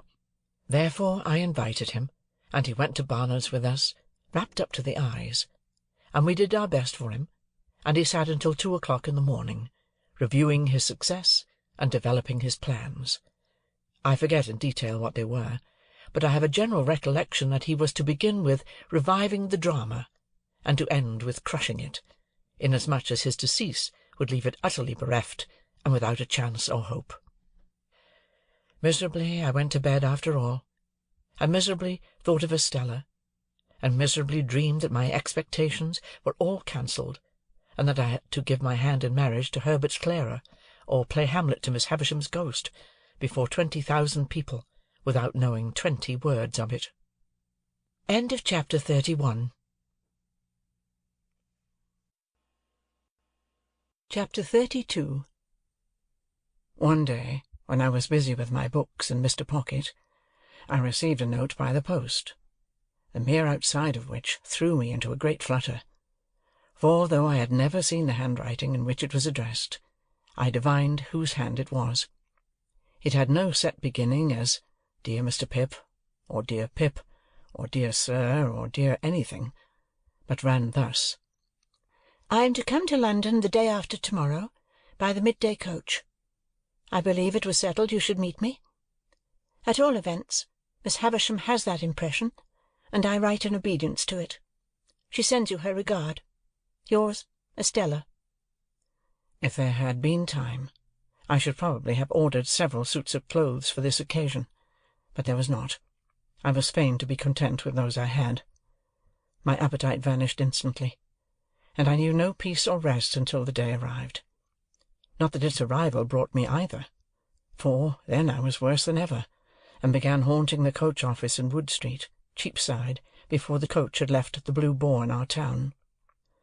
For all that I knew this perfectly well, I still felt as if it were not safe to let the coach office be out of my sight longer than 5 minutes at a time, and in this condition of unreason I had performed the first half-hour of a watch of 4 or 5 hours, when Wemmick ran against me. "Hello, Mr. Pip," said he. "How do you do? I should hardly have thought this was your beat." I explained that I was waiting to meet somebody who was coming up by coach, and I inquired after the castle and the aged. "Both flourishing, thank'ee," said Wemmick, "and particularly the aged. He's in wonderful feather. He'll be 82 next birthday. I have a notion of firing 82 times, if the neighbourhood shouldn't complain, and that cannon of mine should prove equal to the pressure. However, this is not London talk. Where do you think I'm going to?" "To the office?" said I, for he was tending in that direction. "Next thing to it," returned Wemmick. "I'm going to Newgate. We are in a banker's parcel case just at present, and I have been down the road taking a squint at the scene of action, and thereupon must have a word or two with our client." "Did your client commit the robbery?" I asked. Bless your soul and body, no," answered Wemmick very drily. "But he is accused of it. So might you or I be. Either of us might be accused of it, you know." "Only neither of us is," I remarked. "Yah," said Wemmick, touching me on the breast with his forefinger. "You're a deep one, Mr. Pip. Would you like to have a look at Newgate? Have you time to spare?" I had so much time to spare that the proposal came as a relief. Notwithstanding its irreconcilability with my latent desire to keep my eye on the coach-office. Muttering that I would make the inquiry whether I had time to walk with him, I went into the office, and ascertained from the clerk, with the nicest precision and much to the trying of his temper, the earliest moment at which the coach could be expected, which I knew beforehand quite as well as he. I then rejoined Mr. Wemmick, and affecting to consult my watch, and to be surprised by the information I had received, accepted his offer. We were at Newgate in a few minutes, and we passed through the lodge, where some fetters were hanging up on the bare walls among the prison rules, into the interior of the jail. At that time jails are much neglected, and the period of exaggerated reaction consequent on all public wrong-doing, and which is always its heaviest and longest punishment, was still far off. So felons were not lodged and fed better than soldiers, to say nothing of paupers, and seldom set fire to their prisons with the excusable object of improving the flavour of their soup. It was visiting time when Wemmick took me in, and a potman was going his rounds with beer, and the prisoners, behind bars and yards, were buying beer, and talking to friends, and a frowsy, ugly, disorderly, depressing scene it was. It struck me that Wemmick walked among the prisoners, much as a gardener might walk among his plants. This was first put into my head by his seeing a shoot that had come up in the night, and saying, "What, Captain Tom, are you there? Ah, indeed!" And also, "Is that Black Bill behind the cistern? Why, I didn't look for you these 2 months. How do you find yourself?" Equally in his stopping at the bars and attending to anxious whisperers, always singly, Wemmick, with his post-office in an immovable state, looked at them while in conference, as if he were taking particular notice of the advance they had made, since last observed, towards coming out in full blow at their trial. He was highly popular, and I found that he took the familiar department of Mr. Jaggers's business, though something of the state of Mr. Jaggers hung about him too, forbidding approach beyond certain limits. His personal recognition of each successive client was comprised in a nod, and in his settling his hat a little easier on his head with both hands, and then tightening the post-office, and putting his hands in his pockets. In 1 or 2 instances there was a difficulty respecting the raising of fees, and then Mr. Wemmick, backing as far as possible from the insufficient money produced, said, "It's no use, my boy. I'm only a subordinate. I can't take it. Don't go on in that way with a subordinate. If you are unable to make up your quantum, my boy, you had better address yourself to a principal. There are plenty of principals in the profession, you know, and what is not worth the while of one may be the worth while of another. That's my recommendation to you, speaking as a subordinate. Don't try on useless measures. Why should you? Now, who's next?" Thus we walked through Wemmick's greenhouse, until he turned to me and said, "Notice the man I shall shake hands with." I should have done so without the preparation, as he had shaken hands with no one yet. Almost as soon as he had spoken, a portly upright man, whom I can see now as I write, in a well-worn olive-coloured frock-coat, with a peculiar pallor overspreading the red in his complexion, and eyes that went wandering about when he tried to fix them, came up to a corner of the bars, and put his hand to his hat, which had a greasy and fatty surface, like cold broth, with a half-serious and half-jocose military salute. "Colonel, to you," said Wemmick. "How are you, Colonel?" "All right, Mr. Wemmick." "Everything was done that could be done, but the evidence was too strong for us, Colonel." "Yes, it was too strong, sir, but I don't care." "No, no," said Wemmick coolly, "you don't care." Then turning to me, "Served his Majesty, this man. Was a soldier in the line, and bought his discharge." I said, "Indeed?" And the man's eyes looked at me, and then looked over my head, and then looked all around me, and then he drew his hand across his lips and laughed. "I think I shall be out of this on Monday, sir," he said to Wemmick. "Perhaps," returned my friend. "What there's no knowing." "I am glad to have the chance of bidding you good-bye, Mr. Wemmick," said the man, stretching out his hand between two bars. "Thank'ee," said Wemmick, shaking hands with him. "Same to you, Colonel." "If what I had upon me when taken had been real, Mr. Wemmick," said the man, unwilling to let his hand go, "I should have asked the favour of your wearing another ring, in acknowledgment of your attentions. I'll accept the will for the deed," said Wemmick. "By the by, you were quite a pigeon fancier." The man looked up at the sky. "I'm told you had a remarkable breed of tumblers. Could you commission any friend of yours to bring me a pair, if you've no further use for 'em?" "It shall be done, sir." "All right," said Wemmick. "They shall be taken care of. Good afternoon, Colonel. Good-bye." They shook hands again, and as we walked away, Wemmick said to me, "A coiner, a very good workman. The recorder's report is made to-day, and he's sure to be executed on Monday. Still, you see, as far as it goes, a pair of pigeons are portable property all the same." With that, he looked back, and nodded at this dead plant, and then cast his eyes about him in walking out of the yard, as if he were considering what other pot would go best in its place. As we came out of the prison through the lodge, I found that the great importance of my guardian was appreciated by the turnkeys, no less than by those whom they held in charge. "Well, Mr. Wemmick," said the turnkey, who kept us between the two studded and spiked lodge gates, and who carefully locked one before he unlocked the other, "what's Mr. Jaggers going to do with that waterside murder? Is he going to make it manslaughter, or what's he going to make of it?" "Why don't you ask him?" returned Wemmick. "Oh, yes, I dare say," said the turnkey. "Now, that's the way with them here, Mr. Pip," remarked Wemmick, turning to me with his post-office elongated. "They don't mind what they ask of me, the subordinate, but you'll never catch 'em asking any questions of my principal." "Is this young gentleman one of the 'prentices or articled ones of your office?" asked the turnkey, with a grin at Mr. Wemmick's humour. "There he goes again, you see!" cried Wemmick. "I told you so.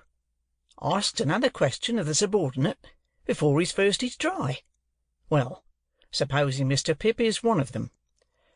"Why, then," said the turnkey, grinning again, "he knows what Mr. Jaggers is." "Yah!" cried Mr. Wemmick, suddenly hitting out at the turnkey in a facetious way.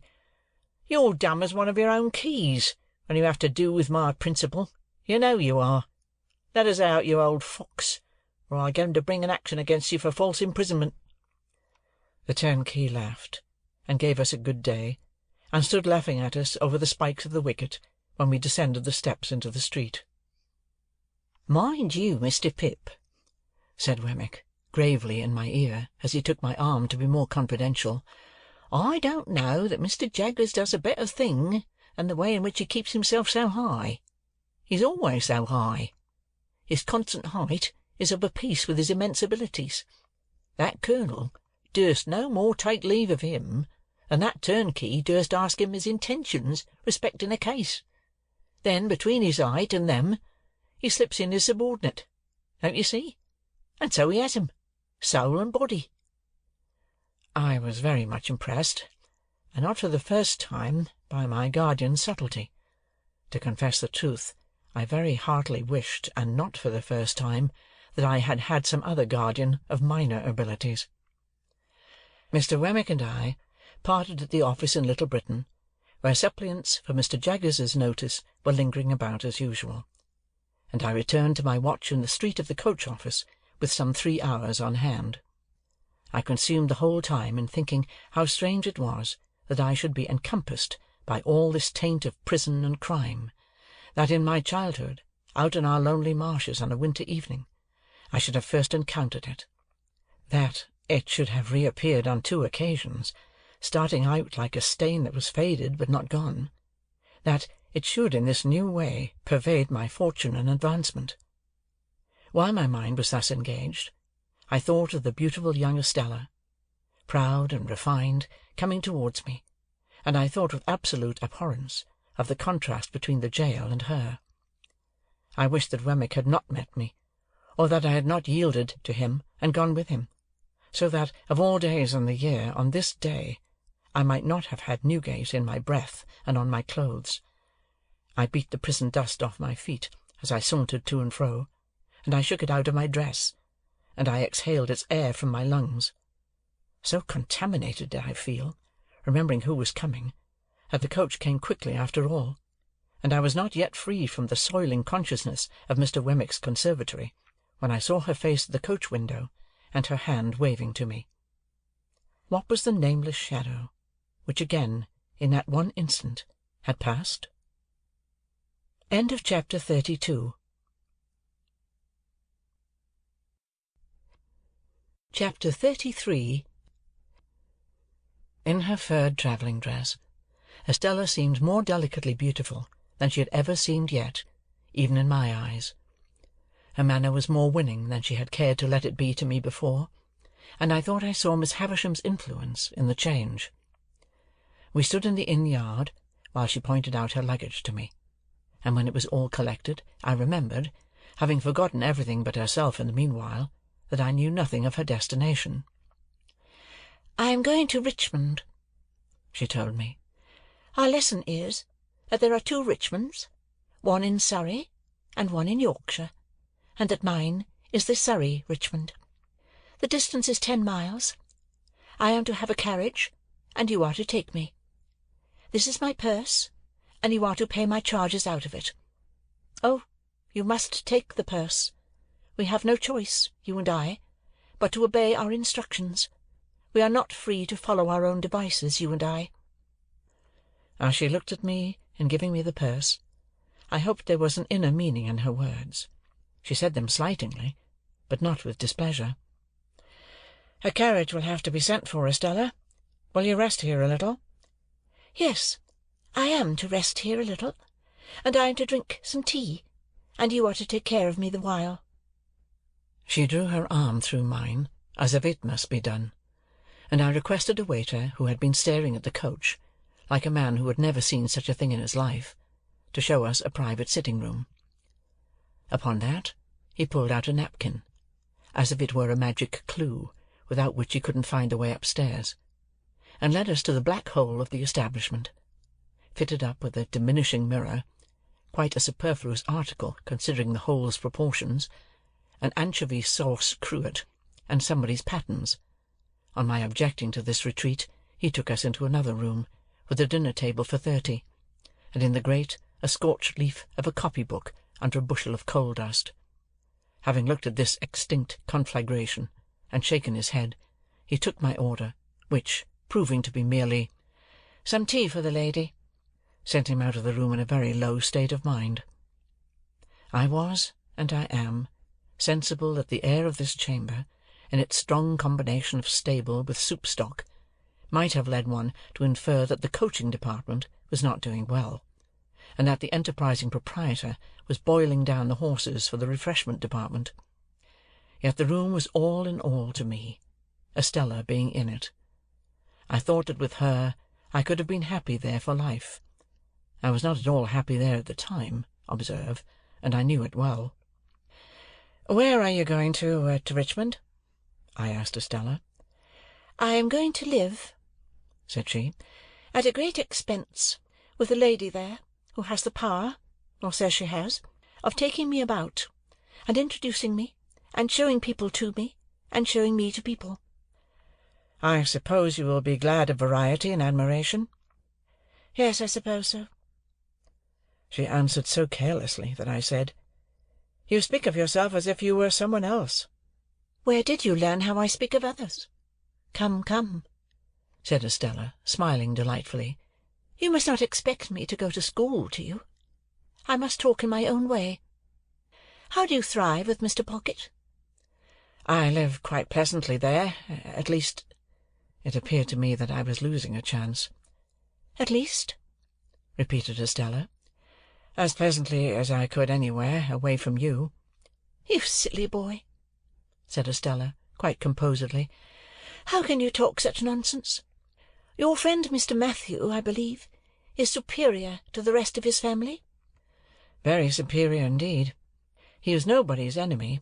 Don't add but his own, interposed Estella, for I hate that class of man. But he really is disinterested, and above small jealousy and spite, I have heard. I am sure I have every reason to say so. You have not every reason to say so of the rest of his people, said Estella, nodding at me with an expression of face that was at once grave and rallying. For they beset Miss Havisham with reports and insinuations to your disadvantage. They watch you, misrepresent you, write letters about you, anonymous sometimes, and you are the torment and the occupation of their lives. You can scarcely realize to yourself the hatred those people feel for you. They do me no harm, I hope. Instead of answering, Estella burst out laughing. This was very singular to me, and I looked at her in considerable perplexity. When she left off, and she had not laughed languidly, but with real enjoyment, I said, in my diffident way with her, I hope I may suppose that you would not be amused if they did me any harm. No, no, you may be sure of that, said Estella. You may be certain that I laugh because they fail. Oh, those people with Miss Havisham, and the tortures they undergo! She laughed again, and even now, when she had told me why, her laughter was very singular to me, for I could not doubt its being genuine, and yet it seemed too much for the occasion. I thought there must really be something more here than I knew. She saw the thought in my mind, and answered it. It is not easy for even you, said Estella, to know what satisfaction it gives me to see those people thwarted, or what an enjoyable sense of the ridiculous I have when they are made ridiculous. For you were not brought up in that strange house from a mere baby. I was. You had not your little wits sharpened by their intriguing against you, suppressed and defenceless, under the mask of sympathy and pity and what not, that is soft and soothing. I had. You did not gradually open your round childish eyes wider and wider to the discovery of that impostor of a woman who calculates her stores of peace of mind for when she wakes up in the night. I did. It was no laughing matter with Estella now, nor was she summoning these remembrances from any shallow place. I would not have been the cause of that look of hers for all my expectations in a heap. 2 things I can tell you, said Estella. First, notwithstanding the proverb that constant dripping will wear away a stone, you may set your mind at rest that these people never will, never would, in 100 years, impair your ground with Miss Havisham in any particular, great or small. Second, I am beholden to you as the cause of their being so busy and so mean and vain, and there is my hand upon it. And she gave it me playfully, for her darker mood had been but momentary. I held it, and put it to my lips. You ridiculous boy, said Estella. Will you never take warning? Or do you kiss my hand on the same spirit in which I once let you kiss my cheek? What spirit was that? Said I. I must think a moment. A spirit of contempt for the fawners and plotters. If I say yes, may I kiss the cheek again? You should have asked before you touched the hand. But yes, if you like. I leaned down, and her calm face was like a statue's. Now, said Estella, gliding away the instant I touched her cheek, you are to take care that I have some tea, and you are to take me to Richmond. Her reverting to this tone, as if our association were forced upon us, and we were mere puppets, gave me pain, but everything in our intercourse did give me pain. Whatever her tone with me happened to be, I could put no trust in it, and build no hope on it, and yet I went on against trust and against hope. Why repeated 1,000 times? So it always was. I rang for the tea, and the waiter, reappearing with his magic clue, brought in by degrees some 50 adjuncts to that refreshment, but of tea not a glimpse. A tea-board, cups and saucers, plates, knives and forks, including carvers, spoons, various, salt-cellars, a meek little muffin confined with the utmost precaution under a strong iron cover, Moses in the bulrushes, typified by a soft bit of butter in a quantity of parsley, a pale loaf with a powdered head, 2 proof impressions of the bars of the kitchen fireplace on triangular bits of bread, and ultimately a fat family urn, which the waiter staggered in with, expressing in his countenance burden and suffering. After a prolonged absence at this stage of the entertainment, he at length came back with a casket of precious appearance, containing twigs. These I steeped in hot water, and so from the whole of these appliances extracted 1 cup of I don't know what, for Estella. The bill paid, and the waiter remembered, and the ostler not forgotten, and the chambermaid taken into consideration. In a word, the whole house bribed into a state of contempt and animosity, and Estella's purse much lightened. We got into our post-coach and drove away. Turning into Cheapside, and rattling up Newgate Street, we were soon under the walls of which I was so ashamed. "What place is that?" Estella asked me. I made a foolish pretence of not at first recognizing it, and then told her. As she looked at it, and drew in her head again, murmuring, "Wretches," I would not have confessed to my visit for any consideration. "Mr. Jaggers," said I, by way of putting it neatly on somebody else, "has the reputation of being more in the secrets of that dismal place than any man in London." "He is more in the secrets of every place, I think," said Estella, in a low voice. "You have been accustomed to see him often, I suppose?" "I have been accustomed to see him at uncertain intervals, ever since I can remember. But I know him no better now than I did before I could speak plainly. What is your own experience of him? Do you advance with him?" "Once habituated to his distrustful manner," said I have done very well." "Are you intimate?" "I have dined with him at his private house." "I fancy," said Estella, shrinking, "that must be a curious place." "It is a curious place." I should have been chary of discussing my guardian too freely, even with her, but I should have gone on with the subject so far as to describe the dinner in Gerrard Street, if we had not then come into a sudden glare of gas. It seemed, while it lasted, to be all alight and alive with that inexplicable feeling that I had had before, and when we were out of it, I was as much dazed for a few moments as if I had been in lightning. So we fell into other talk, and it was principally about the way by which we were travelling, and about what parts of London lay on this side of it, and what on that. The great city was almost new to her, she told me, for she had never left Miss Havisham's neighbourhood until she had gone to France, and she had merely passed through London then in going and returning. I asked her if my guardian had any charge of her while she remained here. To that she emphatically said, "God forbid!" and no more. It was impossible for me to avoid seeing that she cared to attract me, that she made herself winning, and would have won me even if the task had needed pains. Yet this made me none the happier, for, even if she had not taken that tone of our being disposed of by others, I should have felt that she held my heart in her hand, because she wilfully chose to do it, and not because it would have wrung any tenderness in her to crush it and throw it away.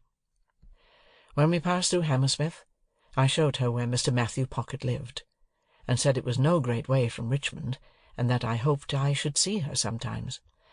"Oh, yes, you are to see me. You are to come when you think proper. You are to be mentioned to the family. Indeed, you are already mentioned." I inquired, was it a large household she was going to be a member of? "No, there are only 2, mother and daughter. The mother is a lady of some station, though not averse to increasing her income." "I wonder Miss Havisham could part with you again so soon." "It is a part of Miss Havisham's plans for me, Pip," said Estella, with a sigh, as if she were tired. I am to write to her constantly, and see her regularly, and report how I go on, I and the jewels, for they are nearly all mine now. It was the first time she had ever called me by my name. Of course she did so purposely, and knew that I should treasure it up. We came to Richmond all too soon, and our destination there was a house by the green, a staid old house, where hoops and powder and patches, embroidered coats, rolled stockings, ruffles, and swords had had their court days many a time. Some ancient trees before the house were still cut into fashions as formal and unnatural as the hoops and wigs and stiff skirts, but their own allotted places, in the great possession of the dead, were not far off, and they would soon drop into them, and go the silent way of the rest. A bell with an old voice, which I dare say in its time had often said to the house, "Here is the green farthingale, here is the diamond-hilted sword, here are the shoes with red heels and the blue solitaire," sounded gravely in the moonlight, and 2 cherry-coloured maids came fluttering out to receive Estella. The doorway soon absorbed her boxes, and she gave me her hand and a smile, and said good night, and was absorbed likewise. And still I stood looking at the house, thinking how happy I should be if I lived there with her, and knowing that I never was happy with her, but always miserable. I got into the carriage to be taken back to Hammersmith, and I got in with a bad heartache, and I got out with a worse heartache. At our own door I found little Jane Pocket coming home from a little party, escorted by her little lover, and I envied her little lover, in spite of his being subject to Flopson. Mr. Pocket was out lecturing, for he was a most delightful lecturer on domestic economy, and his treatises on the management of children and servants were considered the very best text-books on those themes. But Mrs. Pocket was at home, and was in a little difficulty, on account of the baby's having been accommodated with a needle-case to keep him quiet during the unaccountable absence, with a relative in the Foot Guards, of Miller's, and more needles were missing than it could be regarded as quite wholesome for a patient of such tender years, either to apply externally or to take as a tonic. Mr. Pocket being justly celebrated for giving most excellent practical advice, and for having a clear and sound perception of things and a highly judicious mind, I had some notion in my heartache of begging him to accept my confidence. But, happening to look up at Mrs. Pocket, as she sat reading her book of dignities, after prescribing bed as a sovereign remedy for baby, I thought, well, no, I wouldn't. End of chapter 33. Chapter 34. As I had grown accustomed to my expectations, I had insensibly begun to notice their effect upon myself and those around me. Their influence on my own character I disguised from my recognition as much as possible, but I knew very well that it was not all good. I lived in a state of chronic uneasiness respecting my behaviour to Joe. My conscience was not by any means comfortable about Biddy. When I woke up in the night, like Camilla, I used to think, with a weariness on my spirits, that I should have been happier and better if I had never seen Miss Havisham's face, and had risen to manhood, content to be partners with Joe in the honest old forge. Many a time of an evening, when I sat alone looking at the fire, I thought, after all, there was no fire like the forge fire, and the kitchen fire at home.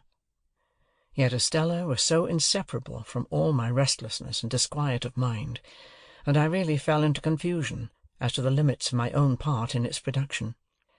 That is to say, supposing I had had no expectations, and yet had had Estella to think of, I could not make out to my satisfaction that I should have done much better.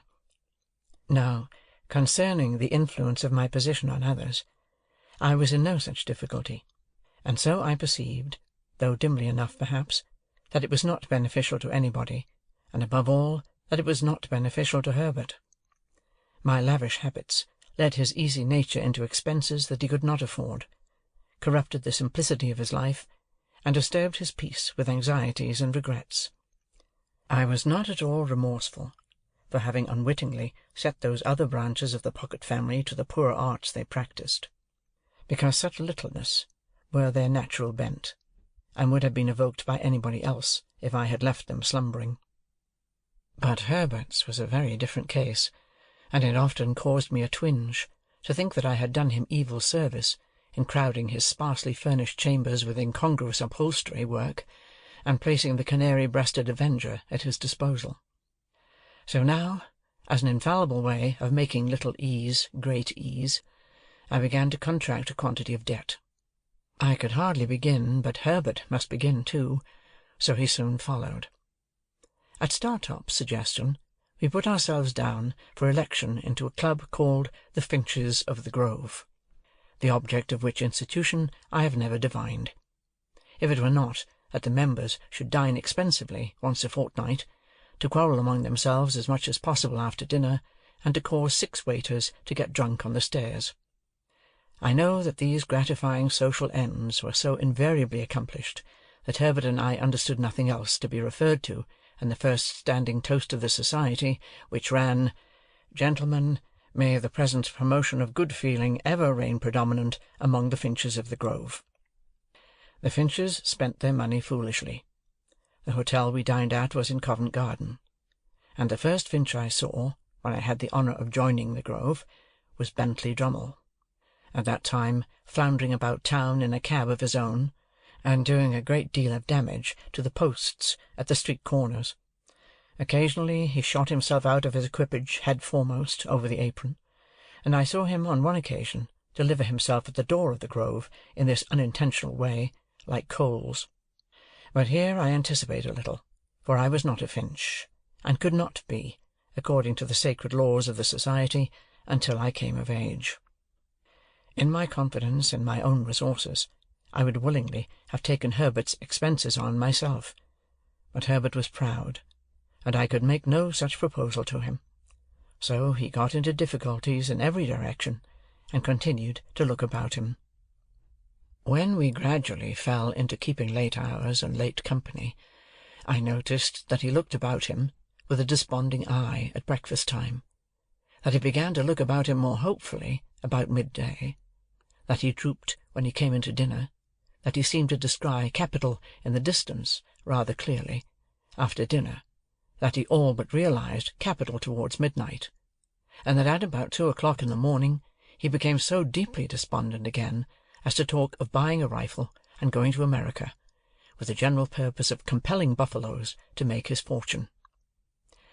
I was usually at Hammersmith about half the week, and when I was at Hammersmith I haunted Richmond, whereof separately, by and by, Herbert would often come to Hammersmith when I was there, and I think at those seasons his father would occasionally have some passing perception that the opening he was looking for had not appeared yet. But in the general tumbling up of the family, his tumbling out in life somewhere was a thing to transact itself somehow.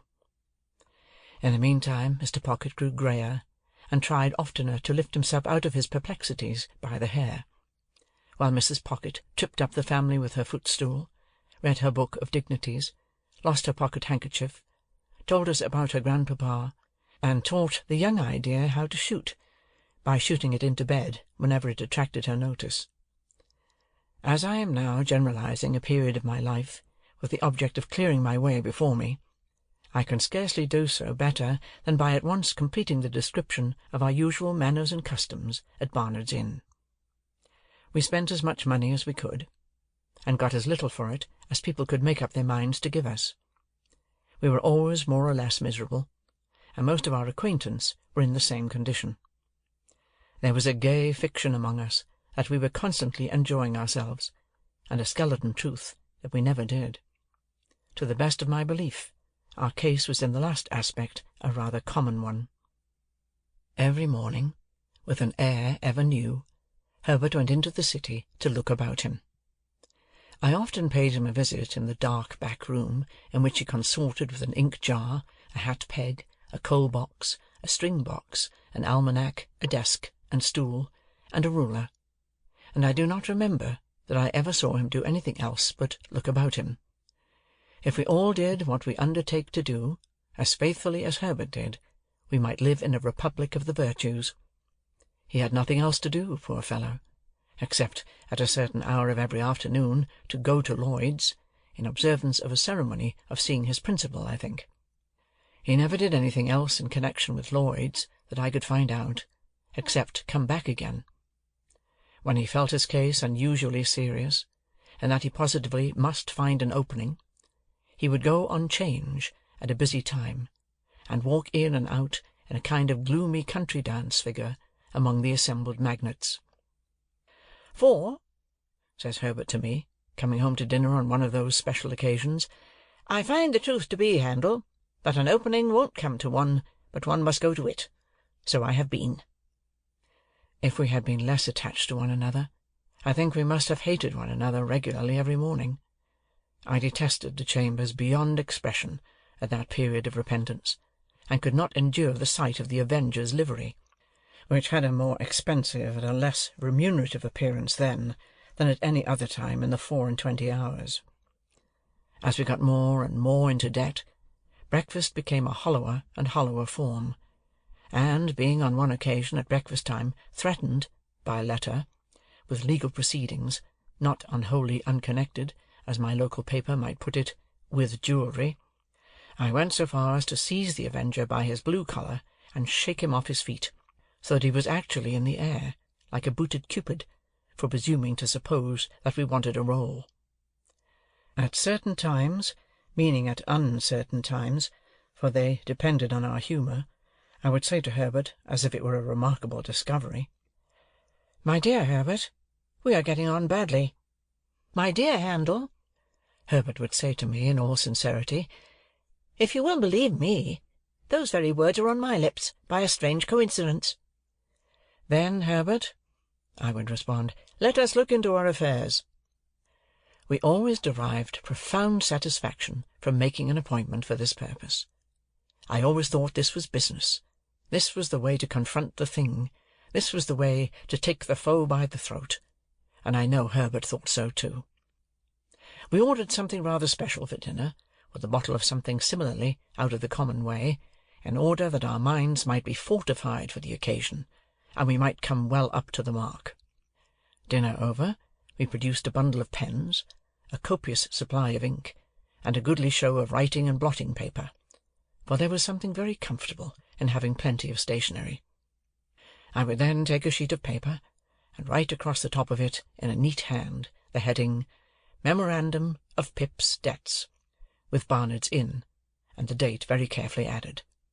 Herbert would also take a sheet of paper, and write across it with similar formalities, "Memorandum of Herbert's Debts." Each of us would then refer to a confused heap of papers at his side, which had been thrown into drawers, worn into holes in pockets, half burnt in lighting candles, stuck for weeks into the looking-glass, and otherwise damaged. The sound of our pens going refreshed us exceedingly, insomuch that I sometimes found it difficult to distinguish between this edifying business proceeding and actually paying the money. In point of meritorious character, the two things seemed about equal. When we had written a little while, I would ask Herbert how he got on. Herbert probably would have been scratching his head in a most rueful manner at the sight of his accumulating figures. "They are mounting up, Handel," Herbert would say. "Upon my life, they are mounting up."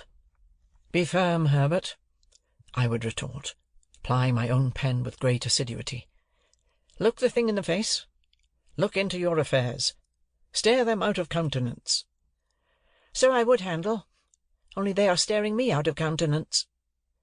However, my determined manner would have its effect, and Herbert would fall to work again. After a time he would give up once more, on the plea that he had not yet got Cobbs's bill, or Lobbs's, or Nobbs's, as the case might be. "Then, Herbert, estimate in round numbers, and put it down." "What a fellow of resource you are!" my friend would reply with admiration. "Really, your business powers are very remarkable." I thought so too. I established with myself, on these occasions, the reputation of a first-rate man of business, prompt, decisive, energetic, clear, cool-headed. When I had got all my responsibilities down upon my list, I compared each with the bill, and ticked it off. My self-approval, when I ticked an entry, was quite a luxurious sensation.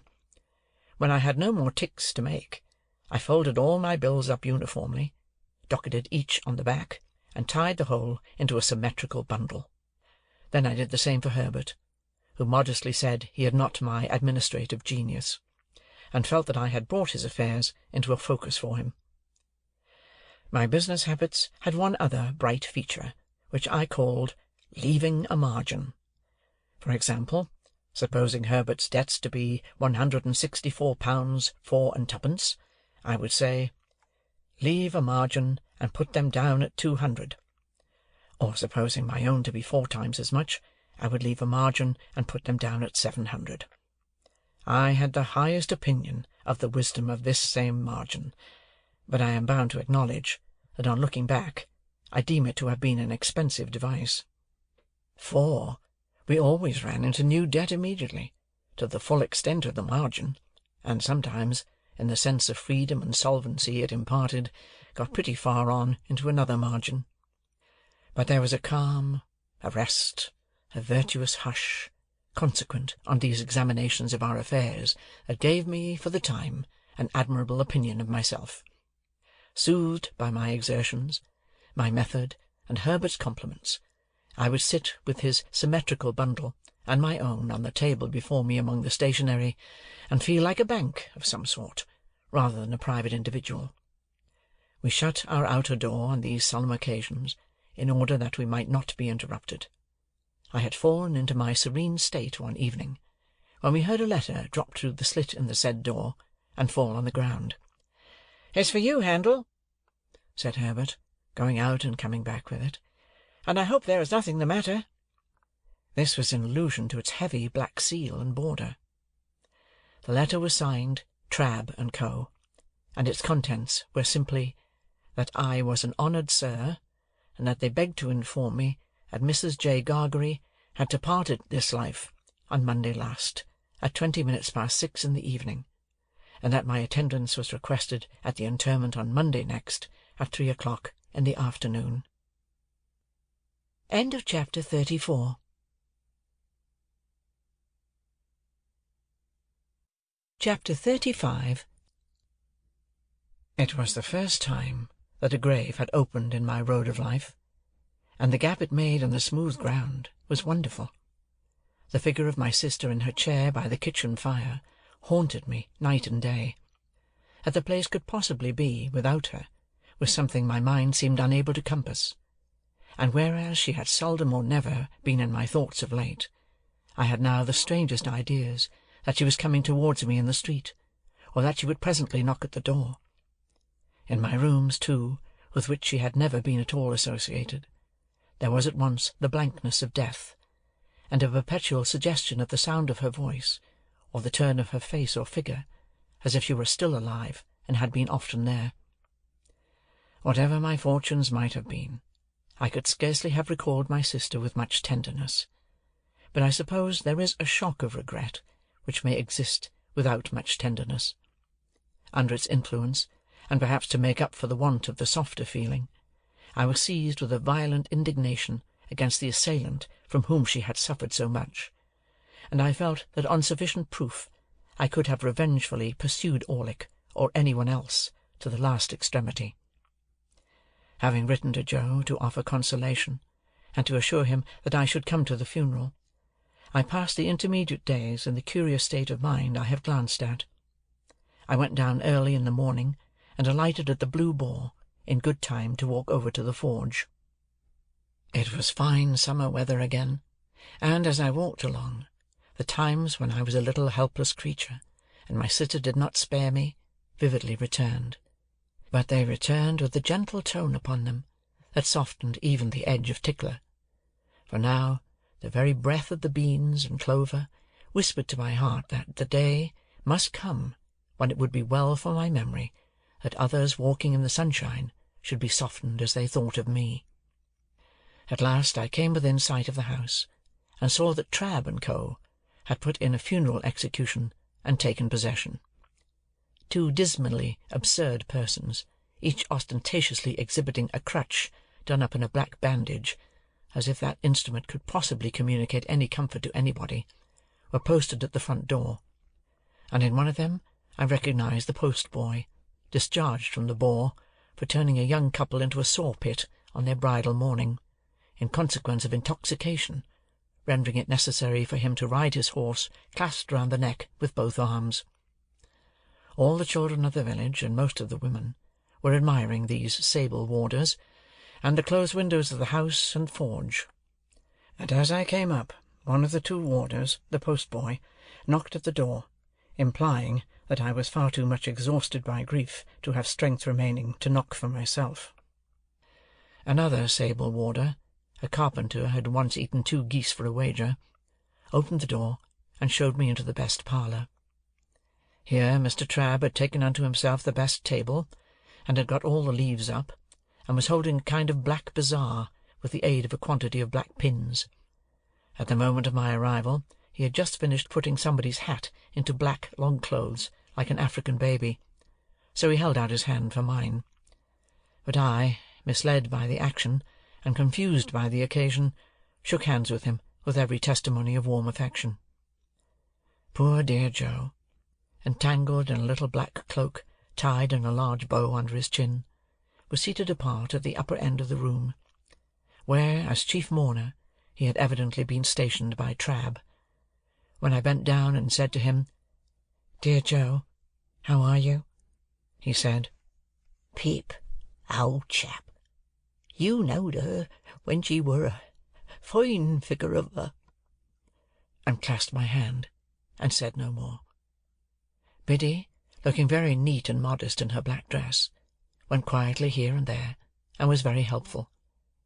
When I had spoken to Biddy, as I thought it not a time for talking, I went and sat down near Joe, and they began to wonder in what part of the house she, my sister, was. The air of the parlour being faint with the smell of sweet cake, I looked about for the table of refreshments. It was scarcely visible, until one had got accustomed to the gloom, but there was a cut-up plum-cake upon it, and there were cut-up oranges and sandwiches and biscuits, and 2 decanters that I knew very well as ornaments, but had never seen used in all my life, one full of port and one of sherry. Standing at this table, I became conscious of the servile Pumblechook in a black cloak and several yards of hatband, who was alternately stuffing himself and making obsequious movements to catch my attention. The moment he succeeded, he came over to me, breathing sherry and crumbs, and said in a subdued voice, "May I, dear sir?" and did. I then descried Mr. and Mrs. Hubble, the last named, in a decent speechless paroxysm in a corner. We were all going to follow, and were all in course of being tied up separately by Trabb into ridiculous bundles. "Which I mean to say, Pip," Joe whispered to me, as we were being what Mr. Trabb called formed in the parlour, 2 and 2, and it was dreadfully like a preparation for some grim kind of dance. "Which I mean to say, sir, as I would in preference have carried her to the church myself, along with 3 or 4 friendly ones what come to it with willing hearts and arms, but it were considered what the neighbours would look down on such, and would be of opinions as it were wanting in respect." "Pocket handkerchiefs out, all!" cried Mr. Trabb at this point in a depressed business-like voice. "Pocket handkerchiefs out! We are ready." So we all put our pocket-handkerchiefs to our faces, as if our noses were bleeding, and filed out 2 and 2, Joe and I, Biddy and Pumblechook, Mr. and Mrs. Hubble.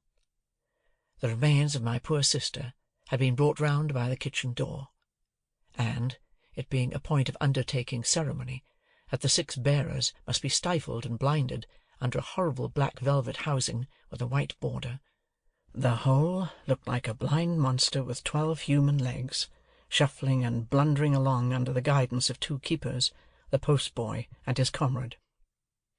The neighbourhood, however, highly approved of these arrangements, and we were much admired as we went through the village, the more youthful and vigorous part of the community making dashes now and then to cut us off, and lying in wait to intercept us at points of vantage.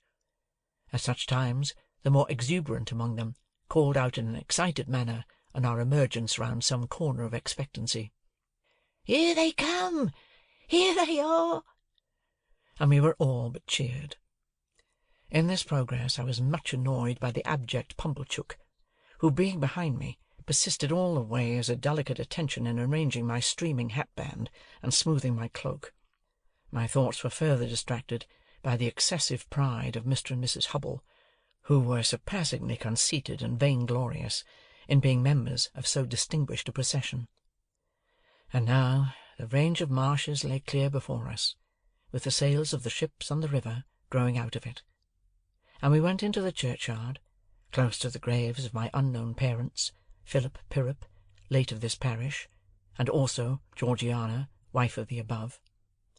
And there my sister was laid quietly in the earth, while the larks sang high above it, and the light wind strewed it with beautiful shadows of clouds and trees.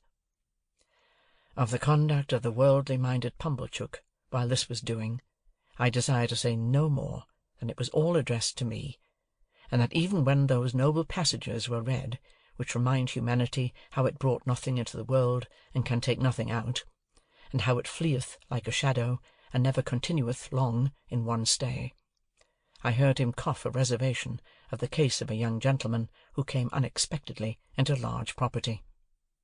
When we got back, he had the hardihood to tell me that he wished my sister could have known I had done her so much honour, and to hint that she would have considered it reasonably purchased at the price of her death.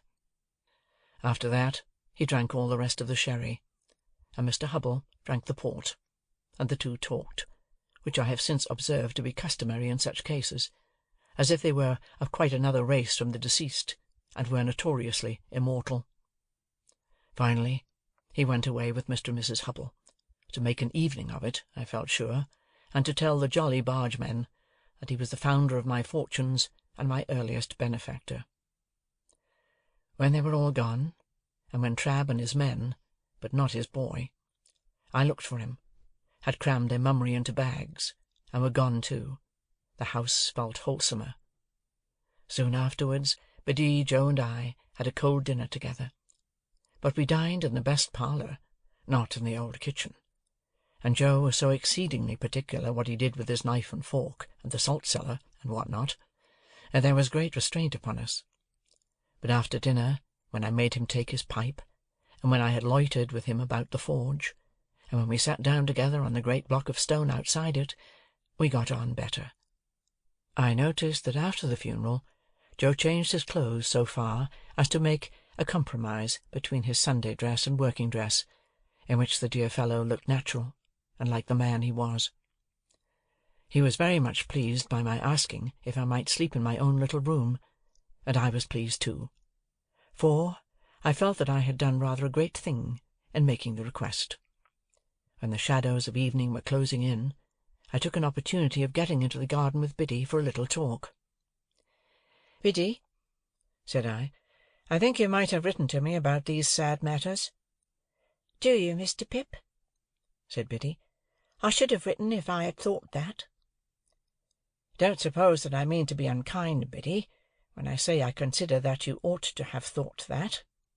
"Do you, Mr. Pip?" She was so quiet, and had such an orderly, good, and pretty way with her, that I did not like the thought of making her cry again. After looking a little at her downcast eyes as she walked beside me, I gave up that point. "I suppose it will be difficult for you to remain here now, Biddy, dear?" "Oh, I can't do so, Mr. Pip," said Biddy, in a tone of regret, but still of quiet conviction. "I have been speaking to Mrs. Hubble, and I am going to her to-morrow. I hope we shall be able to take some care of Mr. Gargery together until he settles down." "How are you going to live, Biddy? If you want any "How am I going to live?" repeated Biddy, striking in with a momentary flush upon her face. "I'll tell you, Mr. Pip. I'm going to try to get the place of mistress in the new school nearly finished here. I can be well recommended by all the neighbours, and I hope I can be industrious and patient, and teach myself while I teach others. You know, Mr. Pip," pursued Biddy, with a smile as she raised her eyes to my face, "the new schools are not like the old. but I learnt a good deal from you after that time, and I've had time since then to improve." "I think you would always improve, Biddy, under any circumstances." "Ah, except in my bad side of human nature," murmured Biddy. It was not so much a reproach as an irresistible thinking aloud. Well, I thought, I would give up that point too. So I walked a little further with Biddy, looking silently at her downcast eyes. "I have not heard the particulars of my sister's death, Biddy." "They are very slight, poor thing. She had been in one of her bad states, though they had got better of late, rather than worse. For 4 days, when she came out of it in the evening, just at tea-time, and said quite plainly, 'Joe,' as she had never said any word for a long while, I ran and fetched in Mr. Gargery from the forge. She made signs to me that she wanted him to sit down close to her, and wanted me to put her arms round his neck. So I put them round his neck, and she laid her head down on his shoulder, quite content and satisfied. And so she presently said, 'Joe,' again, and once, 'Pardon,' and once, 'Pip.' And so she never lifted her head up any more, and it was just an hour later when we laid it down on her own bed, because we found she was gone." Biddy cried. The darkening garden, and the lane, and the stars that were coming out, were blurred in my own sight. "Nothing was ever discovered, Biddy?" "Nothing." "Do you know what has become of Orlick?" "I should think, from the colour of his clothes, that he is working in the quarries." "Of course you have seen him, then? Why are you looking at that dark tree in the lane?" "I saw him there, on the night she died." "That was not the last time either, Biddy?" "No. I have seen him there since we have been walking here. It is of no use," said Biddy, laying her hand upon my arm as I was for running out. "You know I would not deceive you. He was not there a minute, and he's gone." It revived my utmost indignation to find that she was still pursued by this fellow, and I felt inveterate against him. I told her so, and told her that I would spend any money or take any pains to drive him out of that country. By degrees she led me into more temperate talk, and she told me how Joe loved me, and how Joe never complained of anything. She didn't say, of me. She had no need. I knew what she meant. But ever did his duty in his way of life, with a strong hand, a quiet tongue, and a gentle heart. "Indeed, it would be hard to say too much for him," said I. "And, Biddy, we must often speak of these things, for of course I shall be often down here now. I'm not going to leave poor Joe alone." Biddy said never a single word. "Biddy, don't you hear me?" "Yes, Mr. Pip." "Not to mention your calling me Mr. Pip, which appears to me to be in bad taste, Biddy. What do you mean?" "What do I mean?" asked Biddy timidly.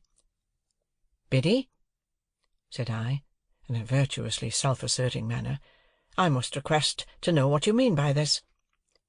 "By this?" said Biddy.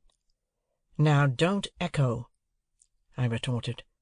"You used not to echo, Biddy." "Used not?" said Biddy. "Oh, Mr. Pip, used." Well, I rather thought I would give up that point too. After another silent turn in the garden, I fell back on the main position. "Biddy," said I made a remark respecting my coming down here often to see Joe, which you received with a marked silence. Have the goodness, Biddy, to tell me why." "Are you quite sure, then, that you will come to see him often?" asked Biddy, stopping in the narrow garden walk, and looking at me under the stars with a clear and honest eye. "Oh, dear me!" said I, as if I found myself compelled to give up Biddy in despair. "This is really a very bad side of human nature. Don't say any more, if you please, Biddy. This shocks me very much." For which cogent reason I kept Biddy at a distance during supper, and, when I went up to my own old little room, took as stately a leave of her as I could, in my murmuring soul deem reconcilable with the churchyard and the event of the day. As often as I was restless in the night, and that was every quarter of an hour, I reflected what an unkindness, what an injury, what an injustice Biddy had done me. Early in the morning I was to go. Early in the morning I was out, and looking in, unseen, at one of the wooden windows of the forge, there I stood, for minutes, looking at Joe, already at work, with a glow of health and strength upon his face, that made it show as if the bright sun of the life in store for him were shining on it. "Good-bye, dear Joe. No, don't wipe it off. For God's sake, give me your blackened hand. I shall be down soon and often." "Never too soon, sir," said Joe, "and never too often, Pip." Biddy was waiting for me at the kitchen door, with a mug of new milk and a crust of bread.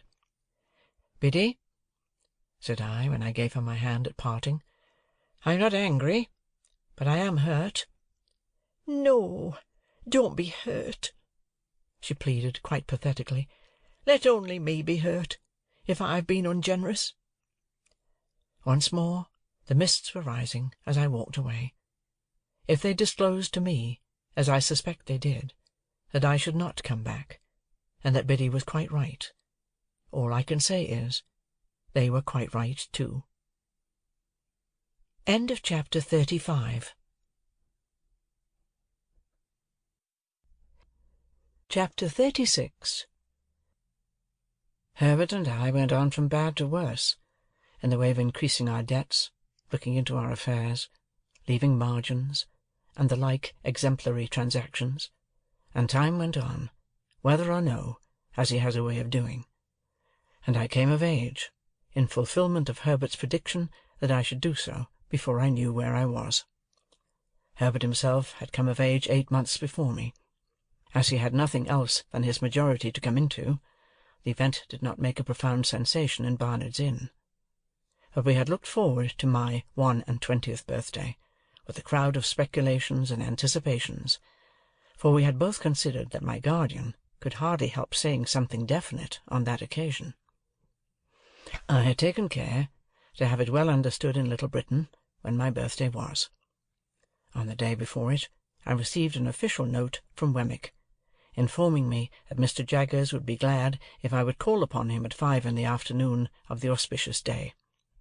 This convinced us that something great was to happen, and threw me into an unusual flutter when I repaired to my guardian's office, a model of punctuality.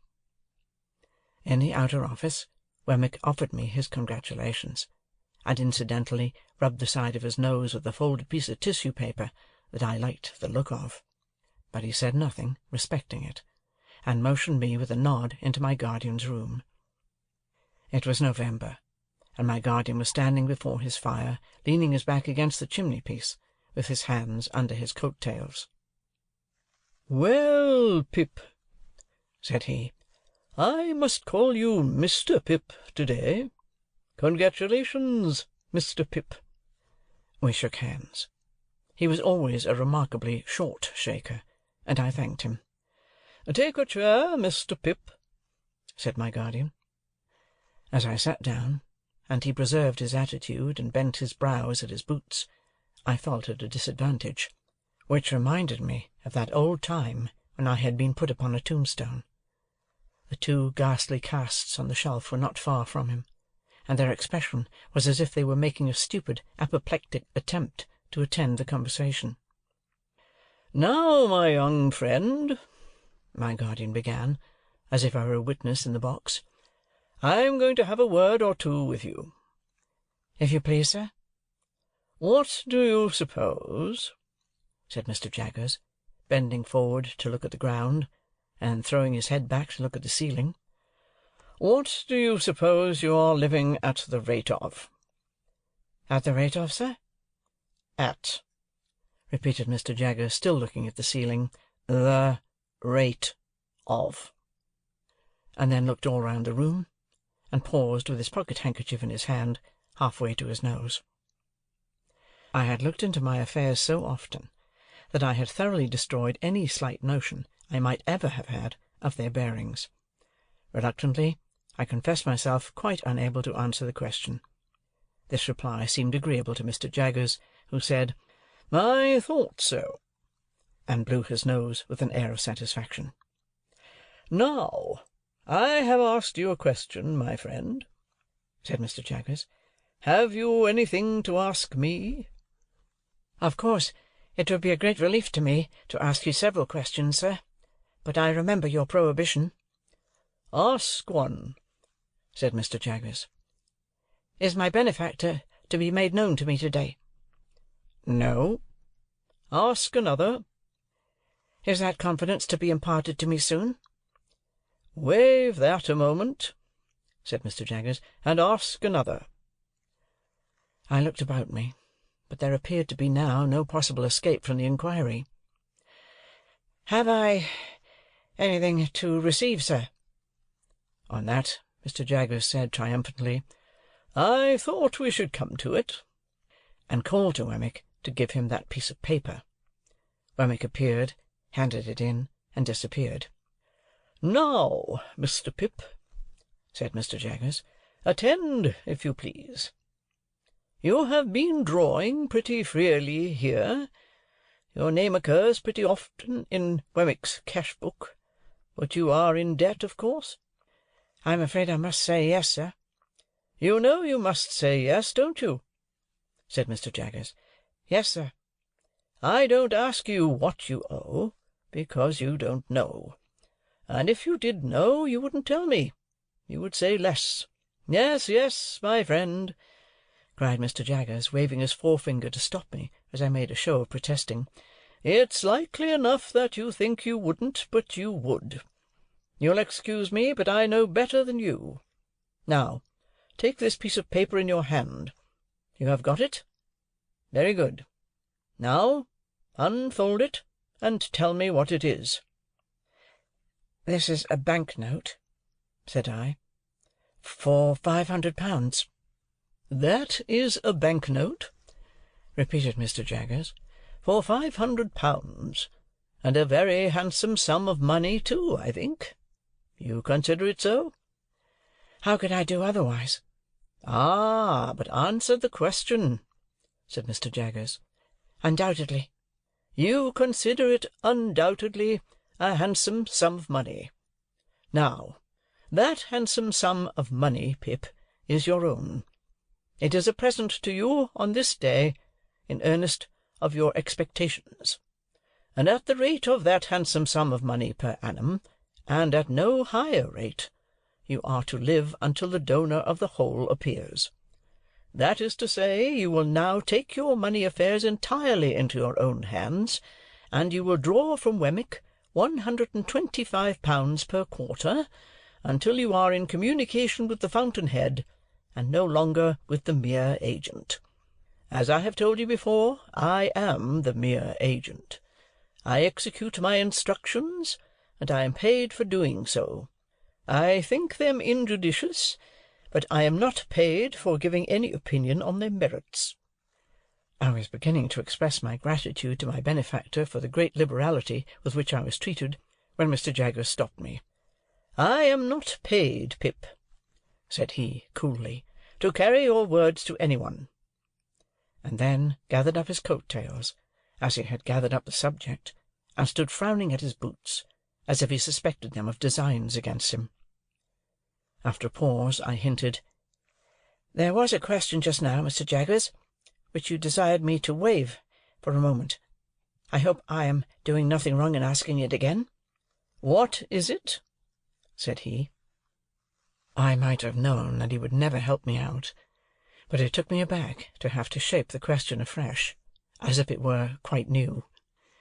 "Is it likely," I said, after hesitating, "that my patron, the fountain-head you have spoken of, Mr. Jaggers, will soon—" There I delicately stopped. "Will soon what?" asked Mr. Jaggers. "That's no question as it stands, you know."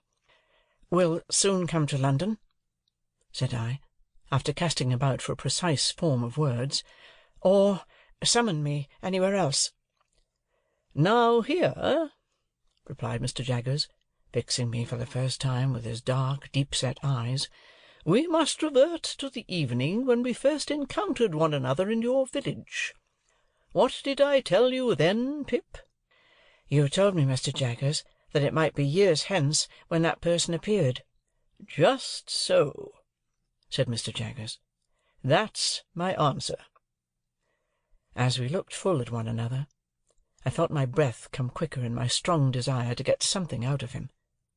And as I felt that it came quicker, and as I felt that he saw that it came quicker, I felt that I had less chance than ever of getting anything out of him. "Do you suppose it will still be years hence, Mr. Jaggers?" Mr. Jaggers shook his head, not in negativing the question, but in altogether negating the notion that he could anyhow be got to answer it. And the two horrible casts of the twitched faces looked, when my eyes strayed up to them, as if they had come to a crisis in their suspended detention, and were going to sneeze. "Come," said Mr. Jaggers, warming the backs of his legs with the backs of his warmed hands, "I'll be plain with you, my friend Pip. That's a question I must not be asked. You'll understand that better when I tell you it's a question that might compromise me. Come, I'll go a little further with you. I'll say something more." He bent down so low to frown at his boots that he was able to rub the calves of his legs in the pause he made. "When that person discloses," said Mr. Jaggers, straightening himself, "you and that person will settle your own affairs. When that person discloses, my part in this business will cease and determine. When that person discloses, it will not be necessary for me to know anything about it, and that's all I have got to say." We looked at one another until I withdrew my eyes and looked thoughtfully at the floor. From this last speech I derived the notion that Miss Havisham, for some reason or no reason, had not taken him into her confidence as to her designing me for Estella, that he resented this, and felt a jealousy about it, or that he really did object to that scheme, and would have nothing to do with it. When I raised my eyes again, I found that he had been shrewdly looking at me all the time, and was doing so still. "If that is all you have to say, sir," I remarked, "there can be nothing left for me to say." He nodded assent, and pulled out his thief-dreaded watch, and asked me where I was going to dine. I replied at my own chambers with Herbert. As a necessary sequence, I asked him if he would favour us with his company, and he promptly accepted the invitation. But he insisted on walking home with me, in order that I might make no extra preparation for him, and first he had a letter or two to write, and, of course, had his hands to wash. So I said I would go into the outer office and talk to Wemmick. The fact was, that when the £500 had come into my pocket, a thought had come into my head which had been often there before, and it appeared to me that Wemmick was a good person to advise with concerning such thought. He had already locked up his safe, and made preparations for going home. He had left his desk, brought out his 2 greasy office candlesticks, and stood them in line with the snuffers on a slab near the door, ready to be extinguished. He had raked his fire low, put his hat and greatcoat ready, and was beating himself all over the chest with his safe-key, as an athletic exercise after business. "Mr. Wemmick," said I want to ask your opinion. I'm very desirous to serve a friend." Wemmick tightened his post-office, and shook his head, as if his opinion were dead against any fatal weakness of that sort. "This friend," I pursued, "is trying to get on in commercial life, but has no money, and finds it difficult and disheartening to make a beginning. Now, I want somehow to help him to a beginning." "With money down?" said Wemmick, in a tone drier than any sawdust. "With some money down," I replied, for an uneasy remembrance shot across me of that symmetrical bundle of papers at home. "With some money down, and perhaps some anticipation of my expectations." "Mr. Pip," said Wemmick, "I should like just to run over with you, on my fingers, if you please, the names of the various bridges up as high as Chelsea Reach. Let's see. There's London, 1. Southwark, 2. Blackfriars, 3. Waterloo, 4. Westminster, 5. Vauxhall, 6. He had checked off each bridge in its turn, with the handle of his safe-key on the palm of his hand.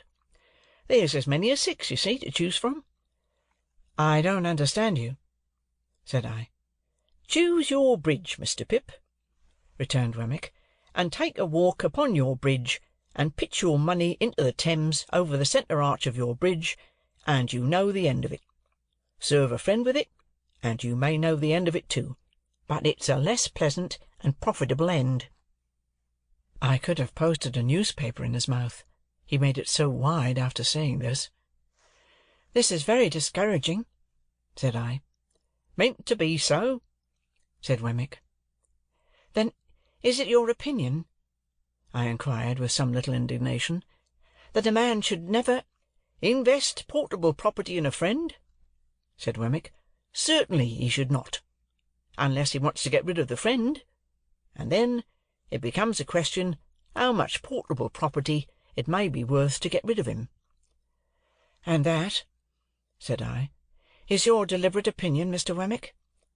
That, he returned, is my deliberate opinion in this office. Ah, said I, pressing him, for I thought I saw him near a loophole here. But would that be your opinion at Walworth? Mr. Pip, he replied with gravity, Walworth is one place, and this office is another. Much as the aged is one person, and Mr. Jaggers is another, they must not be confounded together. My Walworth sentiments must be taken at Walworth. None but my official sentiments can be taken in this office. Very well, said I, much relieved. Then I shall look you up at Walworth, you may depend upon it. Mr. Pip, he returned, you will be welcome there, in a private and personal capacity. We had held this conversation in a low voice, well knowing my guardian's ears to be the sharpest of the sharp. As he now appeared in his doorway, towelling his hands, Wemmick got on his greatcoat, and stood by to snuff out the candles. We all three went into the street together, and from the doorstep Wemmick turned his way, and Mr. Jaggers and I turned ours.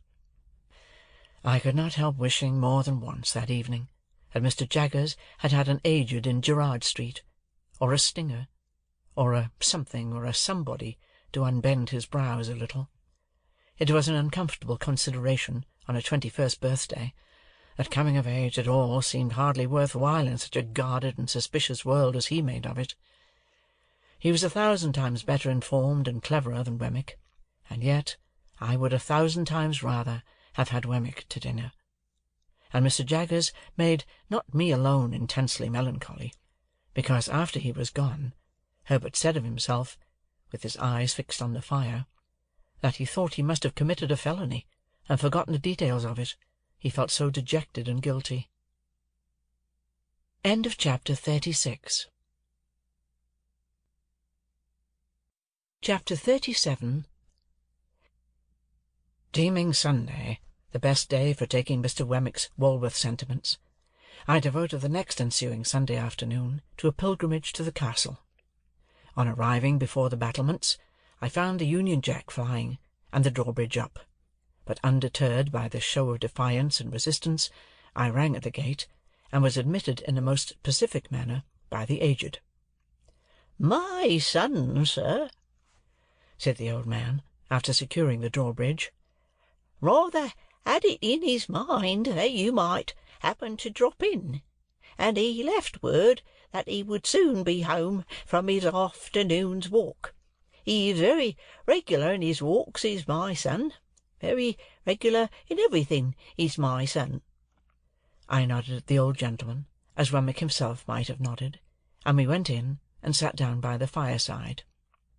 You made acquaintance with my son, sir, said the old man in his chirping way, while he warmed his hands at the blaze. At his office, I expect. I nodded. Ah!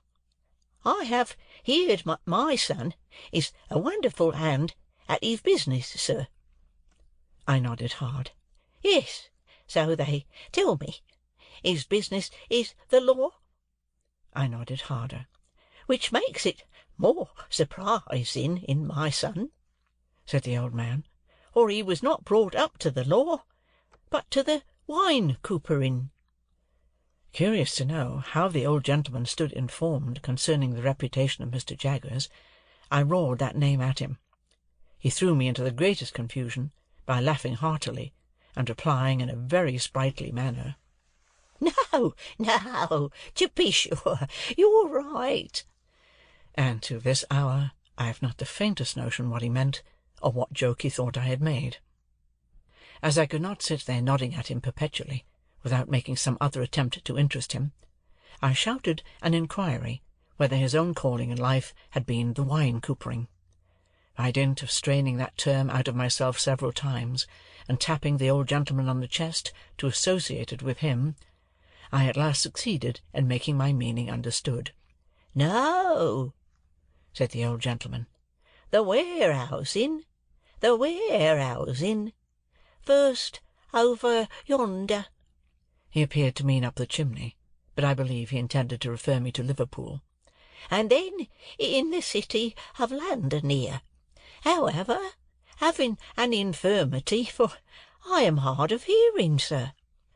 I expressed in pantomime the greatest astonishment. "Yes, hard of hearing. Having that infirmity coming upon me, my son he went into the law, and he took charge of me, and he by little and little made out this elegant and beautiful property. But returning to what you said, you know," pursued the old man, again laughing heartily, "what I say is, no, to be sure, you're right." I was modestly wondering whether my utmost ingenuity would have enabled me to say anything that would have amused him half as much as this imaginary pleasantry, when I was startled by a sudden click in the wall on one side of the chimney, and the ghostly tumbling open of a little wooden flap with "John" upon it. The old man, following my eyes, cried with great triumph, "My son's come home!" and we both went out to the drawbridge. It was worth any money to see Wemmick waving a salute to me from the other side of the moat, when we might have shaken hands across it with the greatest ease.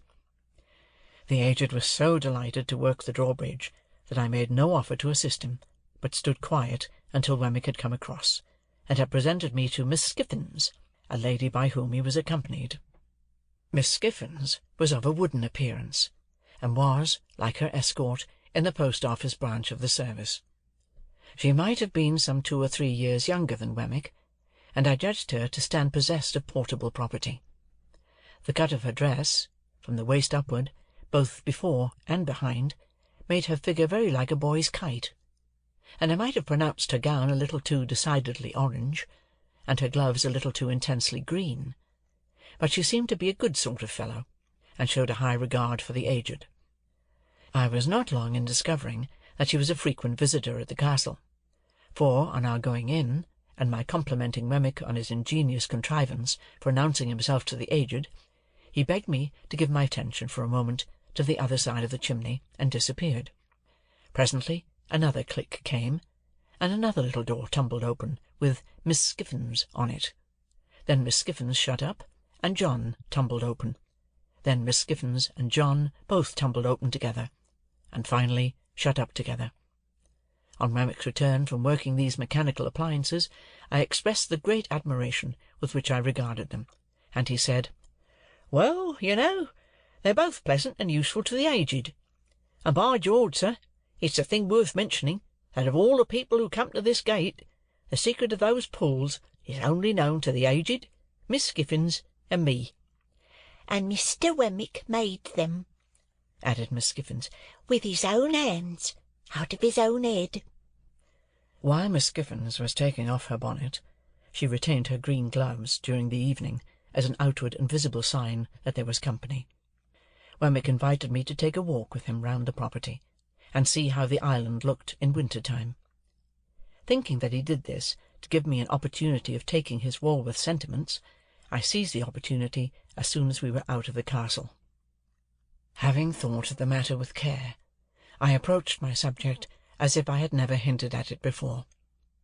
I informed Wemmick that I was anxious in behalf of Herbert Pocket, and I told him how we had first met, and how we had fought. I glanced at Herbert's home, and at his character, and at his having no means but such as he was dependent on his father for, those uncertain and unpunctual. I alluded to the advantages I had derived in my first rawness and ignorance from his society, and I confessed that I feared I had but ill repaid them, and that he might have done better without me and my expectations. Keeping Miss Havisham in the background at a great distance, I still hinted at the possibility of my having competed with him in his prospects, and at the certainty of his possessing a generous soul, and being far above any mean distrusts, retaliations, or designs. For all these reasons, I told Wemmick, and because he was my young companion and friend, and I had a great affection for him, I wished my own good fortune to reflect some rays upon him, and therefore I sought advice from Wemmick's experience and knowledge of men and affairs, how I could best try with my resources to help Herbert to some present income, say of 100 a year, to keep him in good hope and heart, and gradually to buy him on to some small partnership. I begged Wemmick, in conclusion, to understand that my help must always be rendered without Herbert's knowledge or suspicion, and that there was no one else in the world with whom I could advise. I wound up by laying my hand upon his shoulder and saying, "I can't help confiding in you, though I know it must be troublesome to you, but that is your fault in having ever brought me here."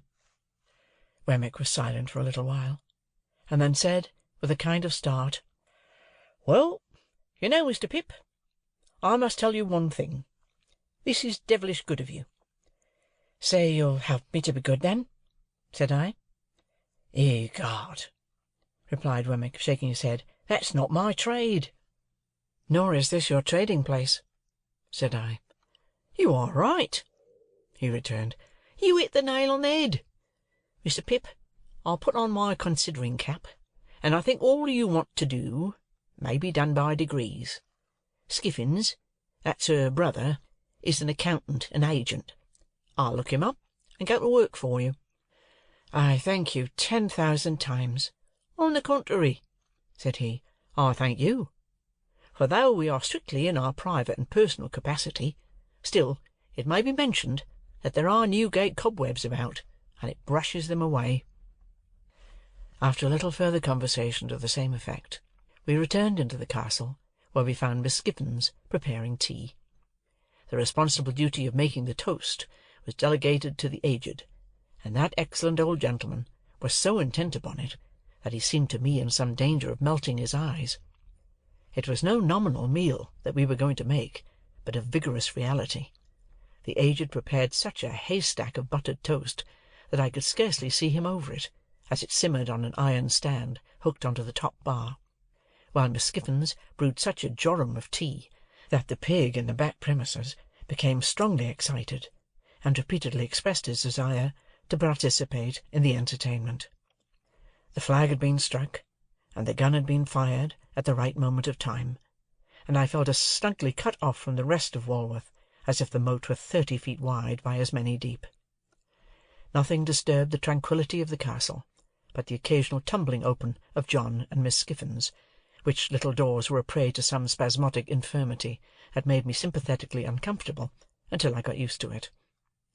I inferred from the methodical nature of Miss Skiffins' arrangements that she made tea there every Sunday night, and I rather suspected that a classic brooch she wore, representing the profile of an undesirable female with a very straight nose and a very new moon, was a piece of portable property that had been given her by Wemmick. We ate the whole of the toast, and drank tea in proportion, and it was delightful to see how warm and greasy we all got after it. The aged especially might have passed for some clean old chief of a savage tribe, just oiled. After a short pause for repose, Miss Skiffins, in the absence of the little servant who, it seemed, retired to the bosom of her family on Sunday afternoons, washed up the tea-things in a trifling, ladylike, amateur manner that compromised none of us. Then she put on her gloves again, and we drew round the fire, and Wemmick said, "Now, aged parent, tip us the paper." Wemmick explained to me, while the aged got his spectacles out, that this was according to custom, and that it gave the old gentleman infinite satisfaction to read the news aloud. "I won't offer an apology," said Wemmick, "for he isn't capable of many pleasures. Are you, aged P.?" "All right, John, all right," returned the old man, seeing himself spoken to. "Only tip him a nod every now and then when he looks off his paper," said Wemmick, "and he'll be happy as a king. We're all attention, aged one." "All right, John, all right," returned the cheerful old man, so busy and so pleased that it really was quite charming. The aged's reading reminded me of the classes at Mr. Wopsle's great-aunt's, with the pleasanter peculiarity that it seemed to come through a keyhole. As he wanted the candles close to him, and as he was always on the verge of putting either his head or the newspaper into them, he required as much watching as a powder-mill. But Wemmick was equally untiring and gentle in his vigilance, and the aged read on, quite unconscious of his many rescues. Whenever he looked at us, we all expressed the greatest interest and amazement, and nodded until he resumed again. As Wemmick and Miss Skiffins sat side by side, and as I sat in a shadowy corner, I observed a slow and gradual elongation of Mr. Wemmick's mouth, powerfully suggestive of his slowly and gradually stealing his arm round Miss Skiffins' waist. In course of time, I saw his hand appear on the other side of Miss Skiffins, but at that moment Miss Skiffins neatly stopped him with the green glove, unwound his arm again, as if it were an article of dress, and with the greatest deliberation laid it on the table before her. Miss Skiffins' composure, while she did this, was one of the most remarkable sights I have ever seen, and if I could have thought the act consistent with abstraction of mind, I should have deemed that Miss Skiffins performed it mechanically. By and by, I noticed Wemmick's arm beginning to disappear again, and gradually fading out of view. Shortly afterwards, his mouth began to widen again. After an interval of suspense on my part, that was quite enthralling and almost painful, I saw his hand appear on the other side of Miss Skiffins. Instantly, Miss Skiffins stopped it with the neatness of a placid boxer, took off that girdle or cestus as before, and laid it on the table.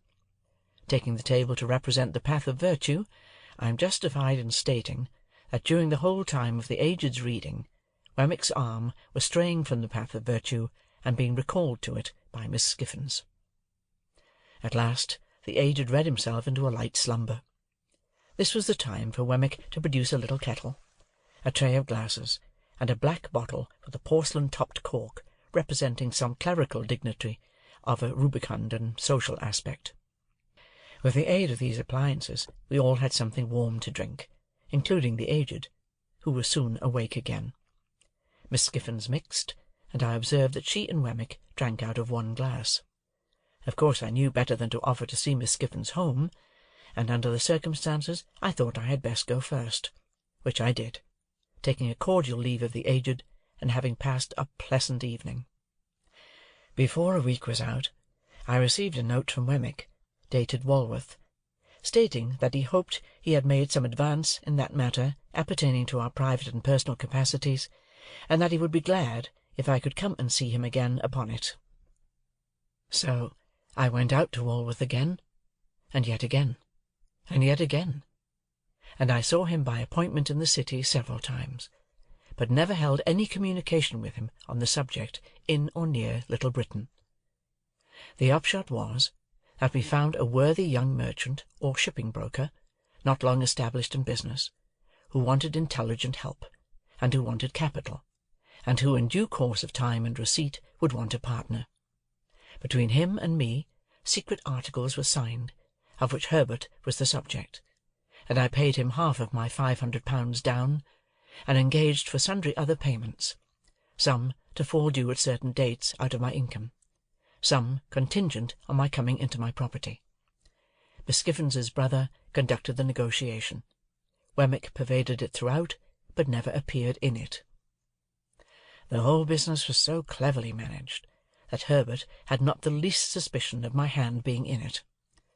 I never shall forget the radiant face with which he came home one afternoon, and told me, as a mighty piece of news, of his having fallen in with one Clarriker, the young merchant's name, and of Clarriker's having shown an extraordinary inclination towards him, and of his belief that the opening had come at last. Day by day, as his hopes grew stronger, and his face brighter, he must have thought me a more and more affectionate friend, for I had the greatest difficulty in restraining my tears of triumph when I saw him so happy. At length, the thing being done, and he having that day entered Clarriker's house, and he having talked to me for a whole evening in a flush of pleasure and success, I did really cry in good earnest when I went to bed, to think that my expectations had done some good to somebody. A great event in my life, the turning point of my life, now opens on my view. But before I proceed to narrate it, and before I pass on to all the changes it involved, I must give one chapter to Estella. It is not much to give to the theme that so long filled my heart. End of chapter 37. Chapter 38. If that staid old house near the green at Richmond should ever come to be haunted when I am dead, it will be haunted surely by my ghost.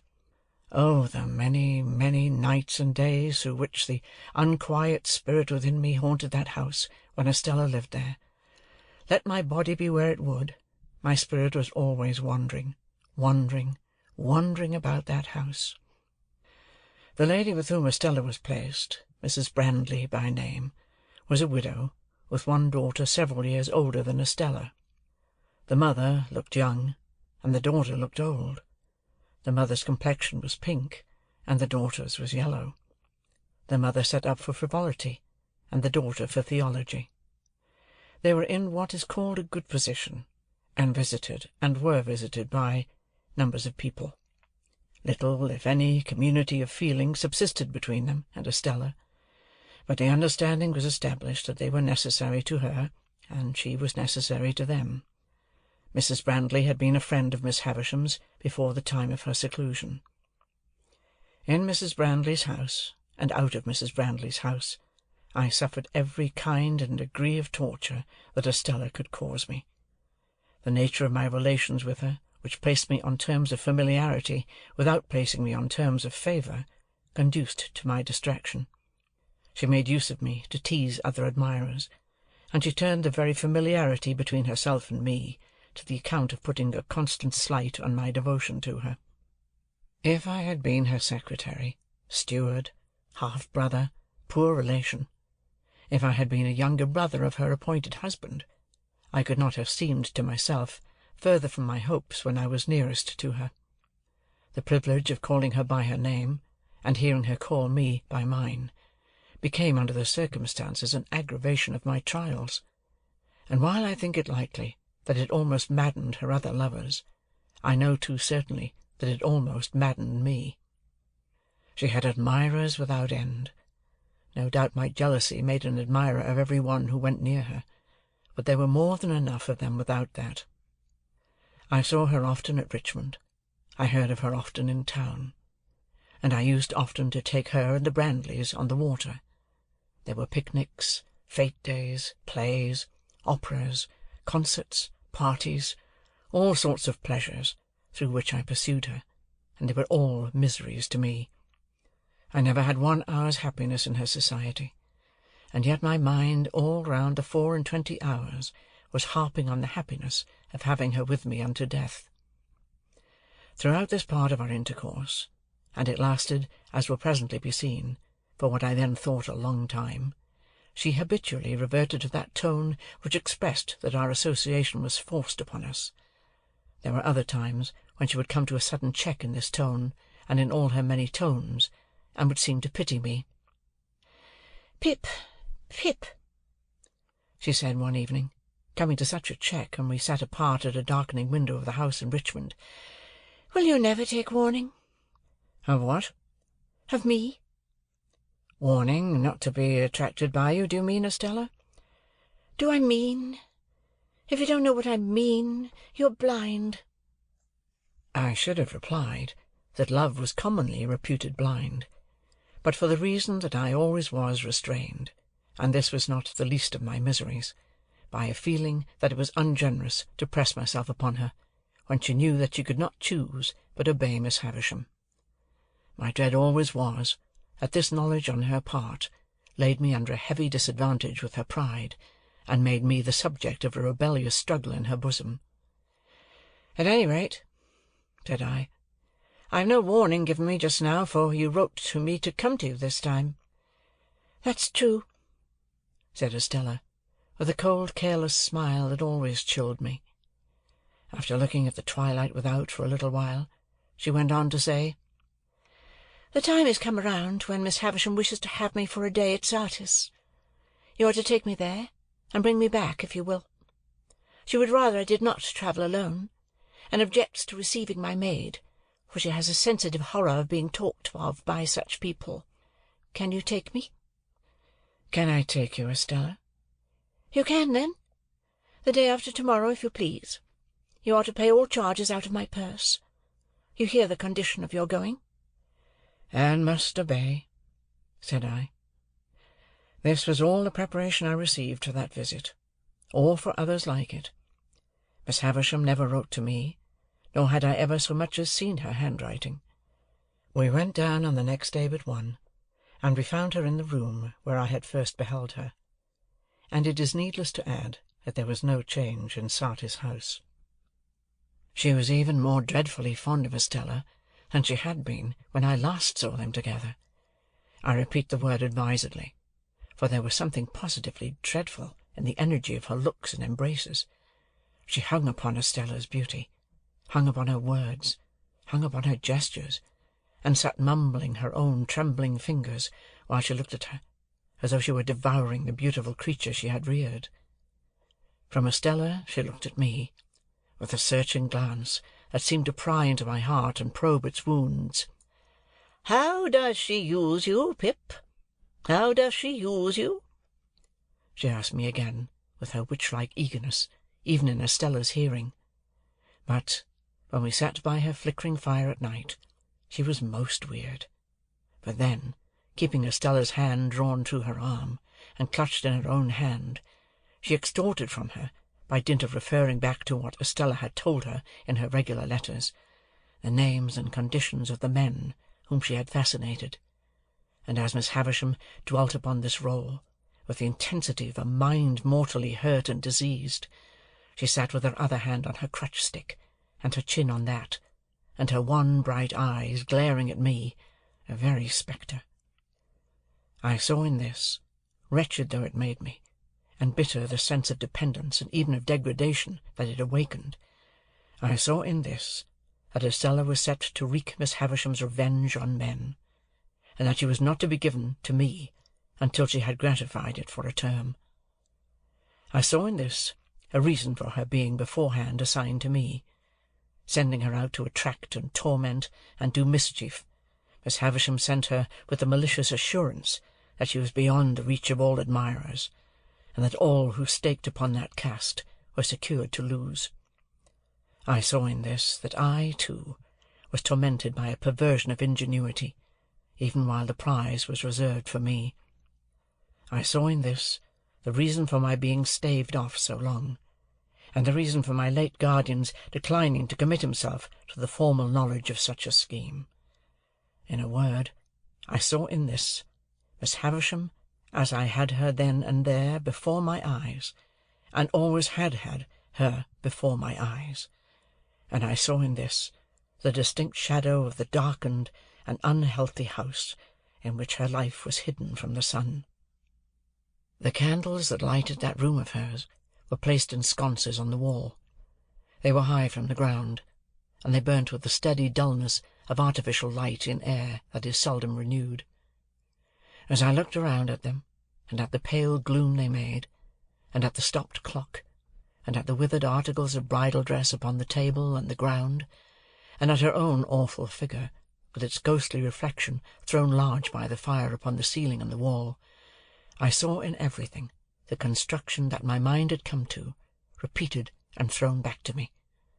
My thoughts passed into the great room across the landing, where the table was spread, and I saw it written, as it were, in the falls of the cobwebs from the centre-piece, in the crawlings of the spiders on the cloth, in the tracks of the mice as they betook their little quickened hearts behind the panels, and in the gropings and pausings of the beetles on the floor. It happened on the occasion of this visit that some sharp words arose between Estella and Miss Havisham. It was the first time I had ever seen them opposed. We were seated by the fire, as just now described, and Miss Havisham still had Estella's arm drawn through her own, and still clutched Estella's hand in hers, when Estella gradually began to detach herself. She had shown a proud impatience more than once before, and had rather endured that fierce affection than accepted or returned it. "What?" said Miss Havisham, flashing her eyes upon her. "Are you tired of me?" "Only a little tired of myself," replied Estella, disengaging her arm, and moving to the great chimney-piece, where she stood looking down at the fire. "Speak the truth, you ingrate!" cried Miss Havisham passionately, striking her stick upon the floor. "You are tired of me!" Estella looked at her with perfect composure, and again looked down at the fire. Her graceful figure and her beautiful face expressed a self-possessed indifference to the wild heat of the other that was almost cruel. "You stock and stone!" exclaimed Miss Havisham. "You cold, cold heart!" "What?" said Estella, preserving her attitude of indifference, as she leaned against the great chimney-piece, and only moving her eyes. "Do you reproach me for being cold? You?" "Are you not?" was the fierce retort. "You should know," said Estella. "I am what you have made me. Take all the praise, take all the blame, take all the success, take all the failure. In short, take me." "Oh, look at her! Look at her!" cried Miss Havisham bitterly. "Look at her! So hard and thankless, on the hearth where she was reared, where I took her into this wretched breast when it was first bleeding from its stabs, and where I have lavished years of tenderness upon her." "At least I was no party to the compact," said Estella, "for if I could walk and speak when it was made, it was as much as I could do. But what would you have? You have been very good to me, and I owe everything to you. What would you have?" "Love," replied the other. "You have it." "I have not," said Miss Havisham. "Mother by adoption," retorted Estella, never departing from the easy grace of her attitude, never raising her voice as the other did, never yielding either to anger or tenderness. "Mother by adoption. I have said that I owe everything to you. All I possess is freely yours. All that you have given me is at your command to have again. Beyond that, I have nothing. And if you ask me to give you what you never gave me, my gratitude and duty cannot do impossibilities." "Did I never give her love?" cried Miss Havisham, turning wildly to me. "Did I never give her a burning love, inseparable from jealousy at all times, and from sharp pain, while she speaks thus to me? Let her call me mad. Let her call me mad." "Why should I call you mad?" returned Estella. "I, of all people? Does any one live who knows what set purpose you have, half as well as I do? Does any one live who knows what a steady memory you have, half as well as I do? I, who have sat on this same hearth on this little stool that is even now beside you there, learning your lessons and looking up into your face, when your face was strange and frightened me." "Soon forgotten," moaned Miss Havisham. "Times soon forgotten." "No, not forgotten," retorted Estella.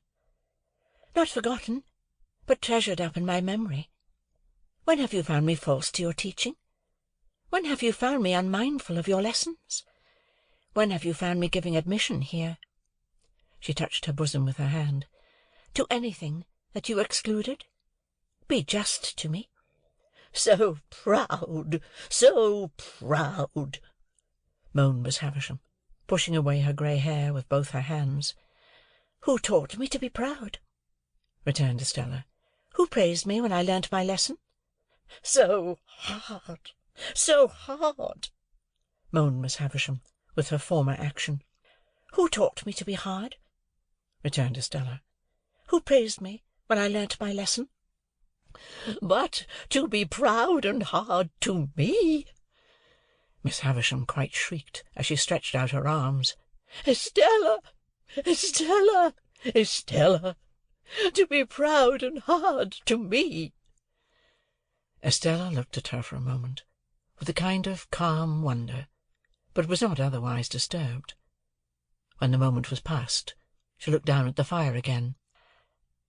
"I cannot think," said Estella, raising her eyes after a silence, "why you should be so unreasonable when I come to see you after a separation. I have never forgotten your wrongs and their causes. I have never been unfaithful to you or your schooling. I have never shown any weakness that I can charge myself with." "Would it be weakness to return my love?" exclaimed Miss Havisham. "But yes, yes, she would call it so." "I begin to think," said Estella, in a musing way, after another moment of calm wonder, "that I almost understand how this comes about. If you had brought up your adopted daughter wholly in the dark confinement of these rooms, and had never let her know that there was such a thing as the daylight, of which she had never once seen your face, if you had done that, and then, for a purpose, had wanted her to understand the daylight, and know all about it, you would have been disappointed and angry." Miss Havisham, with her head in her hands, sat making a low moaning and swaying herself on her chair, but gave no answer.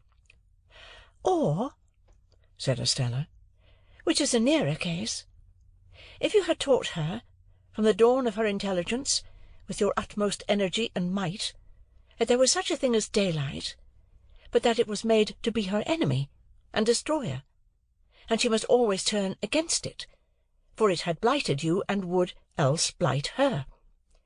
If you had done this, and then, for a purpose, had wanted her to take naturally to the daylight, and she could not do it, you would have been disappointed and angry?"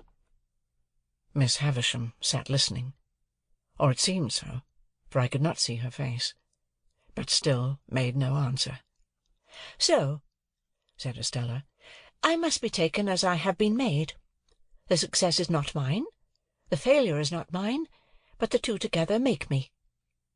Miss Havisham had settled down, I hardly knew how, upon the floor, among the faded bridal relics with which it was strewn. I took advantage of the moment, I had sought one from the first, to leave the room, after beseeching Estella's attention to her with a movement of my hand. When I left, Estella was yet standing by the great chimney-piece, just as she had stood throughout. Miss Havisham's grey hair was all adrift upon the ground, among the other bridal wrecks, and was a miserable sight to see.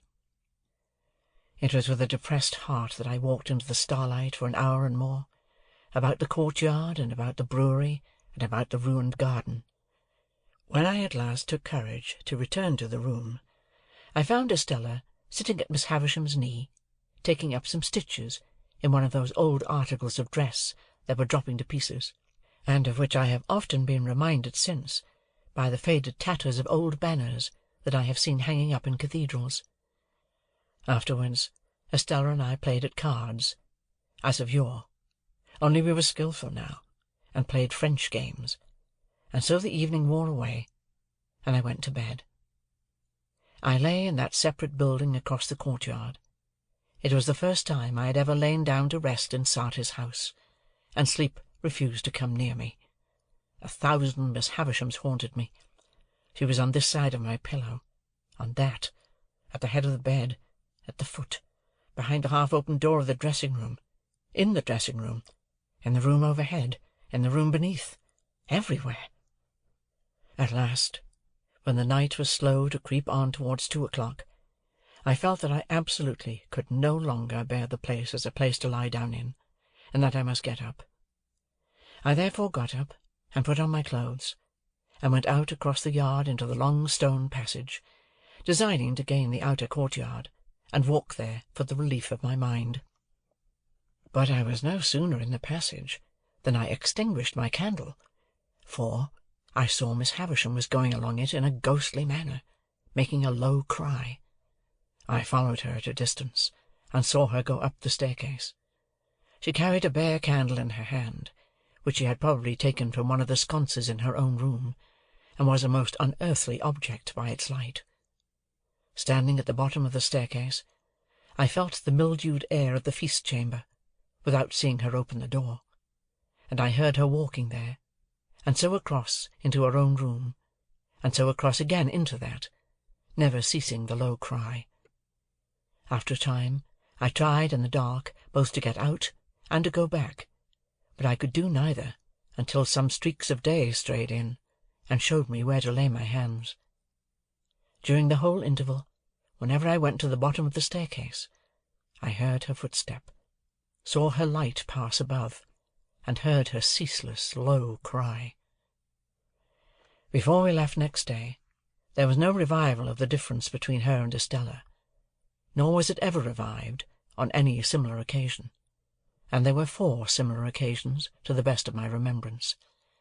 Nor did Miss Havisham's manner towards Estella in any wise change, except that I believed it to have something like fear infused among its former characteristics.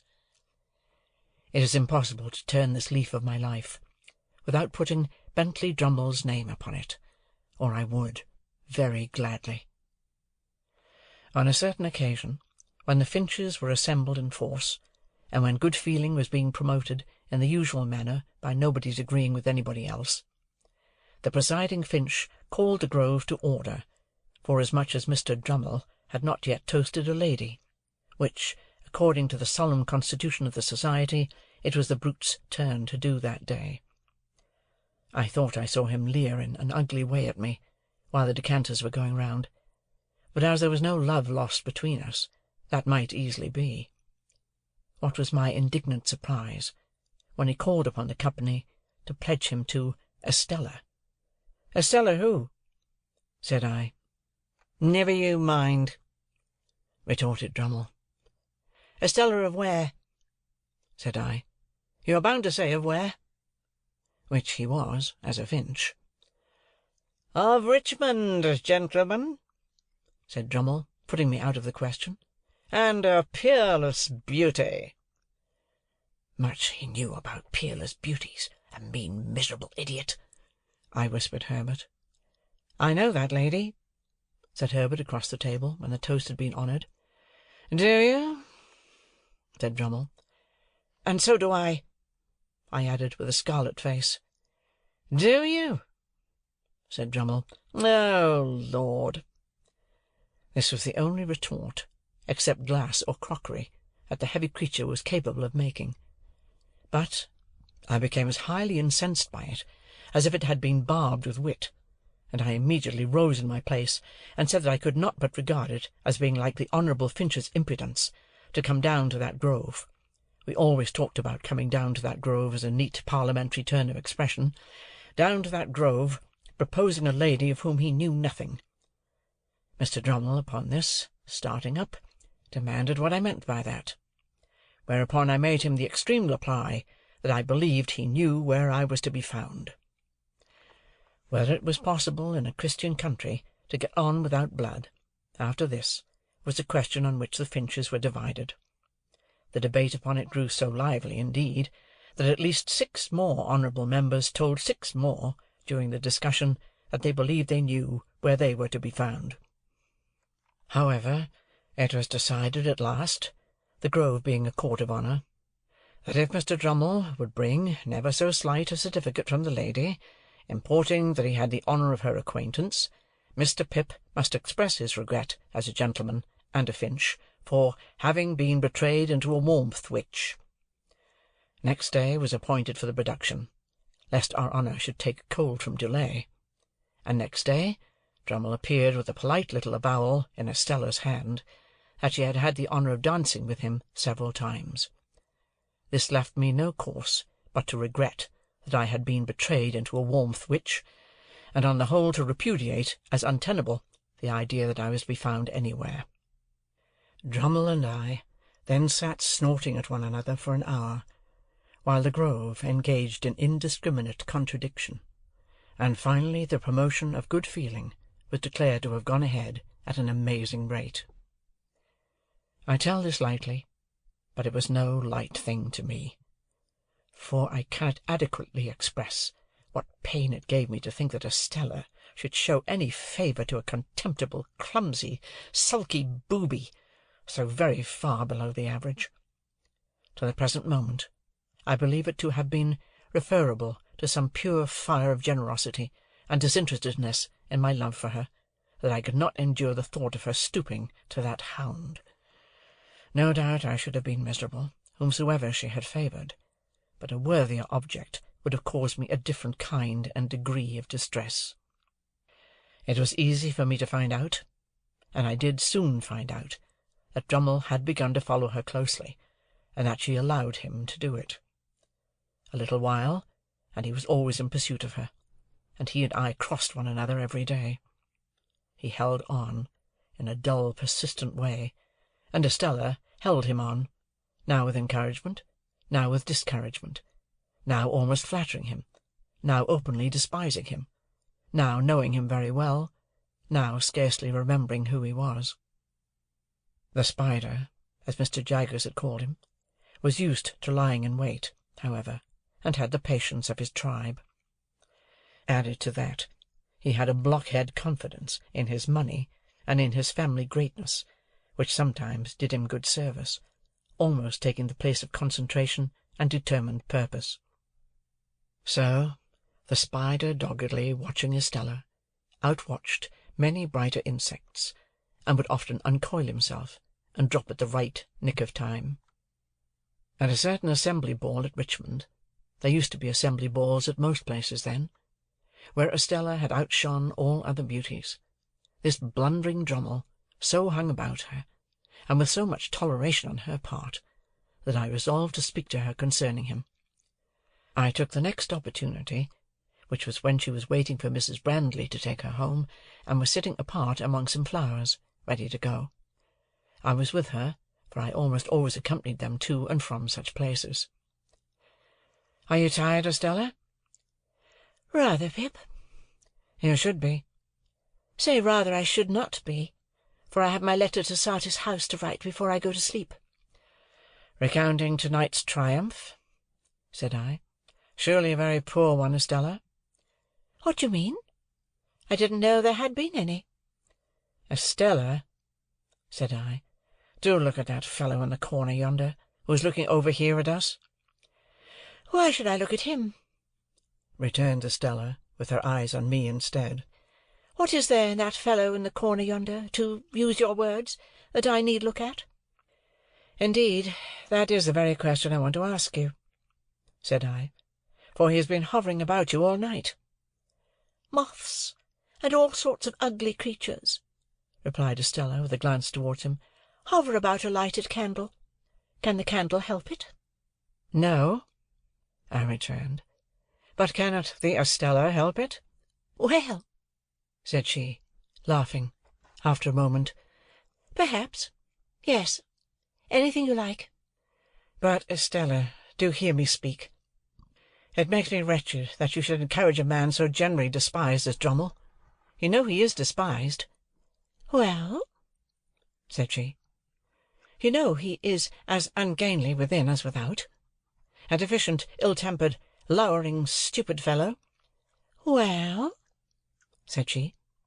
"You know he has nothing to recommend him but money, and a ridiculous roll of addle-headed predecessors. Now, don't you?" "Well?" said she again, and each time she said it, she opened her lovely eyes the wider. To overcome the difficulty of getting past that monosyllable, I took it from her, and said, repeating it with emphasis, "Well? Then that is why it makes me wretched." Now, if I could have believed that she favoured Drummle with any idea of making me, wretched, I should have been in better heart about it. But in that habitual way of hers, she put me so entirely out of the question, that I could believe nothing of the kind. "Pip," said Estella, casting a glance over the room, "don't be foolish about its effect on you. It may have its effect on others, and may be meant to have. It's not worth discussing." "Yes, it is," said I, "because I cannot bear that people should say she throws away her graces and attractions on a mere boor, the lowest in the crowd." "I can bear it," said Estella. "Oh, don't be so proud, Estella, and so inflexible." "Calls me proud and inflexible in this breath," said Estella, opening her hands, "and in his last breath reproached me for stooping to a boor." "There is no doubt you do," said I, something hurriedly, "for I have seen you give him looks and smiles this very night, such as you never give to me." "Do you want me, then," said Estella, turning suddenly with a fixed and serious, if not angry look, "to deceive and entrap you?" "Do you deceive and entrap him, Estella?" "Yes, and many others. All of them but you. Here is Mrs. Brandley. I'll say no more." And now that I have given the one chapter to the theme that so filled my heart, and so often made it ache and ache again, I pass on, unhindered, to the event that had impended over me longer yet, the event that had begun to be prepared for before I knew that the world held Estella, and in the days when her baby intelligence was receiving its first distortions from Miss Havisham's wasting hands. In the Eastern story, the heavy slab that was to fall on the bed of state, in the flush of conquest, was slowly wrought out of the quarry. The tunnel for the rope to hold it in its place was slowly carried through the leagues of rock. The slab was slowly raised and fitted in the roof. The rope was rove to it, and slowly taken through the miles of hollow to the great iron ring. All being made ready with much labour, and the hour come, the Sultan was aroused in the dead of the night, and the sharpened axe that was to sever the rope from the great iron ring was put into his hand, and he struck with it, and the rope parted and rushed away, and the ceiling fell. So, in my case, all the work, near and afar, that tended to the end, had been accomplished, and in an instant the blow was struck, and the roof of my stronghold dropped upon me. End of chapter 38. Chapter 39. I was 23 years of age. Not another word had I heard to enlighten me on the subject of my expectations, and my 23rd birthday was a week gone. We had left Barnard's Inn more than a year, and lived in the Temple. Our chambers were in Garden Court, down by the river. Mr. Pocket and I had for some time parted company as to our original relations, though we continued on the best terms. Notwithstanding my inability to settle to anything, which I hope arose out of the restless and incomplete tenure on which I held my means, I had a taste for reading, and read regularly so many hours a day. That matter of Herbert's was still progressing, and everything with me was as I have brought it down to the close of the last preceding chapter. Business had taken Herbert on a journey to Marseilles. I was alone, and had a dull sense of being alone. Dispirited and anxious, long hoping that tomorrow or next week would clear my way, and long disappointed, I sadly missed the cheerful face and ready response of my friend. It was wretched weather, stormy and wet, and mud, deep in all the streets. Day after day a vast heavy veil had been driving over London from the east, and it drove still, as if in the east there were an eternity of cloud and wind. So furious had been the gusts, that high buildings in town had had the lead stripped off their roofs, and in the country trees had been torn up, and sails of windmills carried away, and gloomy accounts had come in from the coast of shipwreck and death. Violent blasts of rain had accompanied these rages of wind, and the day just closed, as I sat down to read, had been the worst of all. Alterations had been made in that part of the temple since that time, and it is not now so lonely a character as it had then, nor is it so exposed to the river. We lived at the top of the last house, and the wind rushing up the river shook the house that night like discharges of cannon, or breakings of a sea. When the rain came with it and dashed against the windows, I thought, raising my eyes to them as they rocked, that I might have fancied myself in a storm-beaten lighthouse. Occasionally the smoke came rolling down the chimney, as though it could not bear to go out into such a night. And when I set the doors open and looked down the staircase lamps were blown out, and when I shaded my face with my hands and looked through the black windows, opening them ever so little was out of the question in the teeth of such wind and rain, I saw that the lamps in the court were blown out, and that the lamps on the bridges and the shore were shuddering, and that the coal fires in barges on the river were being carried away before the wind like red-hot splashes in the rain. I read with my watch upon the table, purposing to close my book at 11 o'clock. As I shut it, St. Paul's and all the many church clocks in the city, some leading, some accompanying, some following, struck that hour.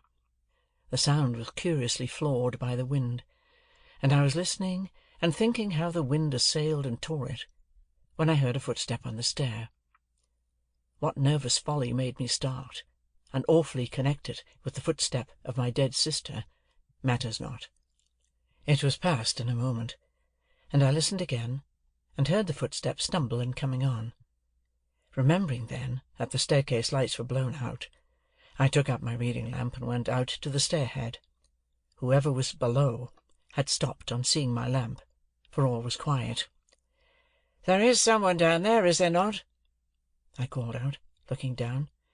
"Yes," said a voice from the darkness beneath. "What floor do you want?" "The top. Mr. Pip."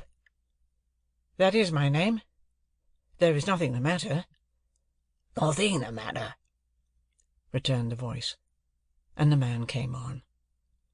I stood with my lamp held out over the stair-rail, and he came slowly within its light.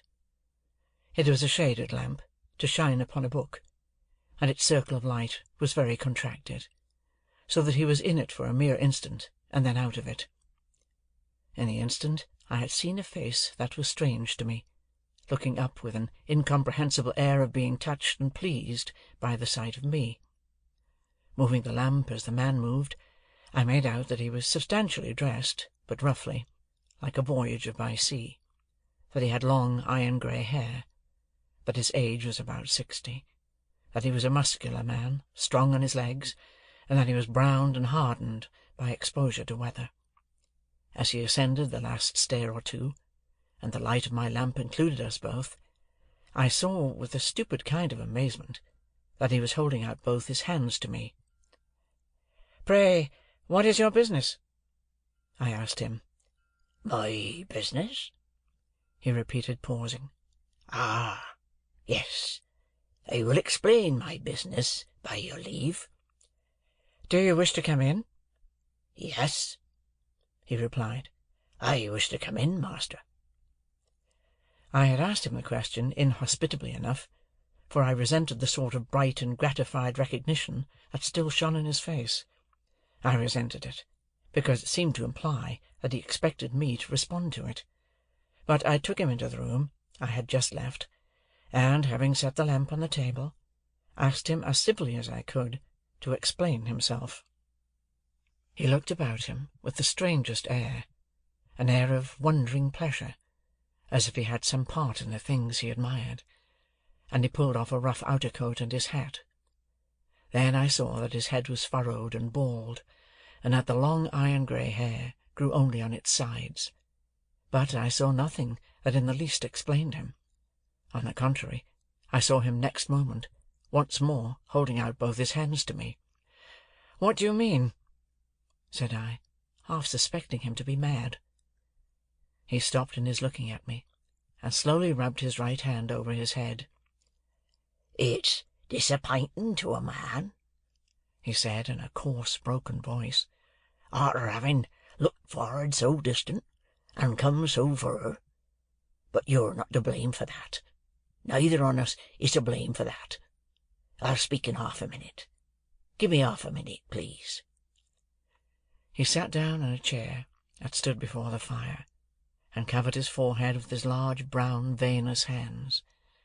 I looked at him attentively then, and recoiled a little from him, but I did not know him. "There's no one nigh?" said he, looking over his shoulder. "Is there?" "Why do you, a stranger coming into my rooms at this time of the night, ask that question?" said I. "You're a game one," he returned, shaking his head at me with a deliberate affection, at once most unintelligible and most exasperating. "I'm glad you've grown up a game one, but don't catch hold of me. You'll be sorry arterwards to have done it." I relinquished the intention he had detected, for I knew him. Even yet I could not recall a single feature, but I knew him. If the wind and the rain had driven away the intervening years, had scattered all the intervening objects, had swept us to the churchyard where we first stood face to face on such different levels, I could not have known my convict more distinctly than I knew him now, as he sat in the chair before the fire. No need to take a file from his pocket and show it to me. No need to take the handkerchief from his neck and twist it round his head. No need to hug himself with both his arms and take a shivering turn across the room, looking back at me for recognition. I knew him before he gave me one of those aids, though a moment before I had not been conscious of remotely suspecting his identity. He came back to where I stood, and again held out both his hands. Not knowing what to do, for, in my astonishment, I had lost my self-possession, I reluctantly gave him my hands. He grasped them heartily, raised them to his lips, kissed them, and still held them. "You acted noble, my boy," said he. "Noble Pip, and I have never forgot it." At a change in his manner, as if he were even going to embrace me, I laid a hand upon his breast and put him away. "Stay," said I. "Keep off. If you are grateful to me for what I did when I was a little child, I hope you have shown your gratitude by mending your way of life. If you have come here to thank me, it was not necessary. Still, however you have found me out, there must be something good in the feeling that has brought you here, and I will not repulse you. But surely you must understand that I—" My attention was so attracted by the singularity of his fixed look at me, that the words died away on my tongue. "You was a-saying," he observed, when we had confronted one another in silence, "that surely I must understand. What surely must I understand?" "That I cannot wish to renew that chance intercourse with you of long ago, under these different circumstances. I am glad to believe you have repented and recovered yourself. I am glad to tell you so. I am glad that, thinking I deserve to be thanked, you have come to thank me. But our ways are different ways, none the less. You are wet, and you look weary. Will you drink something before you go?" He had replaced his neckerchief loosely, and had stood keenly observant of me, biting a long end of it. "I think," he answered, still with the end at his mouth, and still observant of me, "that I will drink. I thank you, afore I go." There was a tray ready on a side table. I brought it to the table near the fire, and asked him what he would have. He touched one of the bottles without looking at it or speaking, and I made him some hot rum and water. I tried to keep my hands steady while I did so, but his look at me, as he leaned back in his chair with the long draggled end of his neckerchief between his teeth, evidently forgotten, made my hand very difficult to master. When at last I put the glass to him, I saw with amazement that his eyes were full of tears. Up to this time I had remained standing, not to disguise that I wished him gone. But I was softened by the softened aspect of the man, and felt a touch of reproach. "I hope," said I, hurriedly putting something into a glass for myself, and drawing a chair to the table, "that you will not think I spoke harshly to you just now. I had no intention of doing it, and I'm sorry for it if I did. I wish you well and happy." As I put my glass to my lips, he glanced with surprise at the end of his neckerchief, dropping from his mouth when he opened it, and stretched out his hand. I gave him mine, and then he drank, and drew his sleeve across his eyes and forehead. "How are you living?" I asked him. "I've been a sheep farmer, stock breeder, other trades besides, away in the New World," said he. "Many a 1,000 mile of stormy water off from this." "I hope you have done well." "I've done wonderfully well. There's others went out along of me as has done well too, but no man has done nigh as well as me. I'm famous for it." "I am glad to hear it." "I hope to hear you say so, my dear boy." Without stopping to try to understand those words, or the tone in which they were spoken, I turned off to a point that had just come into my mind. "Have you ever seen a messenger you once sent to me," I inquired, "since he undertook that trust?" "Never set eyes upon him. I warn't likely to it." "He came faithfully, and he brought me the 2 £1 notes. I was a poor boy then, as you know, and to a poor boy they were a little fortune. But like you, I have done well since, and you must let me pay them back. You can put them to some other poor boy's use." I took out my purse. He watched me as I laid my purse upon the table and opened it, and he watched me as I separated 2 £1 notes from its contents. They were clean and new, and I spread them out and handed them over to him. Still watching me, he laid them one upon the other, folded them longwise, gave them a twist, set fire to them at the lamp, and dropped the ashes into the tray.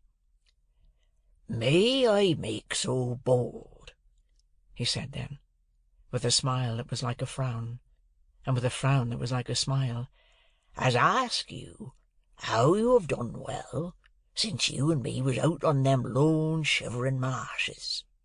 "How?" "Ah!" He emptied his glass, got up, and stood at the side of the fire, with his heavy brown hand on the mantel-shelf. He put a foot up to the bars, to dry and warm it, and the wet butt began to steam. But he neither looked at it, nor at the fire, but steadily looked at me. It was only now that I began to tremble. When my lips had parted, and had shaped some words that were without sound, I forced myself to tell him, though I could not do it distinctly, that I had been chosen to succeed to some property. "Might a mere warmint ask what property?" said he. I faltered. "I don't know." "Might a mere warmint ask whose property?" said he. I faltered again. "I don't know." "Could I make a guess, I wonder," said the convict, "at your income since you come of age, as to the first figure now, 5?" With my heart beating like a heavy hammer of disordered action, I rose out of my chair, and stood with my hand upon the back of it, looking wildly at him. "Concerning a guardian," he went on, "there ought to have been some guardian, or such like, whiles you was a minor, some lawyer, maybe. As to the first letter of that lawyer's name, now, would it be J?" All the truth of my position came flashing on me, and its disappointments, dangers, disgraces, consequences of all kinds, rushed in such a multitude that I was borne down by them, and had to struggle for every breath I drew. "Put it," he resumed, "as the employer of that lawyer whose name begun with a J, and might be Jaggers. Put it as he had come over sea to Portsmouth, and had landed there, and had wanted to come on to you. However, you have found me out, you says just now. Well, however did I find you out? Why, I wrote from Portsmouth to a person in London for particulars of your address. That person's name? Why, Wemmick. I could not have spoken one word, though it had been to save my life.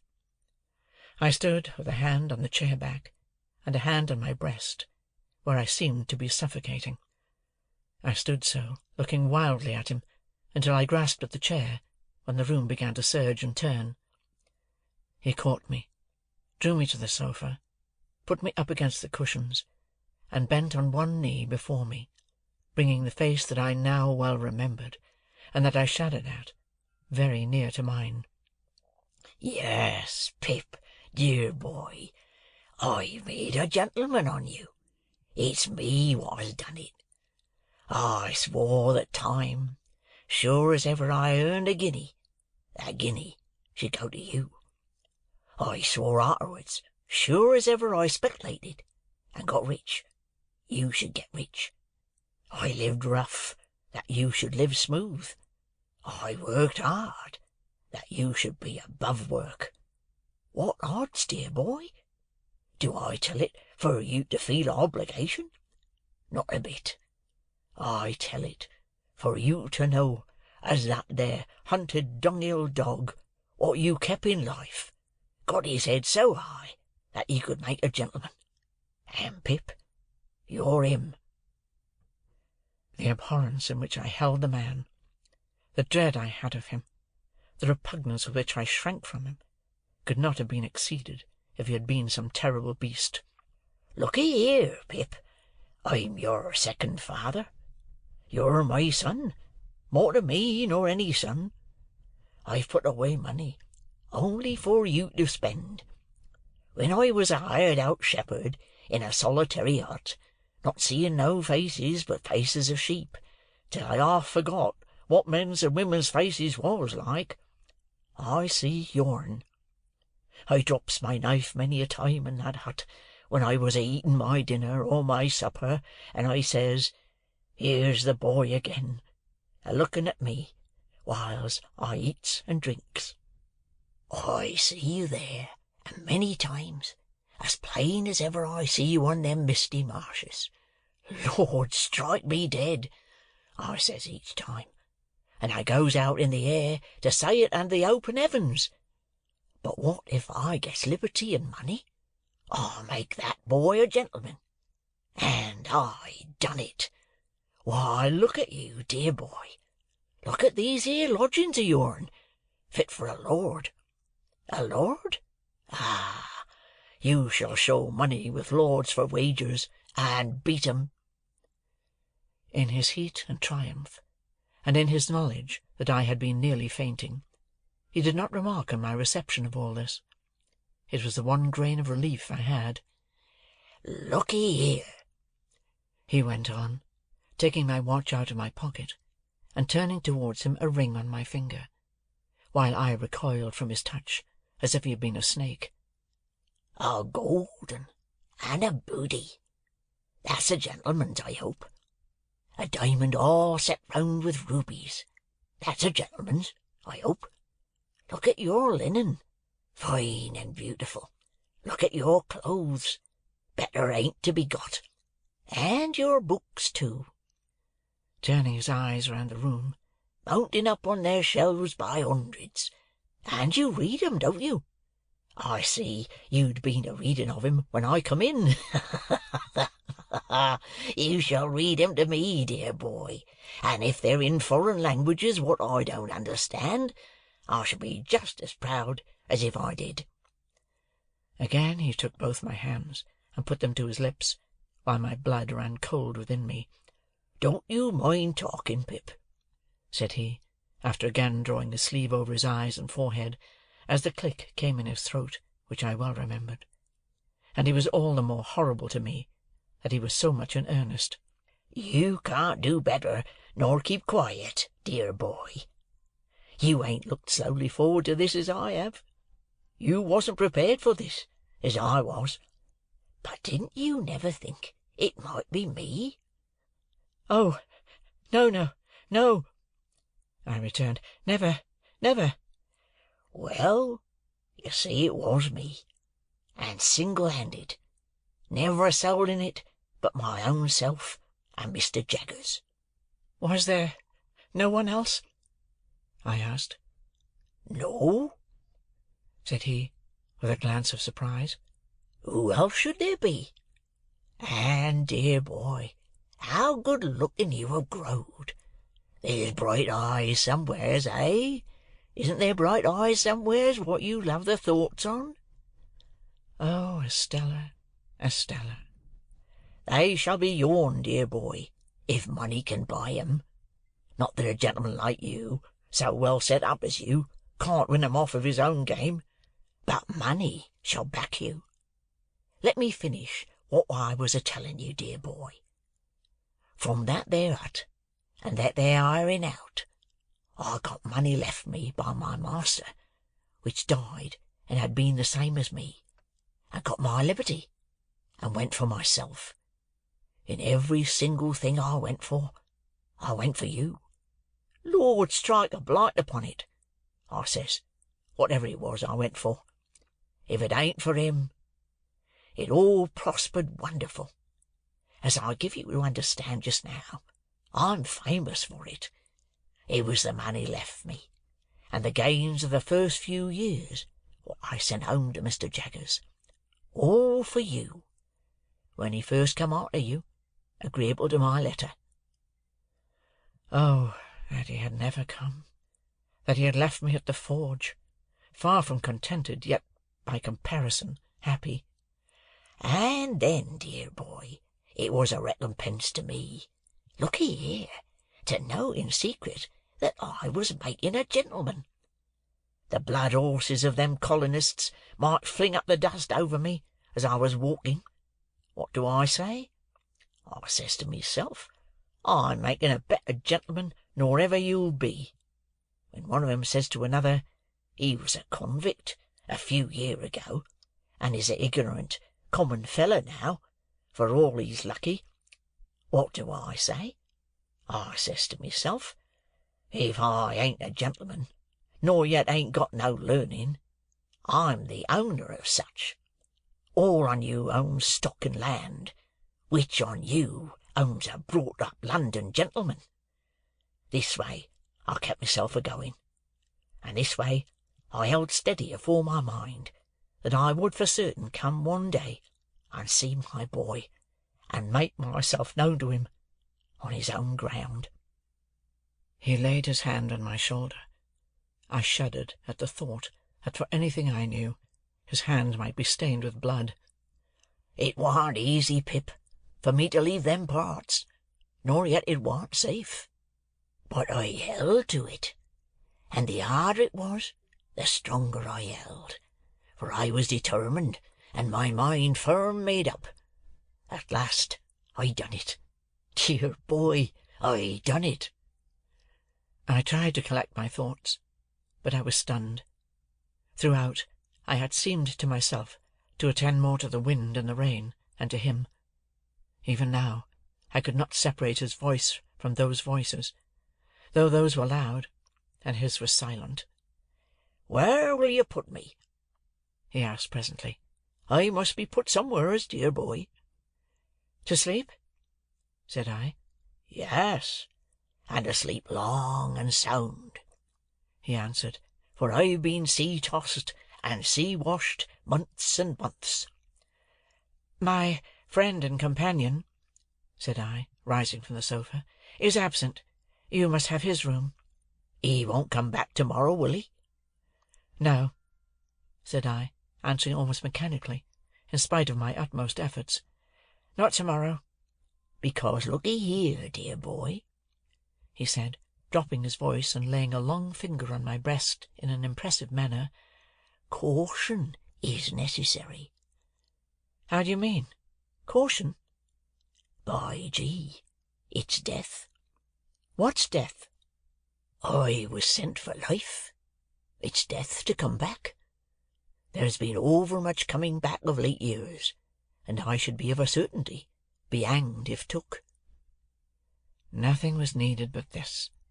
The wretched man, after loading wretched me with his gold and silver chains for years, had risked his life to come to me, and I held it there in my keeping.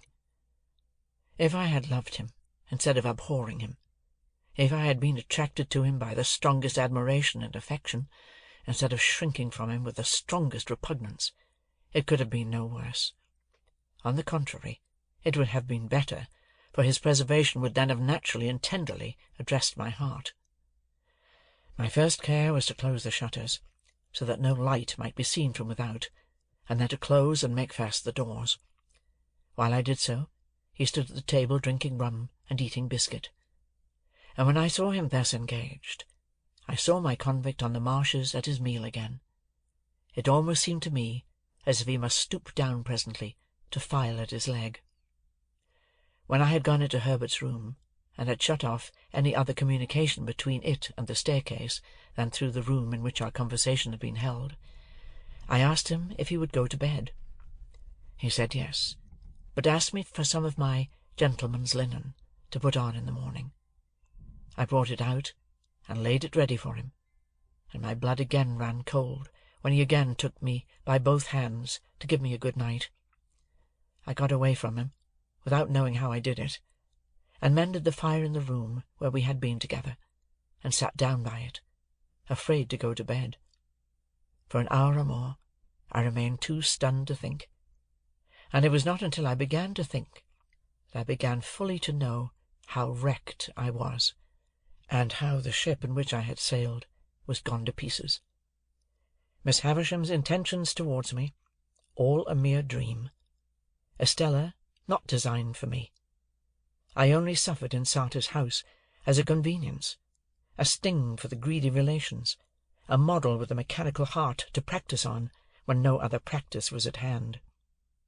Those were the first smarts I had, but sharpest and deepest pain of all, it was for the convict, guilty of I knew not what crimes, and liable to be taken out of those rooms where I sat thinking, and hanged at the Old Bailey door, that I had deserted Joe. I would not have gone back to Joe now. I would not have gone back to Biddy now, for any consideration.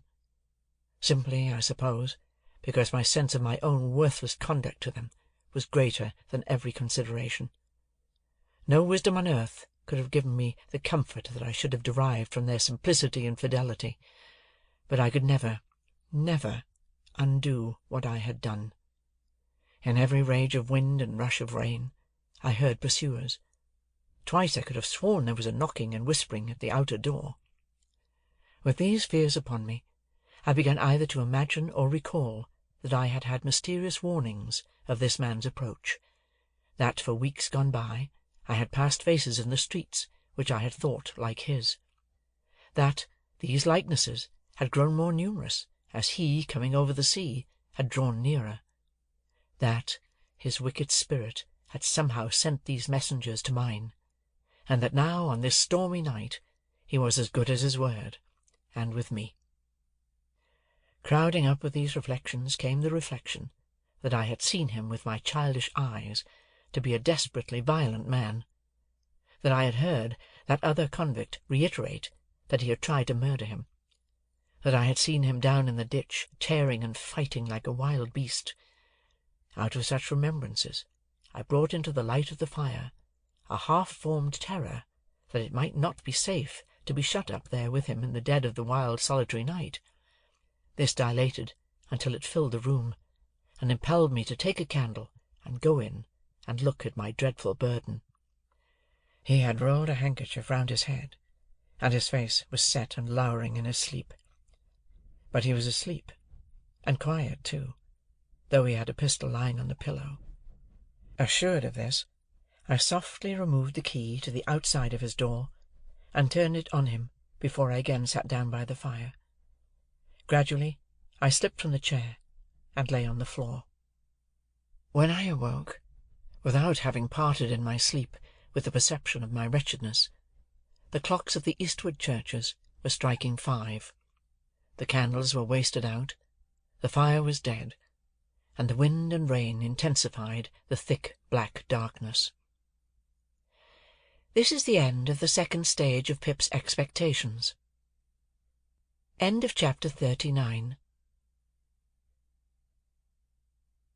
Thank you for listening. Please like, share, and subscribe.